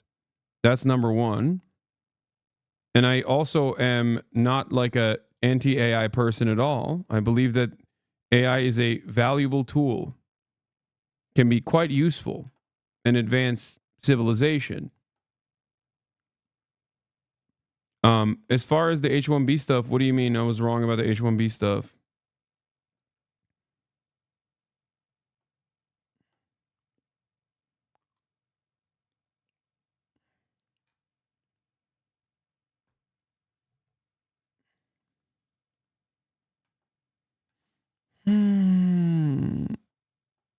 I think AI is definitely having it's a weird situation because I wouldn't say it's like NFTs because NFTs are nothing, right? It was always a grift. It was always a scam. Whereas AI is a thing. Some version of AI has already been used and has been implemented for quite some time. I work with many H1Bs myself. They're extremely talented and the program is being used correctly for the most part. Wait, what? Do you think I have an issue with H1B visas? Is there some abuse? Yes, but that's true for any program. Wait, what? Do you think I'm anti-immigration, chatter? I think you misunderstood my point. It's ironic because both my points about AI and H1B visas stem from the same place of criticism. The far left hates H1Bs. Bernie Sanders thinks so. Okay, am I Bernie Sanders? And I also don't think you fully understood what Bernie Sanders was advocating for as well. I like immigration. I have no problems with immigration. I think immigration is the backbone of America. Immigration is the reason why the United States of America has been able to overcome many of the population problems that developed nations experience. Okay? The H-1B visa structure is great. It's understandable that it exists. Okay? But the reasons why I demand payment parity for H-1B visas and better protections for people who are under the H-1B visa structure so that they have more freedom to move from job to job if they see fit. This would eliminate a level of exploitation that occurs within the H-1B visa structure. Because if you have an H-1B visa and you lose your job, you have 30 to 60 days until you're deported or until you're illegally in the nation. You lose your status. This means that H-1B visa holders have an additional level of pressure upon them. Okay? It's 60 days. Yeah, it's not 30. Does it seem like I didn't bring this stuff up? You said I was spreading misinformation. Yes, I believe that if you lose your job, if you can't retain your job for 60 days, or if you can't retain a job for 60 days and you can't transfer your H-1B visa to another employer that will sponsor you in that time frame, you get deported. Do you think that is an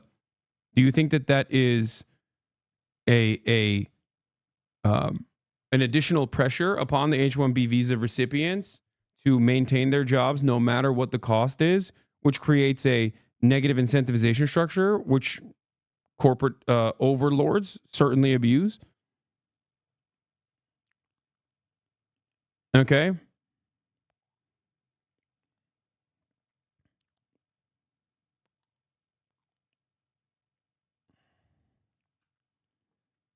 Even if they're making $250K a year, by the way, and that's not the case. It's not just that people are getting H-1B visa grants for simply jobs that are $250K plus. Okay? You're not hearing what I'm saying. It's not necessarily the blanket wages that you receive. It's the hours that you have to work due to the additional pressure, for example. And also you're giving me anecdotes anyway.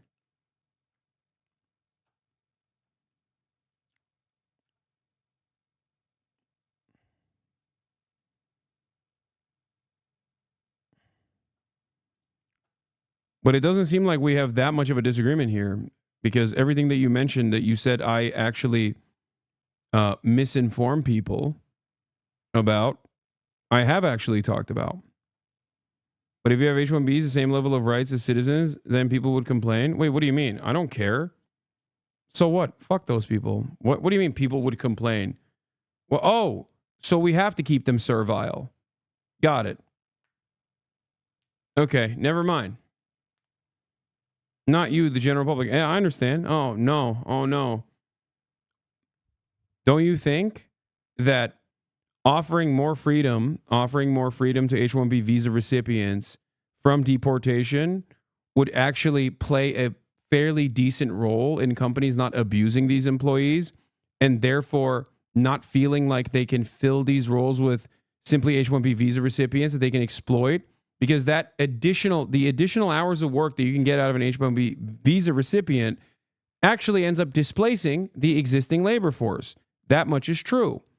Because if you can actually make an H-1B visa recipient work for longer hours because they're fearful of deportation, then that means you need less of a labor force.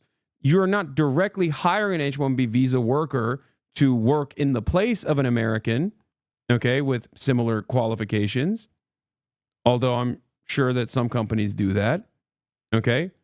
But what you end up doing is engaging in layoffs, which the tech sector is rampant with, obviously, because now you can force these dudes to work longer hours for the same pay and do the job of two people.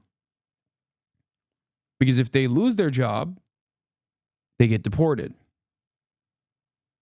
Now,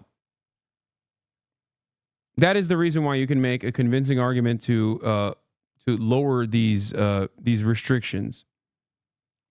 Why did Twitter keep the H-1Bs? You know why. That's precisely what Elon did at Twitter. That is exactly what Elon did at Twitter, laying off virtually the entirety of the workforce and only keeping the H-1B visa workers, and also making them work for lower wages in general too at Twitter directly. Okay?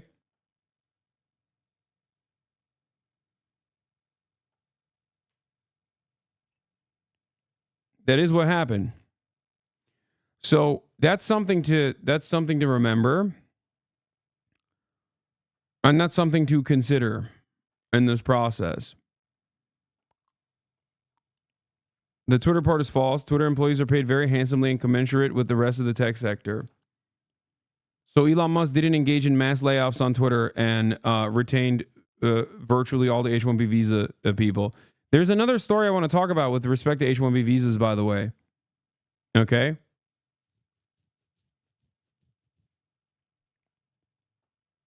There was a story that didn't get a lot of coverage. But in Vermont, a CBP agent was shot and I believe killed in Vermont because he was there not to find a violent criminal, right? Not to arrest and prosecute a violent criminal, as far as I understand. I might be wrong on this, but he did become a violent criminal after this fact. But he was there to process the deportation of an H-1B visa recipient. Okay? The H-1B visa recipient was a quant. He was a German guy. He shot and killed the Customs and Border Patrol officer.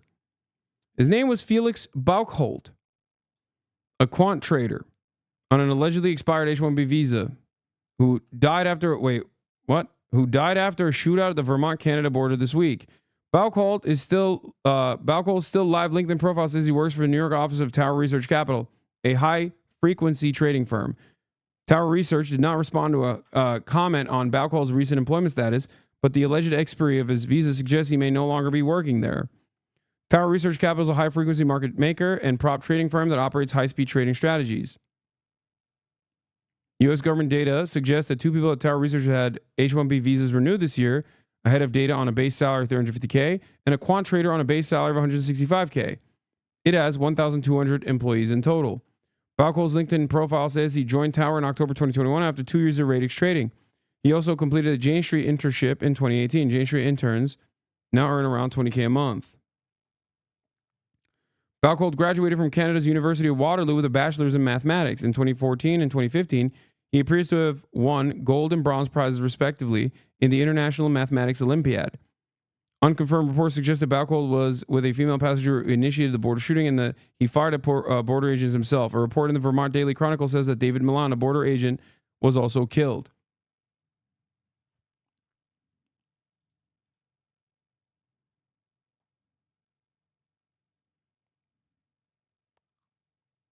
What is Will saying?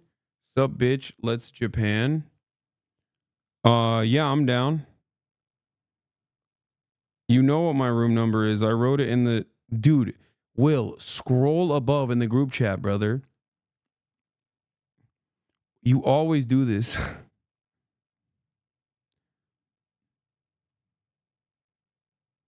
Here, I highlighted it for you. Anyway, we are going to Japan in a little bit. Hold on.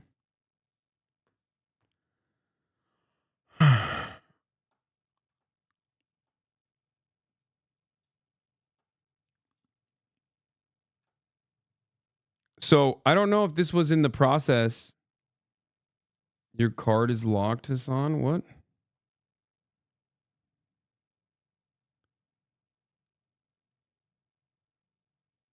Oh.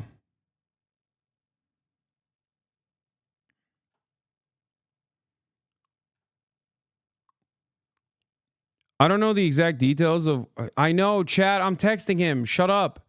Chat, stop. I'm texting him directly, okay? Stop derailing. I thought this was in the process of a deportation order. Turns out it wasn't. I was wrong. That was my mistake. It seems like it was during a border crossing.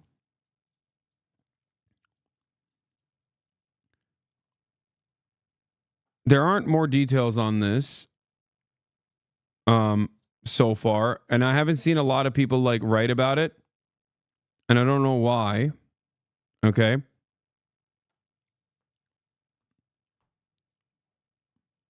But it's a story. It's a story that I think we will see repeated in the future as well. I hope not. But I think part of the reason why is because this kind of doesn't fit the undocumented migrants are violent narratives. Specifically because the dude is white and from Germany and has a high profile job or had a high profile job. The FBI has also said that the person had a current visa anyway.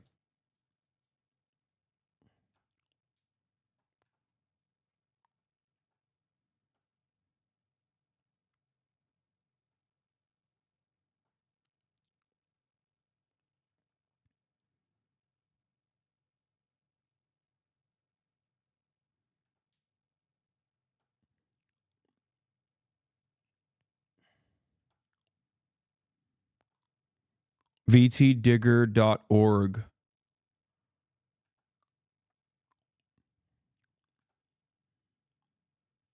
In a statement issued by Tuesday afternoon, U.S. Customs and Border Protection, which oversees the Border Patrol, said that Milan had passed away in the line of duty the day before and succumbed to injuries caused by gunfire following a traffic stop. In a separate press release, the FBI said the incident began during a traffic stop on the southbound side of the Interstate 91 on Monday. During the stop, the FBI said an exchange of gunfire and Agent Milan was struck. One subject was killed, FBI said, and a second was injured. The latter was being treated at a hospital in the area. The FBI said it would not immediately identify either of the subjects, but added that the Department of Homeland Security had confirmed the deceased subject is a German national in the U.S. on a current visa. Milan, who was a veteran of the U.S. Air Force, later died from his injuries.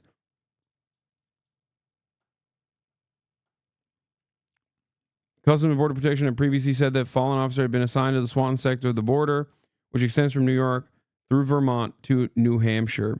Earlier Tuesday, two state officials expressed their condolences and remarks in the Vermont State House in Montpelier.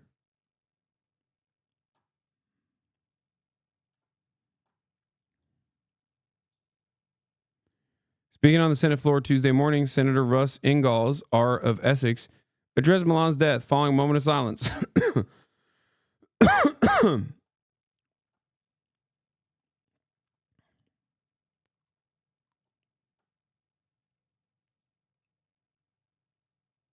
Pete Hegseth confirmed. One Dem voted for him. Guess who it was? I don't need to see it to know who it was.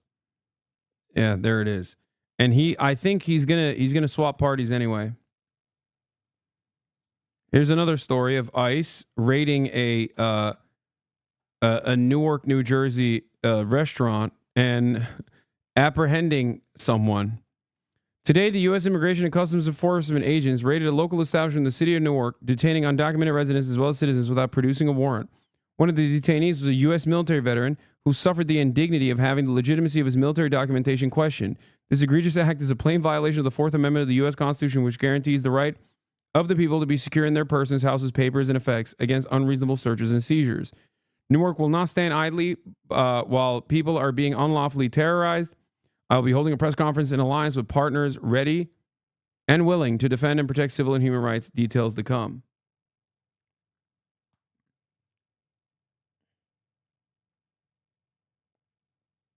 FBI went to a well-known immigration lawyer in Rhode Island's office and raided the office as well in Providence. Just so you understand, all of this stuff that's happening is going to have, more impact exactly like this. It's just beginning.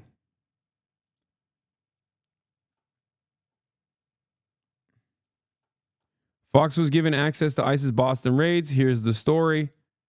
Just indicative of what the next 4 years are going to look like. Briefing on their targets. Good morning, everyone.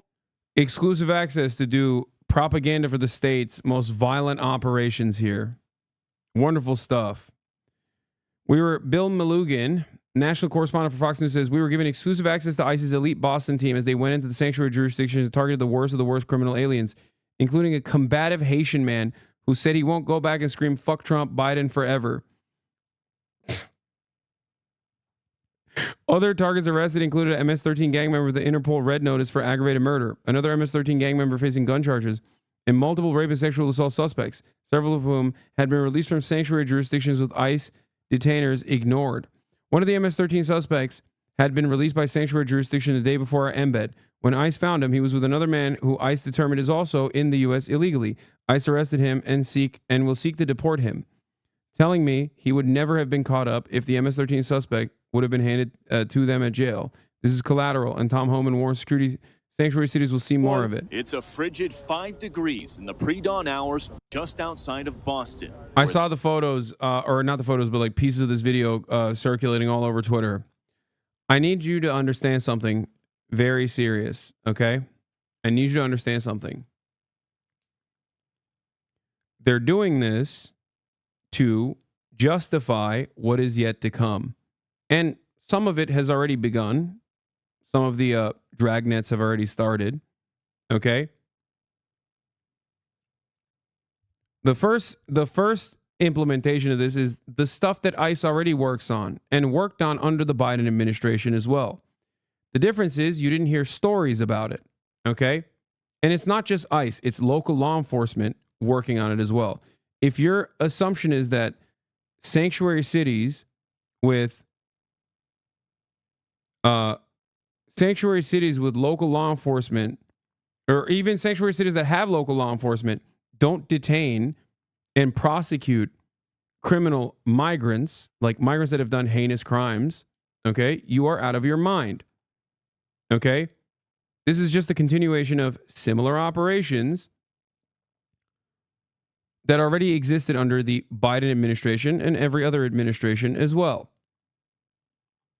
But they're using this and beefing it up with propaganda, Israel style, to make it seem like they're only going after criminal migrants and that the previous administration simply wasn't going after criminal migrants. This team of elite ICE officers is briefing on their targets for the day. We're going to be targeting some extremely violent offenders today. Within moments, the officers are on the move, with eyes on their first target. Looks like we got movement, target vehicle coming out. They quickly take him into custody. He's an MS-13 gang member wanted in El Salvador for aggravated murder.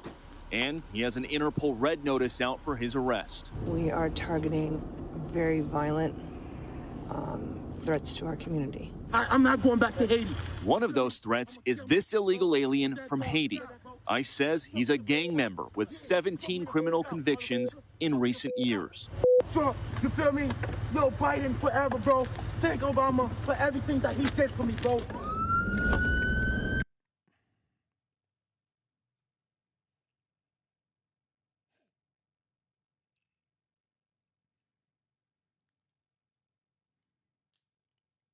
What's the likelihood? If I was a journalist, I would investigate when he got TPS. The likelihood that he got TPS under Trump is insanely high. Might have gotten it under Biden as well. But I'm just going to say it. The likelihood that he got TPS under Trump is very high. Trump also offered TPS, temporary protected status, to Haitian migrants.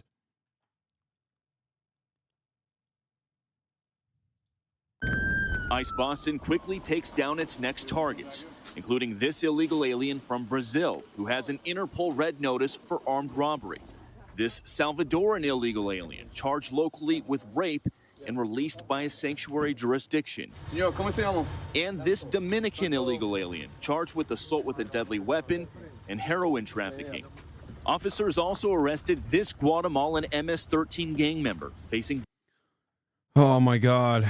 The problem with the endless faucet of propaganda coming from this story is twofold. Number one, of course, there are migrants who are capable of doing heinous crimes, whether it be, you know, something like drug dealing all the way to rape and murder. Okay.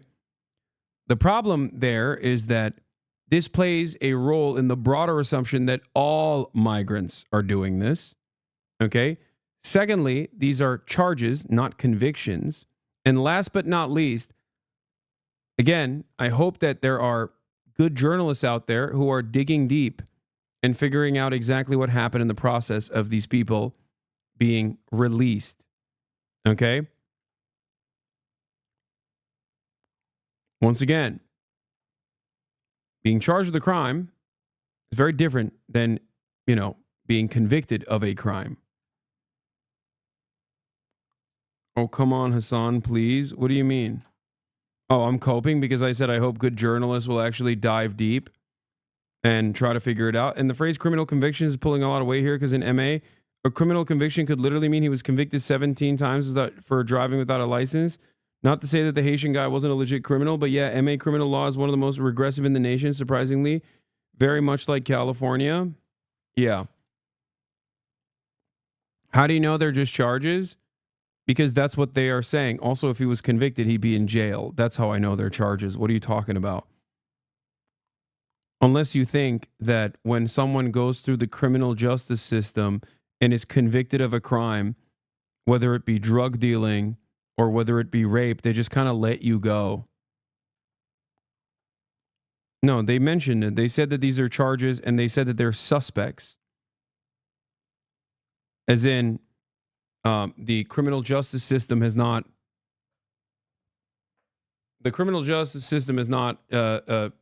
decided on whether or not these people are convicted. Having said that, I'm not saying that they didn't do these things, right? I'm not saying that at all. Okay, Hasan defending rapists live is the funniest thing. You are such a fucking moron, dude.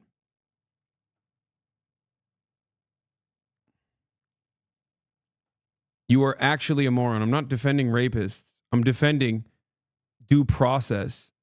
The fuck are you talking about? What an insane thing to say. What a cool bait, man.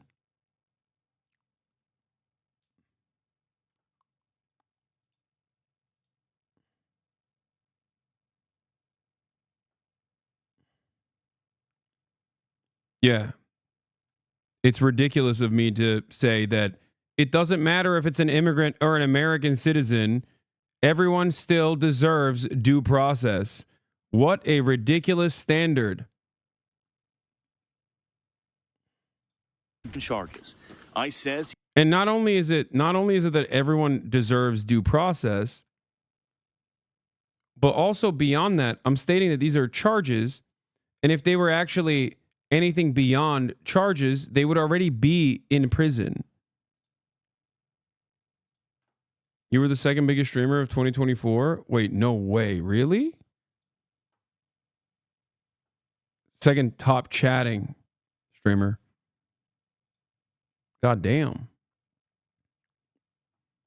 That's pretty wild.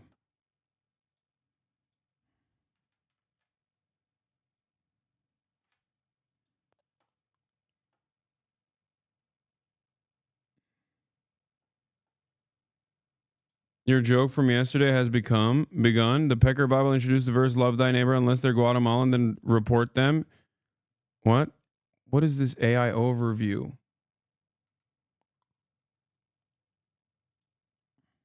He was released from local custody just the day before.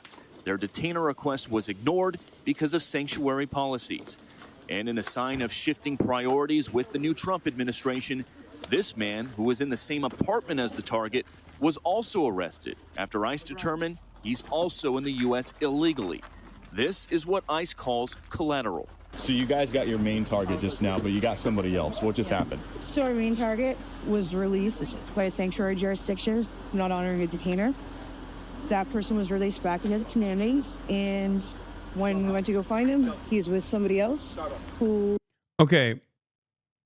The process here for someone like this to be released back, it means that like a judge didn't consider them to be a flight risk or didn't think the charges were valid, right? Am I misunderstanding something here?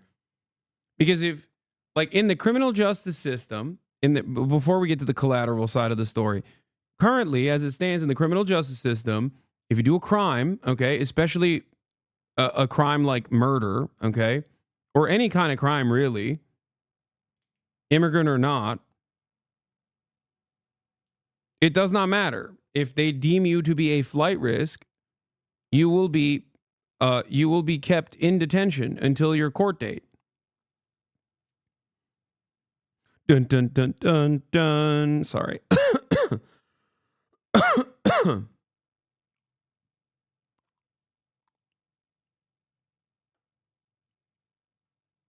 It's the same bail release process as everyone else, so not considered a flight risk or a threat to the community. That's what I mean. Like, that means that either something in the charges made the judge assume that they were not a flight risk or a threat to others.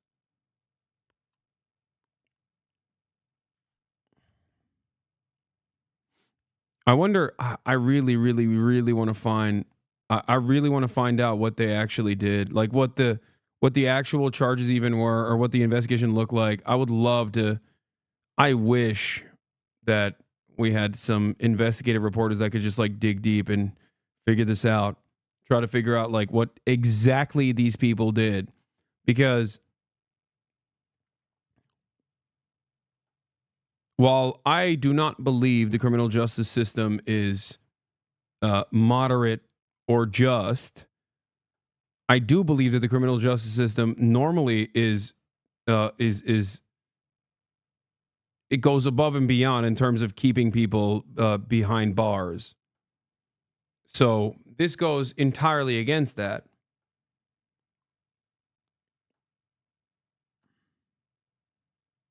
What? Do illegal immigrants deserve due process if they genuinely came here illegally? Should they have access to our courts and lawyers and such? Yes. What? Yes. 100. Yes.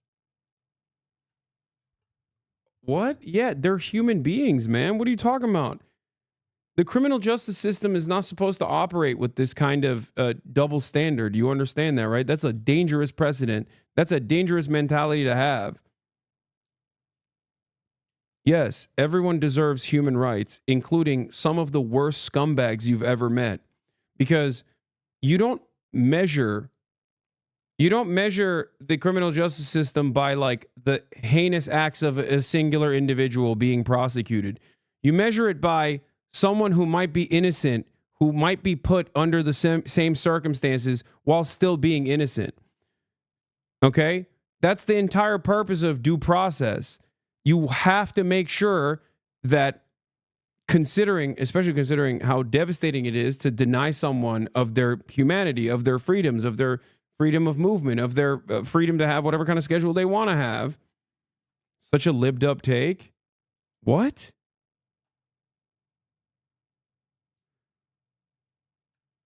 No. I like that we're having a conversation about, you know, what kind of people we should deny human rights to. Like, that's insane. It is in the Constitution. I know. And like I said earlier, there's some good in the Constitution and some bad. We moved on. The Bible is woke and gay. And you know what else is woke and gay? The Constitution.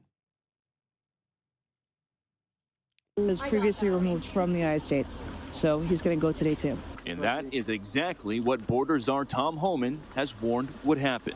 When we find the bad guy, he's probably with others that are in the United States illegally.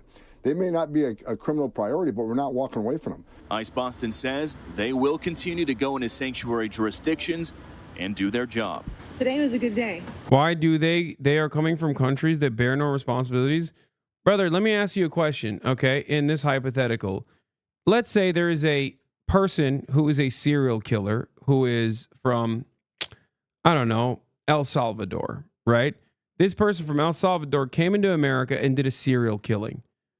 Do you want to send that person back to El Salvador and hope that they actually go through the criminal justice system there?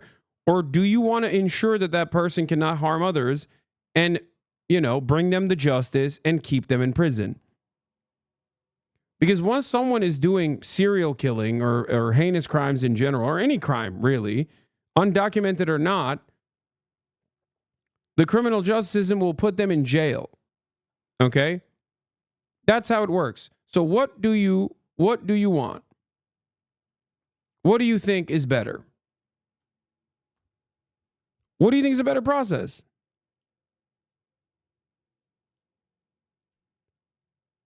The second question I have for you is, do you think that this conversation that we're having is a conversation that, you know, people before us did not have and then came up with the solution of arresting and jailing them here in the United States of America rather than deporting them?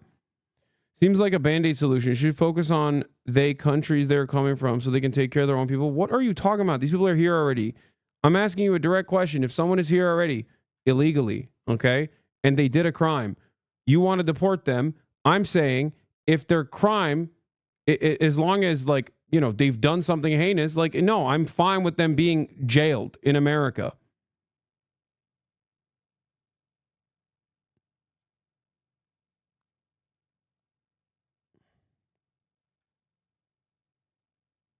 I think it's wild. I think it's actually wild to just be like, nah, we should just like deport everyone that's done a crime. Like, it's weirdly enough more on the abolitionist slant than anything else, to be honest. Today we took several significant public safety threats out of our communities. Unfortunately, a lot were released by sanctuary policies, but we're here to tell the Commonwealth and the rest of the country that we're going to find them whether they're released or not. And guys, shortly after we finished filming, ICE Boston told us they arrested 2 more targets in other parts of town away from our cameras. One of those targets is a previously deported Honduran illegal alien who was arrested for raping a woman while putting a gun in her mouth. The other target they got is a Haitian man who first flew into the United States in... Wait a minute. So, wait, so they deported him? Maybe they should have put him in jail. I don't understand. Like, what? So they just deported him. Deported Honduran illegal alien who was arrested for raping a woman. Oh, he was arrested for raping a woman with putting a gun in her mouth. The other target they got is a Haitian man who first flew into the United States in 2023 as part of President Biden's controversial migrant flights mass parole program. Well, they just picked him up yesterday because he's been arrested locally for sexual assault. We'll send it back to you. Bill Malugin, it was fascinating to watch all of that. I think I was just saying to Bill, this is terrible for Joe Biden and the legacy that he tried to leave behind. A question from me, how soon will they actually be leaving the country? Does that take a long time? It depends what country they're from. If they're from cooperable... They released him after capturing him, but said we did it for the messages sent. Scary shit. No, I don't understand. Like, I don't understand. I genuinely don't understand. And it sucks because, like, Fox News obviously is not a real news outlet, and it's a propaganda machine that is slanted firmly in far right politics. So you can't. Your takeaway here is so stupid. I'm asking completely logically, okay, from a point of logic, why would the local police department release someone who put a gun in the mouth of another person while raping them, okay, after arresting them? That's my question. And I feel like this is a very valid question to ask. This is not me saying like those guys didn't do it. This is not me being woke. My question is simply this. Why? Okay? Why did the local courts release a person who was arrested for putting a gun to the mouth of someone and raping them? Okay? That to me is a major problem because I don't want someone who has raped someone with a gun to be free. Okay? I don't want that. And I don't think many people in here want that either. I think that that person should be in jail. I think that that person should be detained. Okay? So what I don't understand is what broke in the structure that that person was allowed to remain free. Something does not make sense.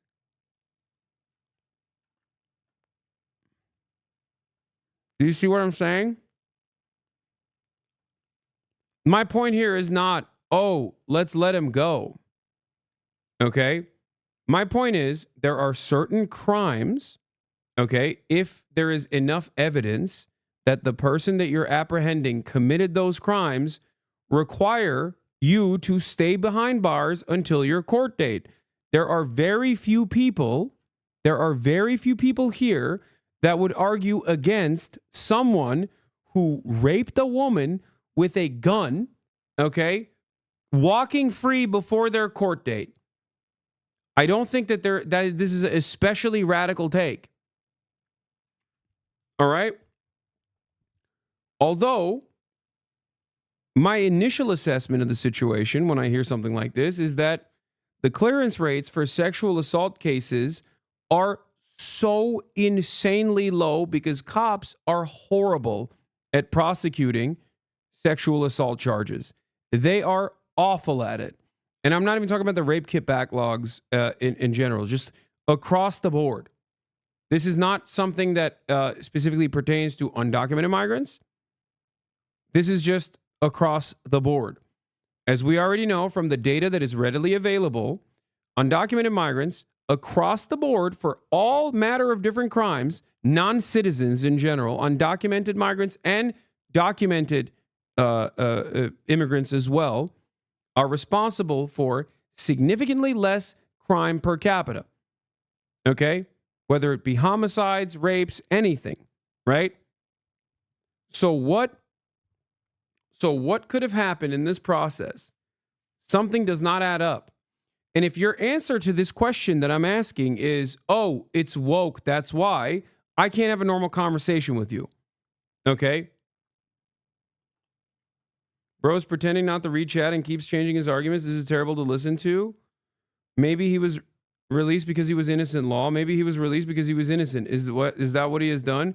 He was not released before the court date. He was found innocent in court. Okay, do you have evidence for this? Because if you do have evidence for this, then that's great. That literally, that's a fairly significant point, don't you think? And no, I'm not pretending not to read chat. I'm making an important point here.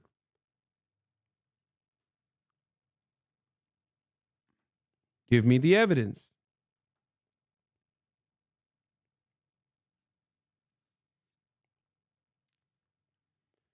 It's crazy because there's 35. Also, my question here quite literally is, if someone has done such a heinous crime, right? or arrested for such a heinous crime, not convicted, okay? If they were arrested for such a heinous crime and then went through the court process, or at the very least, instead of going through the court process, like was released, okay? Because that kind of a crime, undocumented migrant or not, doesn't matter, is exactly the type of crime where you're still a danger to society, okay? You're a danger to others. Like, I can't see an American judge going, yeah, Mr. Honduran migrant man, I'm so woke, I'm going to release you.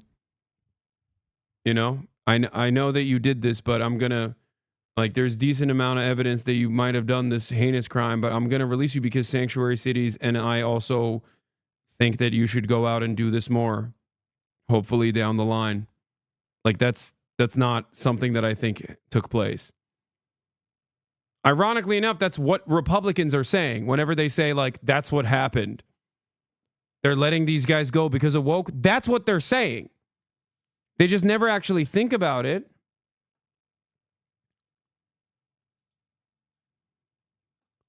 Plymouth man charged with raping woman outside a Main Street bar. 21-year-old suspects in custody of immigration officials. A Plymouth man faces possible deportation after being accused of raping a woman. What? No, I don't want to donate. Is this the one? Luan Lucas de Souza Goncalves, 21, is being held on a $1,000 bail, pleading not guilty to rape and indecent assault and battery charges on Monday in Plymouth District Court. He is in the custody of ICE, U.S. Immigration and Customs Enforcement Agency, at the Plymouth County Correctional Facility off Long Pond Road. Earlier this year, a Plymouth County probate judge ruled that de Souza should not be sent back to his native Brazil because he had been neglected and abandoned by his father. But it's unclear whether immigration authorities accepted the ruling and offered him a special status that allows abused children to apply for permanent residence here. De Souza, the alleged victim, whose name is redacted from the incident reports, told Plymouth police vastly different stories about what happened early Sunday morning. She says she was raped. He said they had consensual sex. Plymouth police were patrolling the downtown area at around 1:20 a.m. when they were drawn to a commotion on Middle Street, near the side door of the Main Street Sports Bar and Grill. They said they encountered a man screaming at De Souza Goncalves. "Get away from her," he said, referring to the alleged victim who was crying and hugging another female, police wrote. As officers approached a group of people outside the bar, a male witness said, "Don't let him leave. He just raped her." The woman was in hysterics, Plymouth Patrol Officer Dylan Ralph wrote, profusely crying, unable to catch her breath, visibly shaken. After she calmed down, Ralph asked her what happened. She told him she was at the Main Street Sports Bar and Grill with her friends when she met De Souza. They began talking and exchanged Snapchat profiles. They eventually went outside and began kissing and touching each other over their clothes. She said she initially consented but changed her mind. The alleged victim said she told De Souza she needed to go back to her friends, but he ignored her and began to further advance himself onto her. She told him no multiple times, she said, but he ignored it. Okay, this is pretty open and shut. What the fuck? She told another officer that he had exposed his penis and tried to get her to touch it. Later at the station, officers noticed that his fly was open, the police report says, but De Souza, who primarily speaks Portuguese, told police he and the woman had consensual sex and that he used a condom. I asked Mr. De Souza if she ever said she wanted to stop or no to anything he did. He said she did not. At Police HQ, he was interviewed with the aid of a Portuguese translator. This is not the guy. This is a different person. You just sent me like a random case.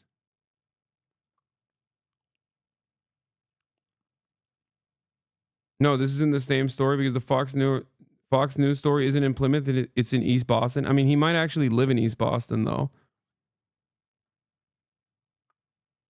You know what I mean? But I do think this is a different case.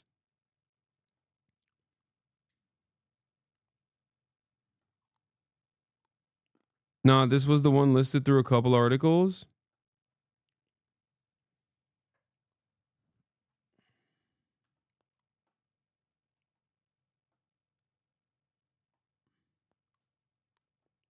But there's no mention of a gun at all. The Fox News dude said very clearly, not just a gun, but put a gun to the mouth of the victim.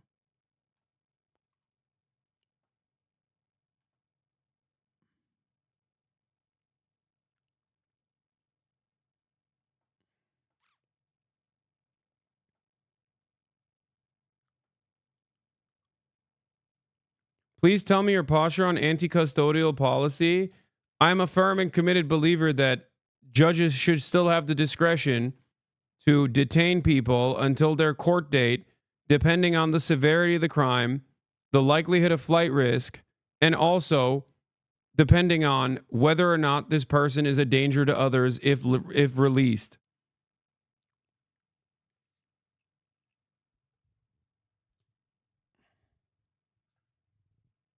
Someone who has committed a rape would fit that profile, regardless of how wealthy or white they might be.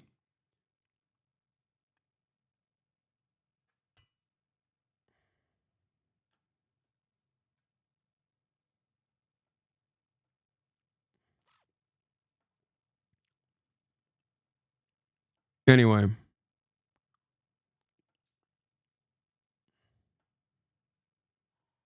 Like, that's crazy. If you think that I personally would be an advocate to release someone who has potentially raped another human being with a gun by putting a gun to their mouth, you're delusional, okay? Like, call me Jenk if you want.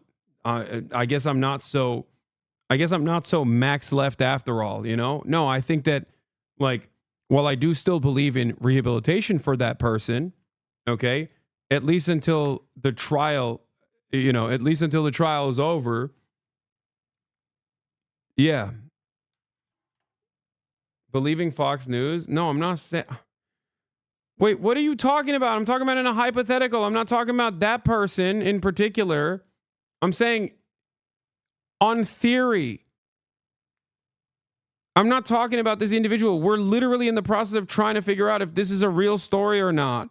What are you talking about? Of course I don't immediately believe Fox News. Why do we take this 10-minute sidestep to begin with if I just took what Fox News was saying at face value? Hello?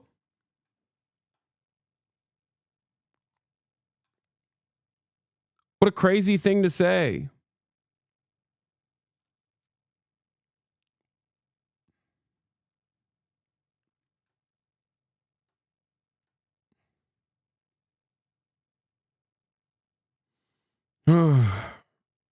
Anyway, ICE could also be detaining people awaiting trial from the jails. They're being housed and letting the public assume they got them on the streets.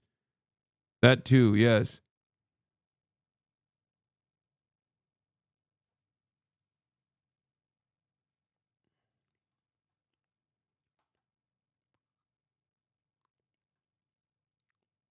Okay, thanks. But do you think that actual custody and incarceration can fix it worldwide?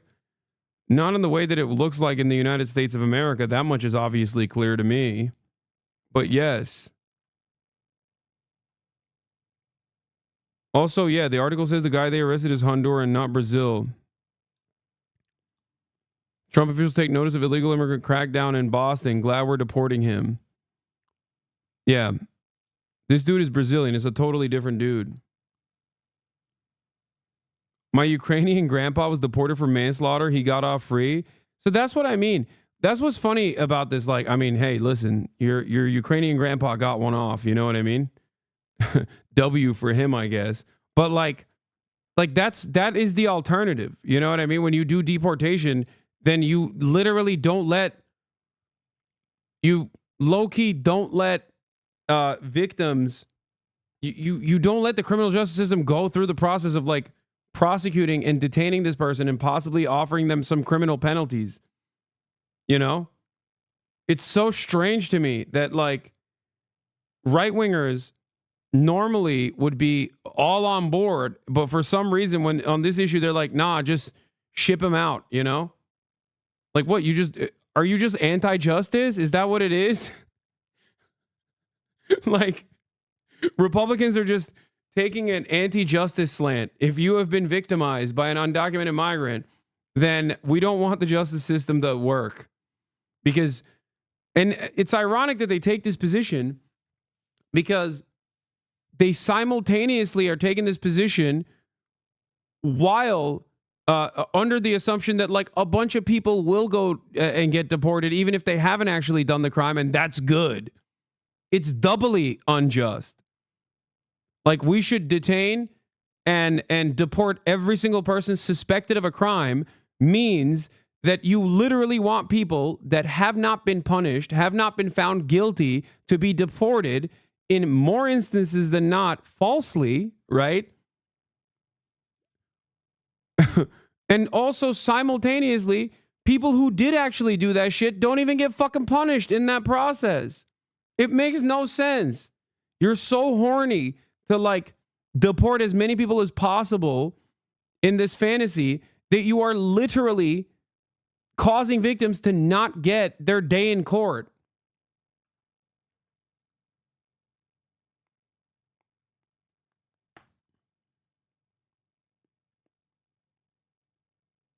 This is what I don't understand.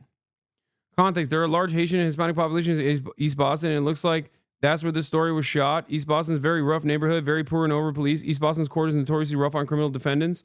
So the assumption that these people weren't held if the crime they committed was so violent is literally nonsensical. Yeah, that's like everywhere in America too. The only people that commit violent and heinous crimes that avoid scrutiny, additional scrutiny, or detention from the criminal justice system are rich white people.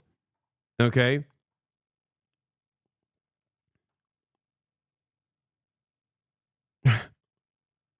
These guys will be like, these guys have created a fantasy in their minds where they think like illegals get a get out of jail free card, while simultaneously they want to do that to people who might have actually committed heinous crimes by just deporting them swiftly instead of going through the processes of the criminal justice system, which is something that I just don't understand. It literally doesn't make sense in my mind. I'm like you've invented a reality where you think that judges see someone and they're like, well, this person's undocumented, we should just let him go after they've done like a serious crime, okay?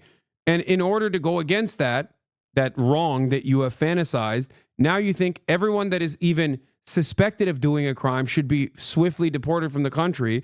And in the process, you actually end up giving a get out of jail free card to people that have done serious crimes. What a strange phenomenon. Countries like El Salvador, Guatemala, countries like that, it can be quick. It can be within days or weeks. If it's countries that are harder to deport, countries that don't cooperate with the U.S. as much, it can go into a process of months. But the Trump administration is changing policies with something called expedited removal. What's good, The King? bottom line is people at home don't need to understand all the policies. The Trump administration is just going to work as fast as they can to get all the people you just saw on camera there out of the country as fast as possible. You mean fucking amazing, dude. You mean fucking, god shit damn, you're off. dripping. Turn this shit off. Let's go Japan. Smell good. Must bounce on it. Okay. All right, hold on. Crazy style. Okay, I'm gonna let you guys man the ship here while I'm gonna manhandle this shit. Oh, that feels good. My neck is. He has not slept. He hasn't showered. I haven't showered. I have to shower real quick. Uh-oh.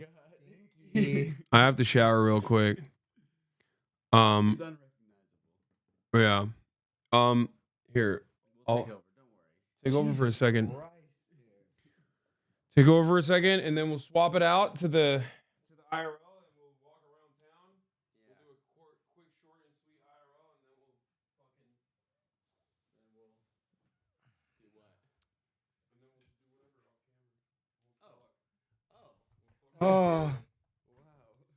I think we might be hanging out with Sinisha tonight. What's up, everybody? You can't say that about a legend.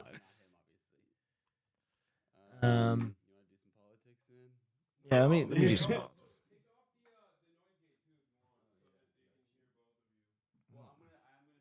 What time is it in the States right now?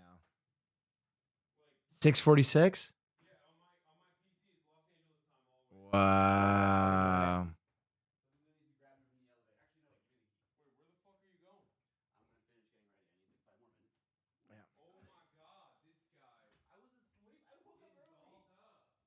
Why is Caroline not there? You mean in Hasan's room right now? She's getting ready, you freaks. Someone said, why is Caroline not there? And I said, in Hasan's room at this very second. She's getting ready. Hi, Jace. All right, let's talk about it, ladies and gentlemen. Since last we saw, yes, Baby No Money and I did become the face of JVIC Nation. Yes, we did break the internet with our cosplay. Yes, we did take some of the best images you'll ever see. I mean, I'm not totally convinced that, you know, Hasan isn't in Japan just to try and win me back. Like, it's, you know, we were always looking for a will they, won't they on our podcast, and Cutie and Hasan failed miserably at it. But now, total failures. Total failures. Now we actually have one, and the will they, won't they is me and Baby No Money, famous recording artist. And, you know, now that I am also a gay icon and in a will they, won't they, I texted Hasan and Austin, and I basically said, pack your shit. I don't fucking need either of you. Get out of my fucking life. Don't look back. You neglected me, and now I don't need you anymore. So it's pretty warm in the sun, but my idea is that if it is cold, you'll probably get me a Montclair puffer, because that's what Christopher Walken would want. Yeah, we've been talking about that. No, I, in all seriousness, totally character drop. When Alex, Baby No Money, asked me to do that cosplay, I was like, I really didn't know much about how far the JVIC fandom had gone, but he was essentially saying, okay. Fucking fraudulent bitch. I did. That's why I wanted to do it. That's why I wanted to do it. Okay. I'm in the fandom. He's bitter. You robbed me. He's a bitter old mess. Robbed me. Yo, underpants. Come on, show him what they're You robbed me. You bitch. I've robbed no one. We still have room for you as Warwick. I'm trying to be on the edge here. Okay. Yeah, well, you're on the edge, all right. Is this a hockey puck? No, it's a Trump Zin can. Oh my god. So I knew that there was a fandom, but I didn't know how adamant they were. But Alex was like, we have to do this right. Stella Chu and Jessica Negri are gonna help, and they honestly put that cosplay together so fast. They put that cosplay together in under a week. They're queens, they're gods. They had so much help. Shouts out to everybody who helped them with that. But they did such an awesome job, and we had so much fun with it. And I told Stella, like, honestly, I had a little bit of hesitancy to do cosplay like that.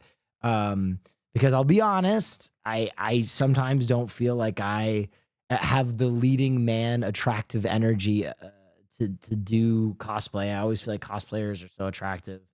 And so I was a little nervous, but it was so much fun. And you know, Alex already wants to do more cosplay, and everybody's been so receptive to it. So kind of a really cool experience. And we had a great time, man. We had so much fun, and, you know, just frolicking and getting to do a little boy love. So that was awesome. But yeah, we are in Japan, ladies and gentlemen, and I feel fantastic. Went out drinking last night, got to meet and hang out with one of my goats. I don't know if you guys have ever listened to The God, Shinichi Osawa, aka Mondo Grosso, aka Rhymeso. But I'm gonna play a little bit of his stuff in the background. But it was like one of those cool moments where I was in his recording studio, and I literally got to be like, dude, Labyrinth is a life-changing song for me. Thank you so much. And he was like, oh yeah, that's a pretty good song. Like, he was so humble about it. If you've never seen this song, this is one of his tracks.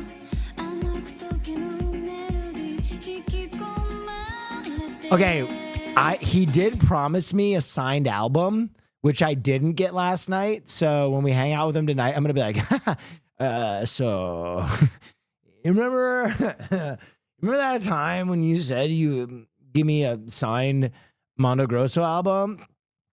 I've had fantastic food since I've been here, which we kind of were a little lacking on last time.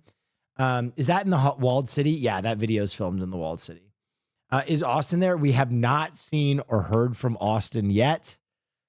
He might be acclimating to life on Tokyo City.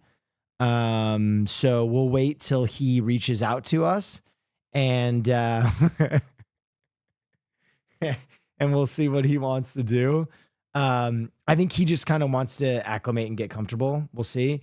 I was hanging out with the one, the only Wake Wilder last night. We also have Finn here. Finn's feeling under the weather, so he might not join us. And then we also hung out with a creator in Japan. He's the interviewer. I think his name is Caleb, who does all the interviews in Japan outside like the konbinis. Cole, that's it. Yeah. And he was awesome. He was so cool. We got to the hot guy. Yeah, the hot guy. He was really fun. And we got to go have drinks with him and get some food, and it was awesome, man. So I have been working tirelessly on something. We're trying to do a collab stream with he and his co-host, where we go and on Sunday possibly dance with and interview the Tokyo Rockabillys, because that's something he wanted to do too. So we've reached out to them. Actually, ironically, Shinichi Osawa had their contact information.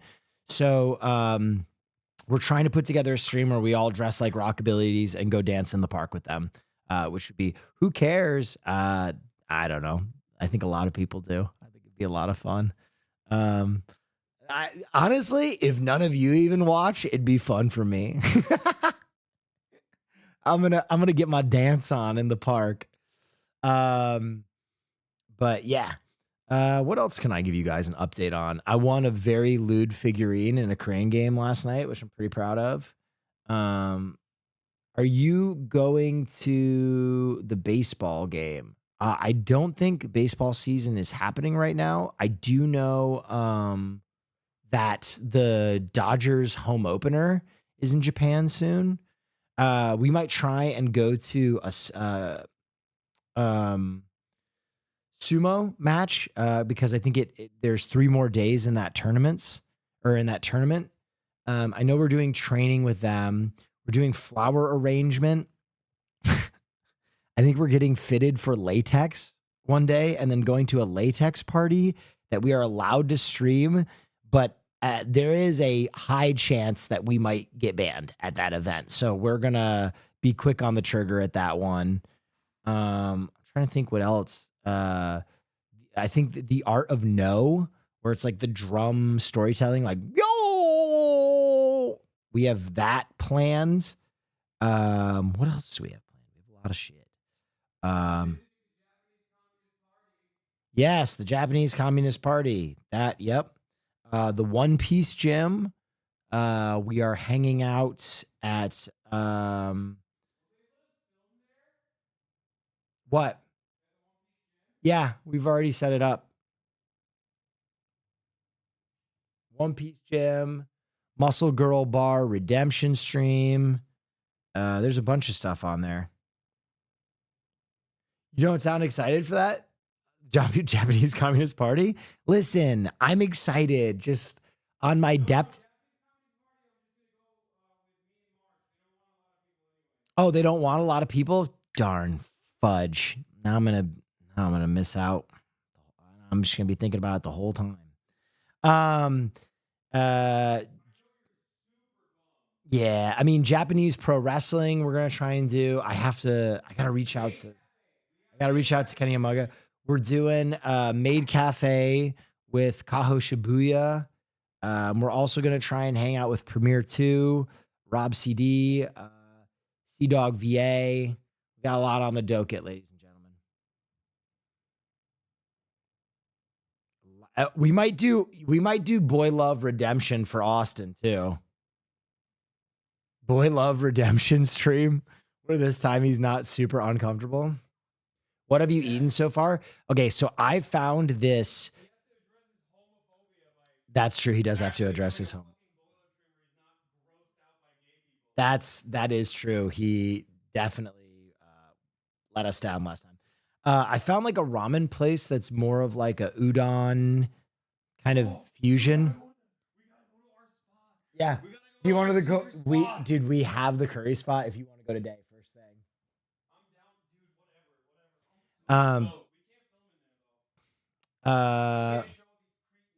Yeah, our secret spot. No, so I found this noodle spot that's like fucking amazing. It's bar only, and they whip up noodles, and you put all sorts of different stuff in it. They have like 30 different things you can just pour in these noodles. And then they have something called the final rice that you order for 100 yen. And it's just a bowl of rice at the end that you put in to soak up everything. Incredible. The final rice. Never has rice sounded so fucking stern. What else have I eaten? I went to a kombini. I went to a skewer place. We went to a Japanese barbecue. Yeah, I'm still getting ready for my boxing, which is going to be announced soon, by the way, who I'm fighting, when I'm fighting, and what promotion I'm fighting for. Yes, we are training in a Japanese boxing gym. Yeah. Yeah, if you want to train with me, if you want to throw punches at me, I should be able to defend myself pretty well. No, I'm not allowed to punch you back. I can just work on my defense. I'm actually probably going to do that 3 or 4 times while I'm here.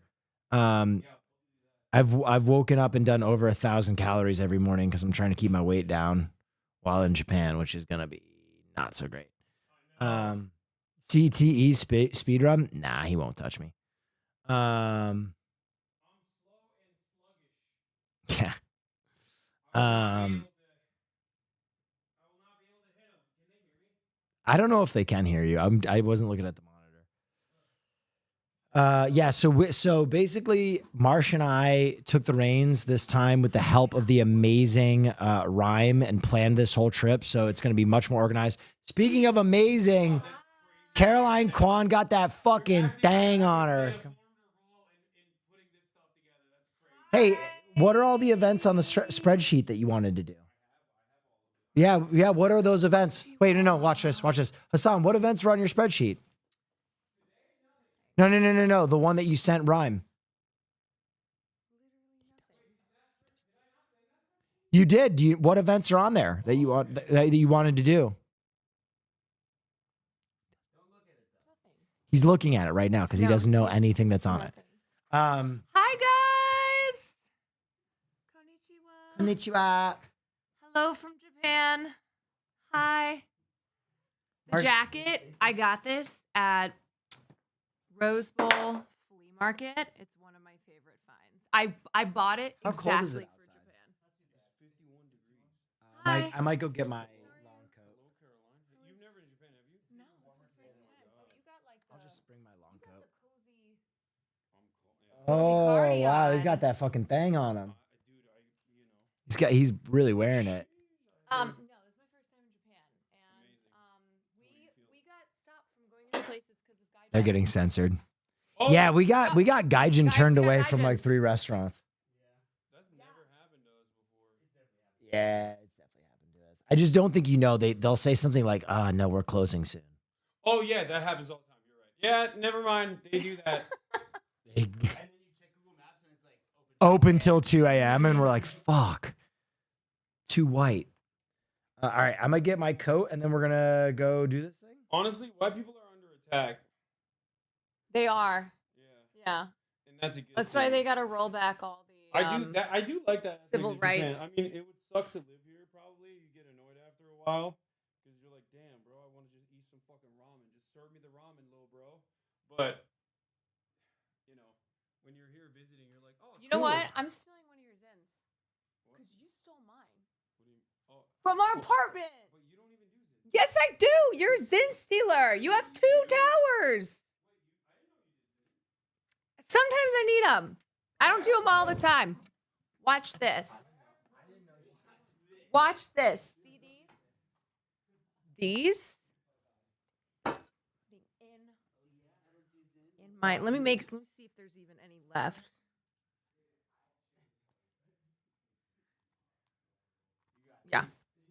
Yeah. You know what? I have them. They're emergency. They are emergency Zins. And if you don't know, that motherfucker stole mine when he came into our apartment. He said, free Zins.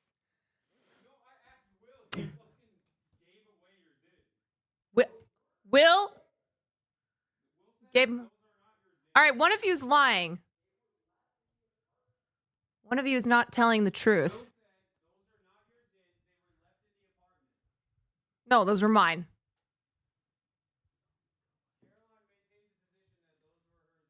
What the hell is going on with this mic? Okay. Okay, well, I'm holding it now. Yeah, it's our Zins. That's right. Socialist Zins. That is right. Anyway, good morning, everybody. Or good afternoon, good evening, and good night, wherever you are. Welcome to the Quancast. That's right. No. I know, it is right there. I have never used that before. I haven't. All right, everyone, we're going out into Tokyo today. It's 11 o'clock p.m. The night is just starting then. What, are you saying that like it's late? It's early. It is early. Okay, so are we going out right now? Tell us about Japanese pop culture. Oh, remind me when we are leaving to talk to the front desk because it should be arriving today. Yeah. I don't know also if Finn is going to join us today. He's feeling under the weather. Thoughts on Amelia Perez? You asked me that because you already know. Anybody who's asking me thoughts on Amelia Perez already knows how I feel about that film. Do you know that Amelia Perez is now in the group of films that has reached 13 Oscar nominations in the history of the show, which means one more nomination and it would have been tied with Vaginoplasty, yes! with the top films. I mean, it's crazy because Vaginoplasty, no, yes! stop. Are you transphobic? What the fuck is this? Dude, the thing about Amelia Perez too, it's not even like in 10 years we'll look back and go, damn, that movie sucked. Right now. We're saying it right now, it sucks. I like it now. You haven't even watched the movie. No, I watched the key parts. I watched the important parts. You watched that one scene. You watched that one scene. Okay, I'm sorry. We have to play it. No, we don't have to play it. No, we don't. Why is it that you guys don't like musical theater and this is all you'll listen to? Because it's a banger! No, Marsh. Oh my God. This is a double hate crime because Marsh is Mexican. And this movie is very disrespectful to Mexico. Marsh, come here. You have to watch this. I hate that you don't play any music. The one where Zoe Saldana is like getting celebrated by the trans cartel boss in a room full of people. Like everyone focuses on that one winning awards and stuff, but I think this is the real banger. Like I think that. Do you know that they changed the Oscars so they're no longer doing? It's all red, right? Okay, we're cooked, I guess. Hold on, I'm gonna text Unlimited IRL immediately.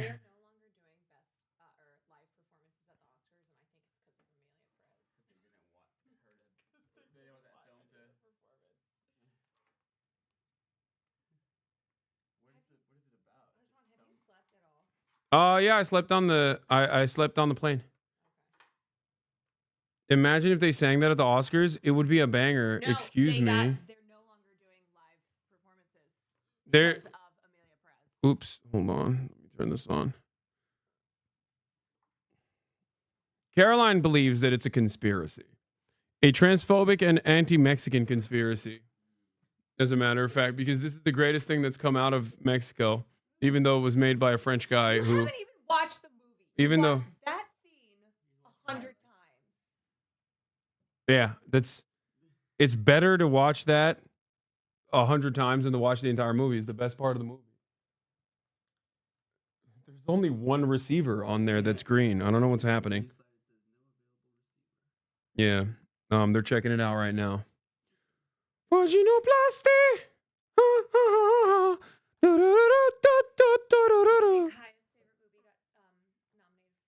Kaya's favorite movie. Oh, Flo?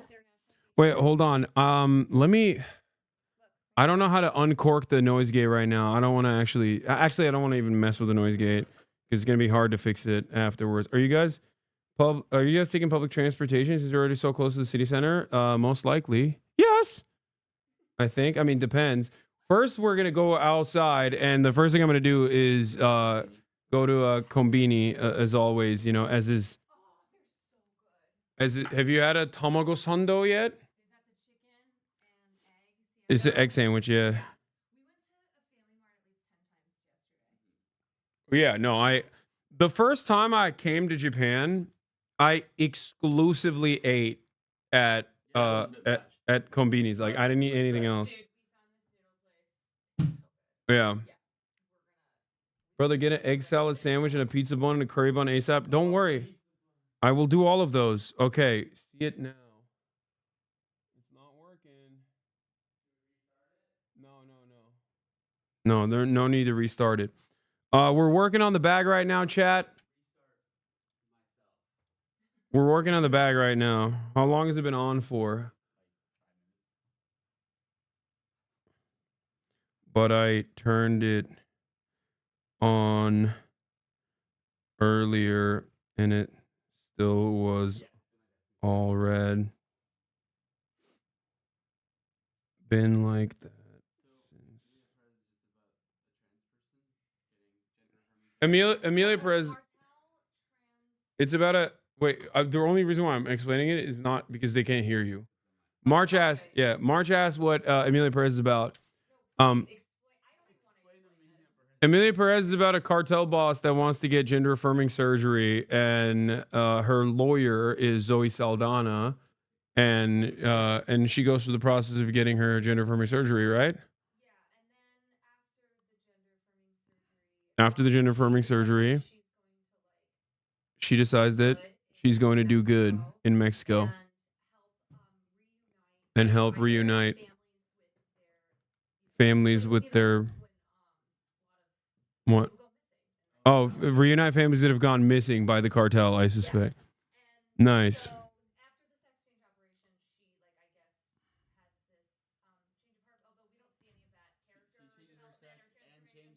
Yeah. Amelia Perez's story, yes, where she changes her sex and changes her heart, changes her gender. Why is this not working? Hold on. Don't do it yet.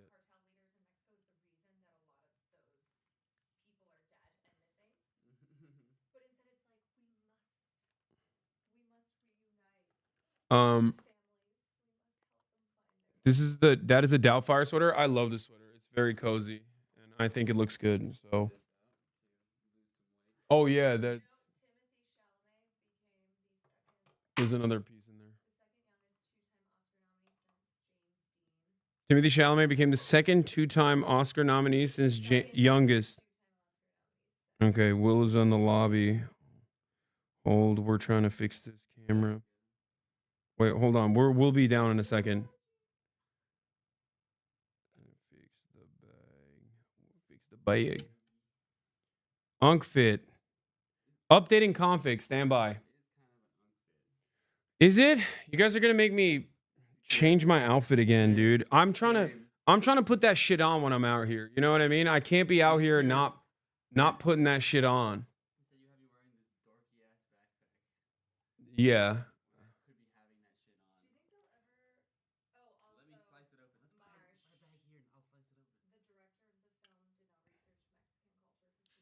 Yeah, because he's French. The director of Amelia Perez did not research Mexican culture because he's French, and he said, "I know enough." Okay, now we're gonna play another one. Oh, video is not available. The uploader has not made this video available in your country. Oh my god, Netflix won't let me watch it in Japan, dude. Netflix knows. It's too bad.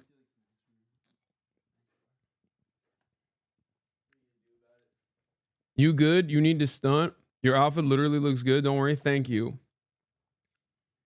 Thank you. Go watch I'm Still Here in Argentina, 1985, please. No.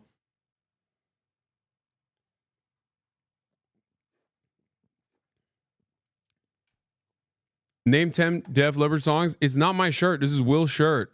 I'm wearing William's shirt. He left it in my house.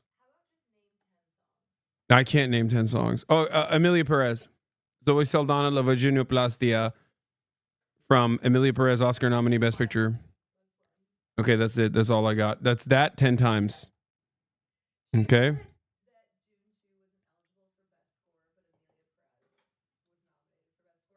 Why was Dune 2 not eligible?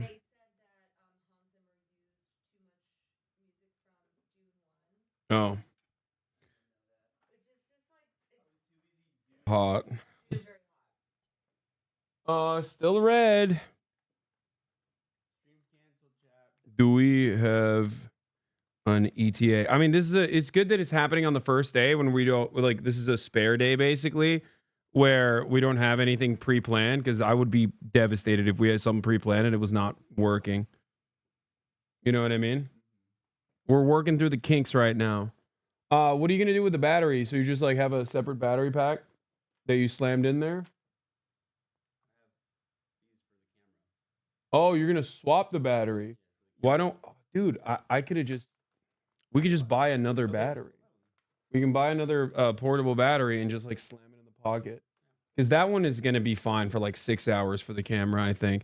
We also have in the new backpack, because it's like too good and too amazing, we have a bunch of issues with the new backpack where you know, it just like melts through the batteries. What kind of backpack did you guys get? The old one or the new one? Oh, that's good. That's gonna be better. I promise. Like, I mean, this camera's.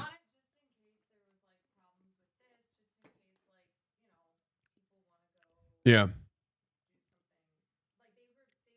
Well, we also can't be streaming at the same time anyway, like with my backpack, because my backpack is using the same cloud server. More Emilia Perez, okay. And if it doesn't work, he had to wake the guy up to do the configuration. No, I do not have a backup plan.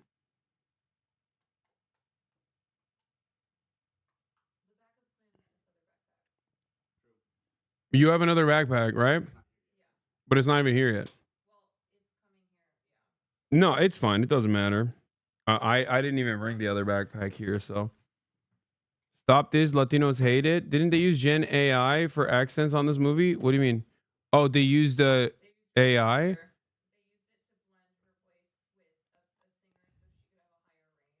Oh.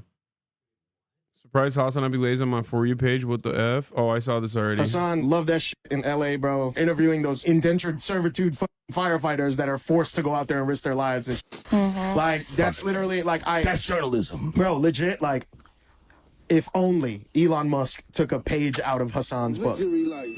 Let's go. Let's go. Let's go. That's what I'm talking about. Mero collab when? Well, it's gonna happen. When I'm back from Japan, I'm gonna do a collab. I'm gonna do a Kid Mero collab. Don't worry. What are you sending me? It may not mean nothing to y'all. This is the most insane, bro. I think this, what you just sent me, is a hate crime. I think, like, I might get deported from Japan for this. I mean, even though it's like factually accurate, like low key, like it's not, like, I understand what the point that this is trying to make, because like LeBron is fantastic, especially like when he goes coast to coast block, you know, when he gets pissed off. It's just that, like, I get what you're trying to say with this meme. It's just like sometimes truthful things don't need to be said, especially when it's paired up with like a real harrowing event. You know what I mean? Bro, what is going on, man? This backpack is failing me. This backpack is more expensive than a car. Why is this happening? all this free glazing and LeBron don't even know you, little bro. It's first of all, number one, am I glazing LeBron or am I just simply accurately assessing his skills? That's the first question. And the answer is I'm accurately assessing his skills. Okay. Number two, do I care that LeBron doesn't know who I am? Does that change the dynamic for me even a little bit? No, it doesn't. He is still my GOAT, and I will always pour honey on him, okay? Because he deserves it. Because this is not glaze, it's just truthful statements. I got you with a banger.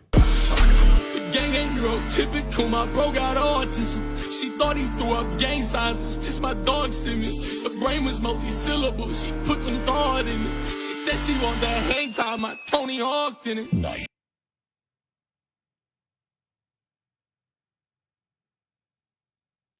I'm staying here and I'm done streaming, I think. I think my career as a streamer is over, I think. Yeah.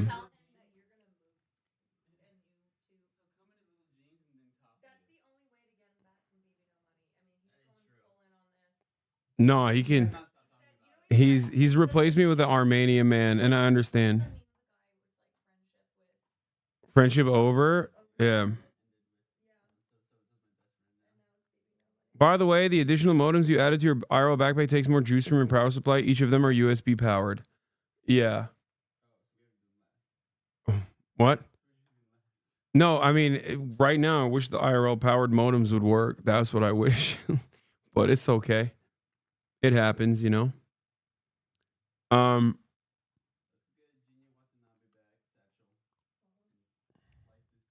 Why are you giving away my zins? That's crazy that you stole my zins. That's crazy. You stole mine. I'm just. So I'm stealing yours. Okay, back. all I'm saying is, okay, listen. They are worth more here. Okay, I had The socialist tax. I had to literally. I was worried I was gonna get stopped. I hit this like, but I don't even know what this video is about. Hold on, let's see. I was worried that I was gonna be detained by Customs and Border Patrol because they're gonna with your towers. with my towers. 3 inches in City Back there. Sweeney, and LeBron was 3 inches in me. I'm moving backwards. Hear me? Hit the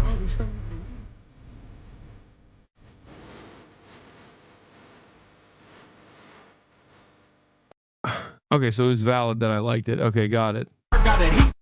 You know.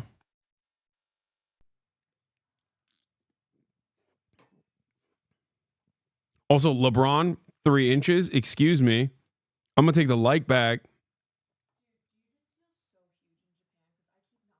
Yeah, but I don't like it because I can't fit into anything. No, I trust me. I know. Repost to show you're a real rider. Okay, we can't go that far. Okay, calm down. That's it. I'm out. Will said, "Fuck it. I'm having a drink." He's in the lobby. Okay, Will, I'm coming down.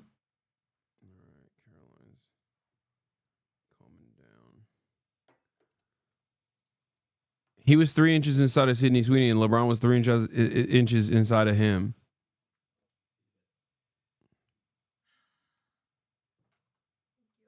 You're welcome. Stalling just to make your friends wait? No, man. I'm stalling because we're trying to fucking get the camera bag working so you guys can Dude, I can end the stream right now and go hang out with my friends. I want to also, you know, share on my authentic Japan trip. Chatters are so funny. You're literally cooking your own selves. Like, I'm doing this for you, and y'all are freaking complaining. Why is this config taking so long, bro? What is happening? I don't want to restart the unit because if someone is working on it on the back end, it's gonna. What if it cooks them? You know what I mean?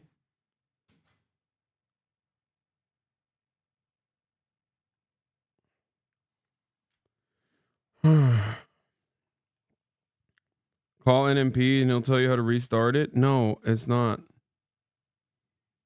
It's not. It's not. I thought you didn't believe in collective punishment. No, I'm not. I'm not doing that thing that I said I was going to do. I'm simply stating that, like, there's a reason why I'm not. There's a reason why I'm waiting here, and there's a good reason, and that reason is for you guys. So understand.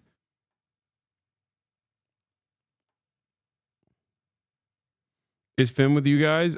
We brought him out here, but he's not with us today. I will turn the stream around right now. No, I'm not even saying. I'm not even gonna say. I'm not saying I'm gonna turn the stream around or whatever. Okay, while we wait on this, let's see what else is on the docket here. Okay. Let's see what else is on the docket. Yeah, go ahead and see if it kicks it on. Okay, they're working on it, but here, let's restart it. Yeah. While we wait. So if you stream everything, you can just write it off your taxes, huh? Yeah, that's what the goal was here, so I can get a tax write-off. Yeah. Because the IRS is looking at whether or not I'm streaming 5 hours in Japan or 6 hours in Japan or 10 hours in Japan. You got me. This was all part of a grand scheme, a grand design. It can never be what I'm saying is the reason for why I'm doing something. There must be some cynical second reason that I'm hiding. I'm hiding from you. I won't let you in on it. You found it. You found out. Trump's about to make streaming tax free. Yeah, I don't need to do these kinds of schemes. The reality is I already urged all of you to yo voy a votar por Donald Trump, and he's already gonna, he's already getting my taxes done. He's already giving me a tax break, baby.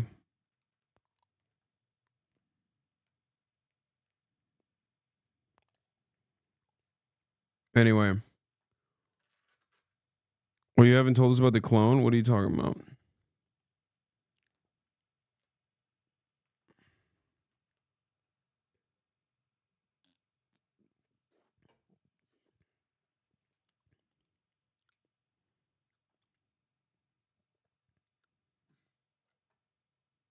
Did it turn off? Wait, it's worse now. Now the camera's not working and it's all red. Yeah, you might have to pull it in and plug it in and out.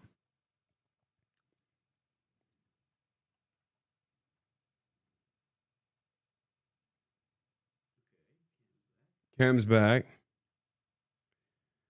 All right. So you did a hotel write-off, bid on for your end. They might have been joking with you. What? Yeah, no, I that's not how any of this stuff works. I don't think.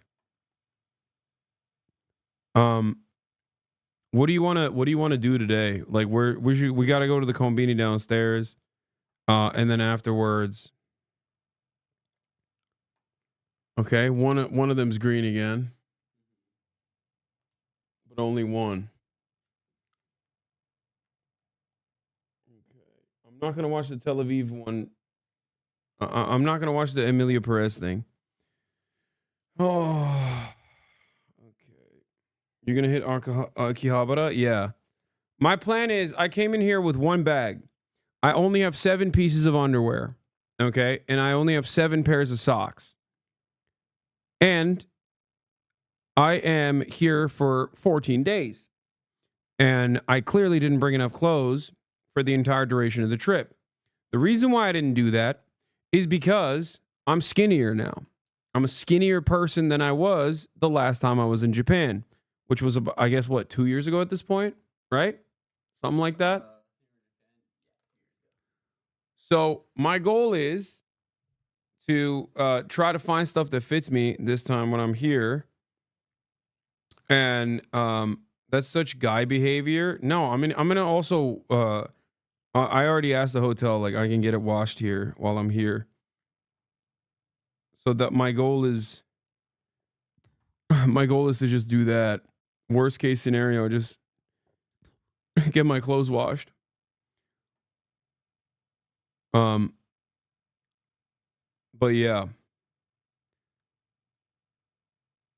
What is this? I investigated Japan's foreigners situation? Japan is having a problem with foreigners. Right now, there are more tourists than ever before visiting the country. Okay, bro, chill. Like, I mean, this is somewhat of a prescient, important video to watch, I guess.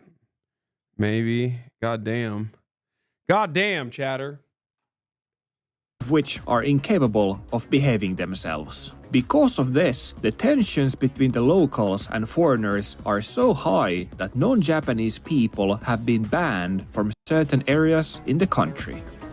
That's at least what the Japanese news would like us to believe, which is exactly why we've come to Kyoto, to find out once and for all how bad things truly are.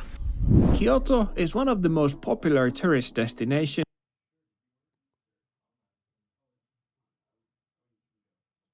in the country, and it's located a couple of hours away from Tokyo. It used to be the capital city of Japan until 1868, but even after giving away the... Wait, why do we get a bottle of champagne? Oh.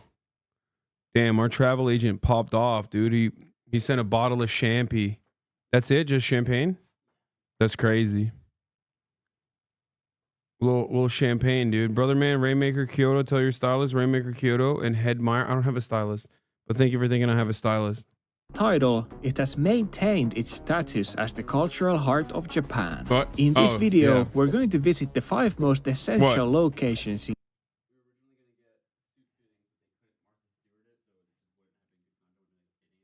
Yeah.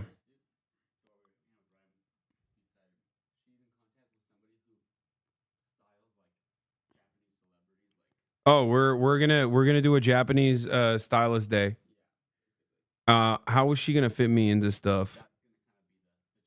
Yeah, I mean that'll be fun though. That'll be funny for her to try and get me into stuff that fits. Oh, you're gonna get styled. Okay, well I fucking hate this concept already because we're gonna go there and I'm gonna put my hands on some beautiful shit. Okay. Something that's like a one of one. Archive Yoji Yamamoto. Archive Issei Miyake. Okay. Haven't been seen out in the wild. You know, 1994 Issei Miyake. Okay. Archive piece. One of one. Can't find it. I put it on. My one leg doesn't even go through the waist. And then you have the waifish twink waiting in the background. Okay. Waiting in the background like the fucking ghost of Christmas past. Waiting to fit into it. Waiting to fit into it perfectly. No, it's only one green still. Still offline. I keep like trying. It says no available receiver. Babe, I like your grandma sweater. Thank you. No, I'm not. I'm just gonna shut it down if that's not gonna work. I really want to make it work. Capital is ass now that they've been bought. Yeah, well, Capital doesn't fit my ass, so I don't even care that they got bought. Good. I'm glad that it's no longer unique. Okay. Oh, I'm sorry. Oh, your special brand that only fits your special tiny body is no longer so special because Louis Vuitton bought it. Oh no. Low-key laptop camera's not that bad. It's not great, but it is what it is, you know. Get fucked tall. Yeah, I mean, yeah, it's fine as a backup.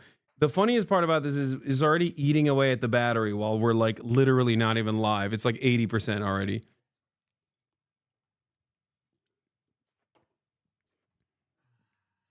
I'm so sad. What is happening?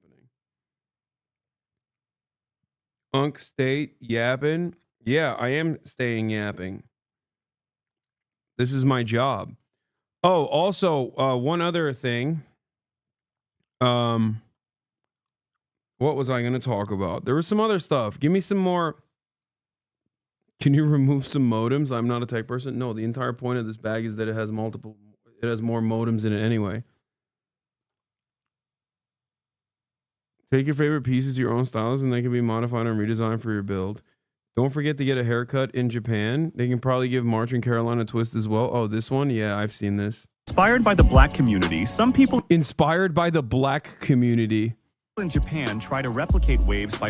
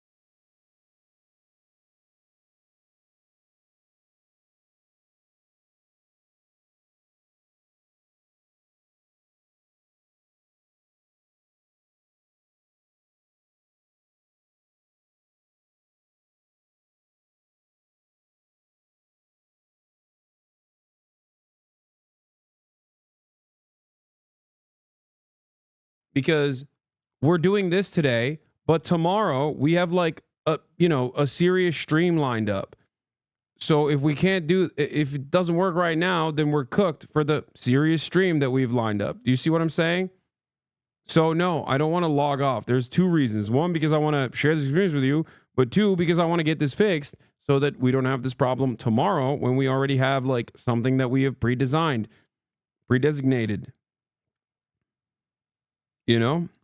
It's time to work out the kinks. I already did 5 hours of nonstop news coverage anyway. Anyway, all right. What was I gonna say? What was I gonna do? Tell the group they're combined. What? No, dude, you're also fucking gross, dude. What? Take a week off, dumbass. You're talking about my fucking real life friends. The hell? Who gives a shit about numbers? Don't be a douchebag. No. Oh no.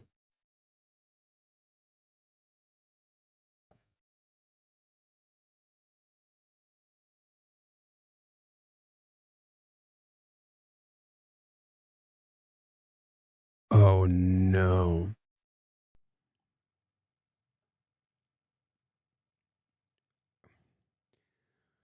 I think I might need new SIM cards. I was supposed to get them before I flew out to Japan and they couldn't send it in time. And I think they're going to have to send me new SIM cards that work in Japan, which means if that's the case, then we might not actually be able to stream today.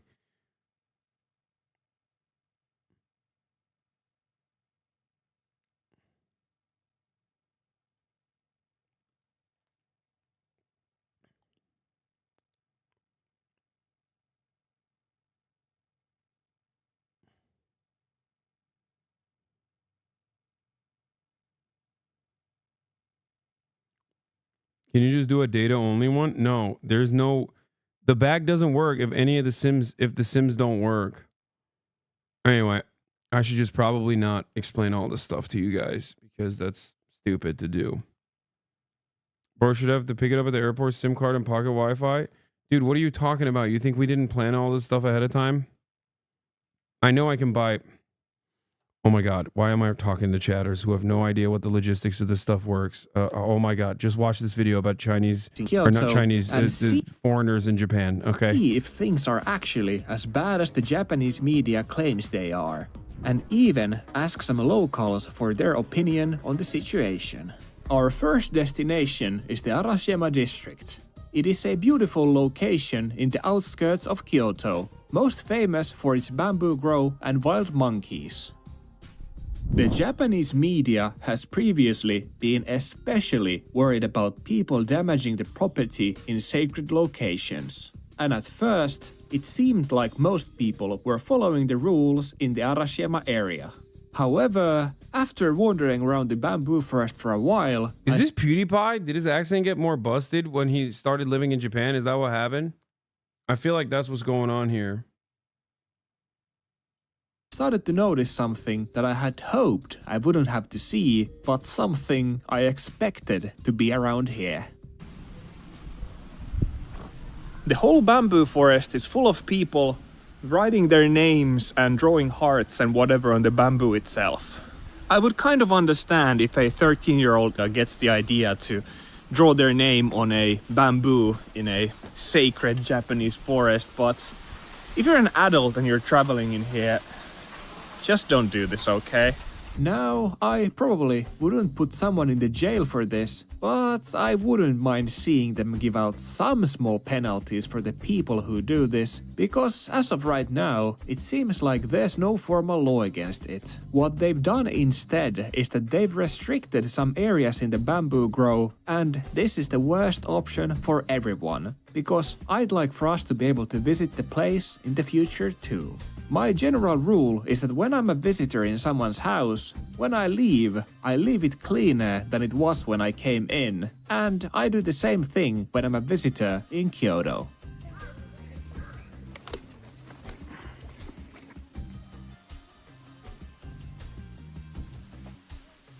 The trash can was literally 20 meters away, I think. Sometimes I wonder what's wrong with people.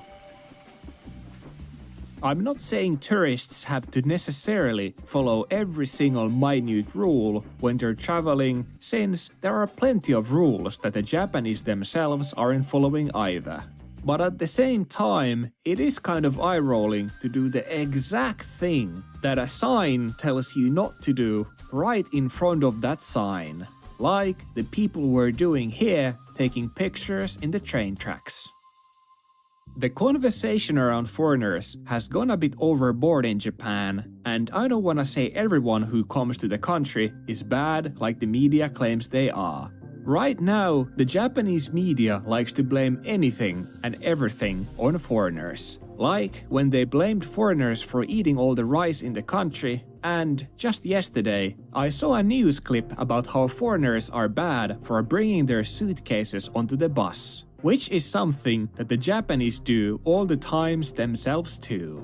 There's a lot of ridiculousness going around the tourism discussion, which we're going to talk about more real soon. But at least for now, as the mediator between the tourist and the Japanese, the one thing I can say is that I hope people try to respect the bamboo around Arashiyama, because the locals clearly don't like people putting their names on them. Why are there so many incidents like this in Japan? Does it just feel a relatively high volume of Israeli tourists compared to other places? It seems like all over the half of all the instances of Israeli tourists having annoying public freakouts are in Japan. Yeah, I don't know why this is so commonplace in Japan, but I'm very excited to encounter something like this. But I do have to leave you on a sad note, chat. Unfortunately, we're not going to be able to do an IRL stream today. The SIM cards were supposed to be international, but seemingly they haven't been zoned properly. So I have a runner bringing in SIM cards that will work in Japan, but that's probably going to take some time. So instead of sitting here in my hotel room for the rest of the day, I'm going to go and hang out with my friends. I wish I could have taken you guys with me, but we obviously have a lot of fun stuff lined up, so fear not. Let's see what we got in the docket for tomorrow real quick, just to give you a little teaser. Okay.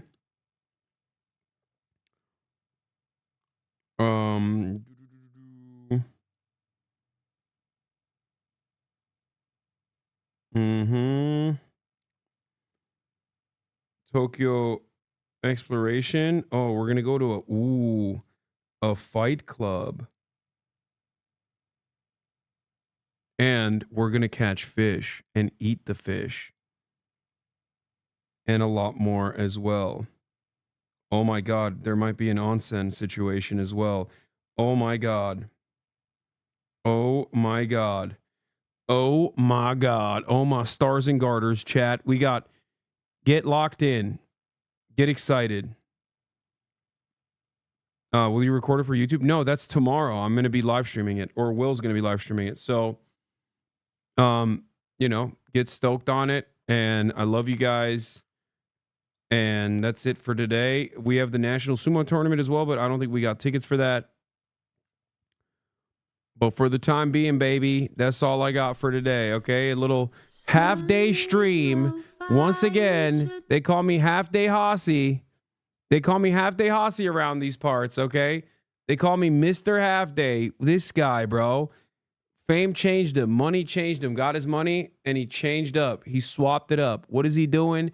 He flies from Los Angeles. The old Hossie I know would fly from LA one day, do a 9-hour stream one day. The next day, he would do a 9-hour stream in Tokyo.